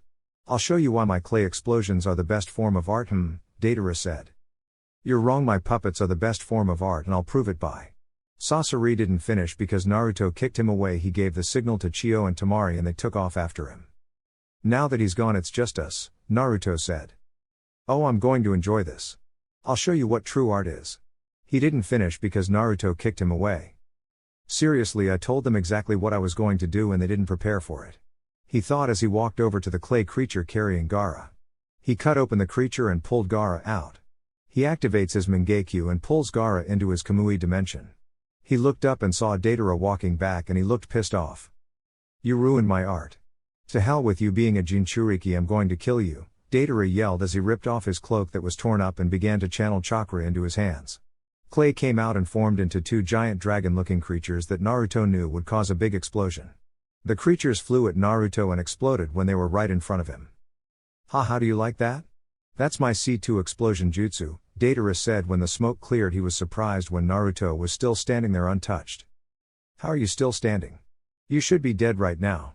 Deidara asked, pissed off that his jutsu didn't work. That's for me to know and for you not to know. With that said, Naruto charged at Deidara and began attacking him with taijutsu, but he was adding lightning and wind chakra to his punches and kicks, making Deidara a sitting duck because he couldn't create any small clay bombs. They kept getting cancelled out. After a while, Naruto kicked Deidara into a tree, making him cough up blood. I've had enough of this. I'm a part of the Akatsuki. We are the strongest ninja alive. I will not be defeated by some fucking leaf ninja, Deidara said. He then began to grow to a huge size and spoke again. This is a true form of art, my C4 explosion. I hope you're ready to die like I am, Deidara said, but Naruto knew this was just a clone. He felt the real Deidara buried himself underground. After a while of growing before Naruto could charge and move the clone, it exploded. Naruto, thinking quickly, activated his Kamui and went into his pocket dimension. After 5 minutes he reappeared but hid his chakra presence and was waiting for Deidara to show himself before finishing him off. After 10 minutes of waiting he saw Deidara emerge from the ground. I knew he was all talk and no bite. That's why my explosive clay is a true form of art and not those silly puppets Sasori uses. Deidara said. Unknown to him, Naruto was right behind him with his lighting edge ready to strike. I guess I'll have to go tell Sasori we lost both of the Jinchuriki. Before he could take a step, a hand cover in red lightning struck him from behind, piercing his heart. How? He said, coughing up a lot of blood. You need to watch your surroundings like I do.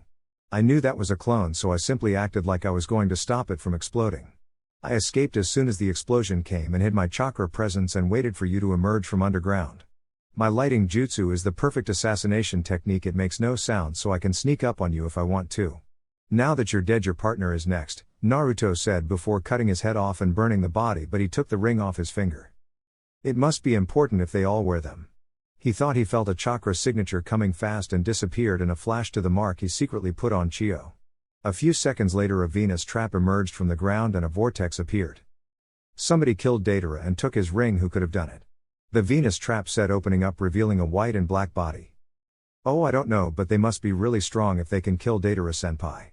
The masked figure said in a childlike voice. Toby stopped the childlike voice. It's only us. The Venus trap said. Oh, but it's fun. Toby is a good boy, remember, Toby said. Then his voices changed and got deeper. Just kidding, I want you to find out who killed Deidara and what happened to the body of the Jinchuriki he was supposed to have. Zetsu, Toby said. Zetsu nodded and they both disappeared. Meanwhile, Naruto arrived at the area where Chiyo and Temari were fighting Sasori. He saw puppets laying around everywhere, destroyed into pieces. He saw Temari cut up and out of breath sitting next to Chiyo, who was on the ground with a blade through her heart. He noticed Temari crying over her body. He went up and put a hand on her shoulder. She looked up and noticed him and just gave him a hug and cried her eyes out. After 2 minutes of crying she let go and wiped her tears. Where's Sasori? He asked, and she pointed to a human-looking puppet with a kunai stuck in what appeared to be Sasori's heart. He walked up and took the ring he was wearing. She protected me from that blade that was meant for me. She pushed me out of the way and threw the kunai enhanced with wind chakra into his heart at the same time as his blade went through hers. She told me she was doing it to protect the king, and I understand what she meant. The king is the next generation of shinobi that will lead our village in the future. Am I right? She asked. He only looked at her with a smile and she smiled back. Where's Gaara? She asked. He's safe. He activated his Kamui and brought out Gaara, who he could tell woke up and went back to sleep. Gaara, are you okay? It's me, Temari, wake up please. She asked. He didn't respond. Alright Gaara, wake up, Naruto said and slapped him across the face. Gaara woke up and looked right at Naruto. Did you just slap me? He asked. Nope. Was the simple reply from Naruto. Yes you did. I felt a slap. Gaara responded. It wasn't me. Temari, seeing this, had enough knowing where this headed and decided to talk. Okay Gaara, you're up now, let's make our way back to Suna, she said. Don't we have to wait for the rest of the team? He asked. We are the team. Me, Temari and old lady Chiyo, Naruto said. He then explains the reason it was only 3 of them and they told him about their battles. Okay let's go, we'll hold a funeral for Chiyo once we get back to Suna, Gaara said. Summoning jutsu. They heard Naruto call out and Neji appeared. Naruto again, this is twice in one day you called for me. Ah Kazekage-sama, I see they have found you. Now let me guess, you want to ride to Suna? Naruto nodded his head sheepishly. I'm only taking you midway through the desert, you can walk the rest of the way. I hate the desert. I'm guessing by the sad look on Temari's face, Temari, that somebody died. She nodded and pointed at Chiyo's body. She protected me from a killing blow, sacrificing her own life for me, Temari said. I see. You must always protect the king no matter the cost. I give you my condolences. Now hop on, I was in the middle of eating. They grabbed Chiyo's body and placed it in a body bag before climbing on, and Neji took off towards Suna. They made it halfway through the desert before Neji let them off and went back home. They walked for another hour before the gates of Suna were able to be seen, and they heard a guard yell out. The Kazekage is back, everyone. As soon as he said that, a large crowd of ninja and civilians came out of the gates and began cheering for Gaara coming back safe. However, they noticed a cloud of sand kicked up and a girl with brown hair running at them. Knowing who it was, Temari and Naruto moved out of the way. As soon as they did, Gaara was tackled to the ground. "Oh Gaara, you had me so worried. Are you hurt? Do you need anything?" the girl said, giving him a lot of kisses to his embarrassment and Naruto and Temari's amusement. They knew he didn't like public affections, but his girlfriend didn't care. "Matsuri, get off me," Gaara said, and she did. Matsuri has straight chin-length brown hair, dark eyes, and fair skin. She wears 2 arm guards, a dark pink shirt with cuts over the shoulders, a white shirt underneath the other, and a black headband around her neck. She saw Naruto and Temari standing there with a smile and gave them a hug. "Thank you so much, both of you. I was worried when I heard he had been captured," she said. "It's alright, besides now that he's back, maybe you two can use that privacy seal I gave you. I'm sure him getting captured and being brought back made you want to."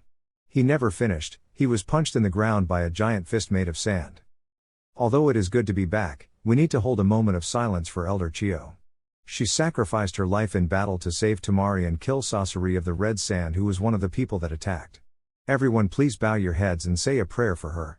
As he said this, his sand came forward with the body bag containing Chiyo. After a moment, Gaara spoke up again. "Her funeral will be held in a few hours and she will be buried where the past Kazekage are laid to rest at." With that said, he entered the village with Naruto, Temari and Matsuri, who were clinging to him. After the funeral was held, Naruto was at the gates leaving for Konoha with Gaara and Temari with him. "Naruto, thank you again for saving my brother. I know if we would have stayed with the other two we wouldn't have made it in time," she said, giving him another hug. "I must thank you as well, Naruto. I for sure thought I was going to die. I am in your debt once again," Gaara said, extending his hand out to him. Naruto did the same and they shook hands. "No problem guys, I'll do it again if I have to. Oh, and Temari, your breasts felt great on my back when we were on Niji, but I think you should save them for Shikamaru. I'm sure he appreciates them more than me," he said. Temari didn't smack him this time, she just hit him with the steel part of her fan and sent him flying, but you could hear him laughing as he flew away. "So you and Shikamaru have been having sex? I can't believe you, Temari. Telling me to wait until I'm married," Gaara said, making her blush. "Oh shut up Gaara, I heard you and Matsuri going at it last week. You forgot to put up the privacy barrier," she said. This time Gaara blushed, but he had his sand armor on so you couldn't tell. "Touché," was all he said before they turned around and headed back into the village. Meanwhile, Naruto just landed in the sand a few miles from Suna. He stood up and was unharmed. He bit his thumb and summoned his ride home. Summoning Jutsu. Out of the smoke came Shadow, who looked exactly the same except he was the size of the Hokage Tower. "Yo Naruto, what's up? Need a lift or is this another training session?" Shadow asked. "Yeah, I just need a lift home and on the way tell the other two that we're on my team, the mission is over," he said. Shadow nodded and Naruto climbed on him and Shadow took off. Naruto decided to let Shadow take him directly to the Hokage Tower. So when they arrived, an entire squad of Onbu and Tsunade arrived, not knowing what was going on. "Yo Granny, I'm back," Naruto said as he jumped off of Shadow, who returned home. "False alarm people, it's just Naruto, return to what you were doing," Tsunade said. They walked into her office for his report. "Okay Naruto, what happened? I just sent you out this morning for that mission. You didn't fail, did you? Did they extract the one-tailed beast?" she asked. "Actually no, they didn't. We stopped them before they could reach the hideout. It's located somewhere in River Country but I don't know where," he said, and started to tell her about his fight with Deidara and the fight between Chiyo, Temari and Sasori. "Okay, so that's 2 members of the Akatsuki down. That's a good start. Anything else?" she asked.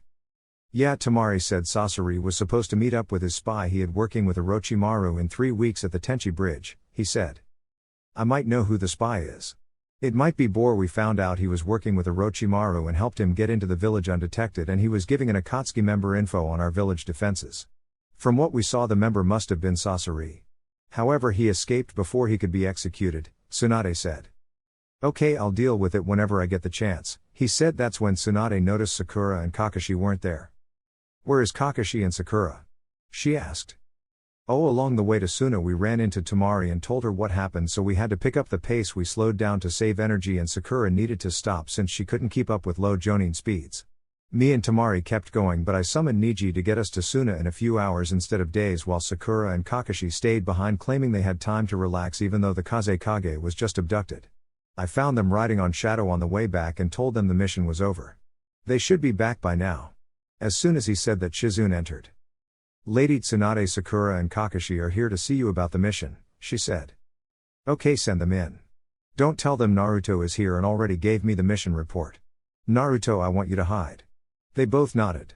Shizune went to get Sakura and Kakashi while Naruto just went outside and masked his presence and smell. Sakura and Kakashi entered the office. Lady Tsunade, we're back from the mission, Sakura said. Okay, Kakashi, what happened? She asked. Well, we made it to Suna as fast as we could. We pushed ourselves to the point of making it there in a few hours. We met up with Temari and Kankuro as they were about to leave to look for Gaara. We tracked them down to their hideout somewhere near the border of Omegakure, but when we got there Gaara was already dead and the two Akatsuki members got away, he said. What did the two members look like?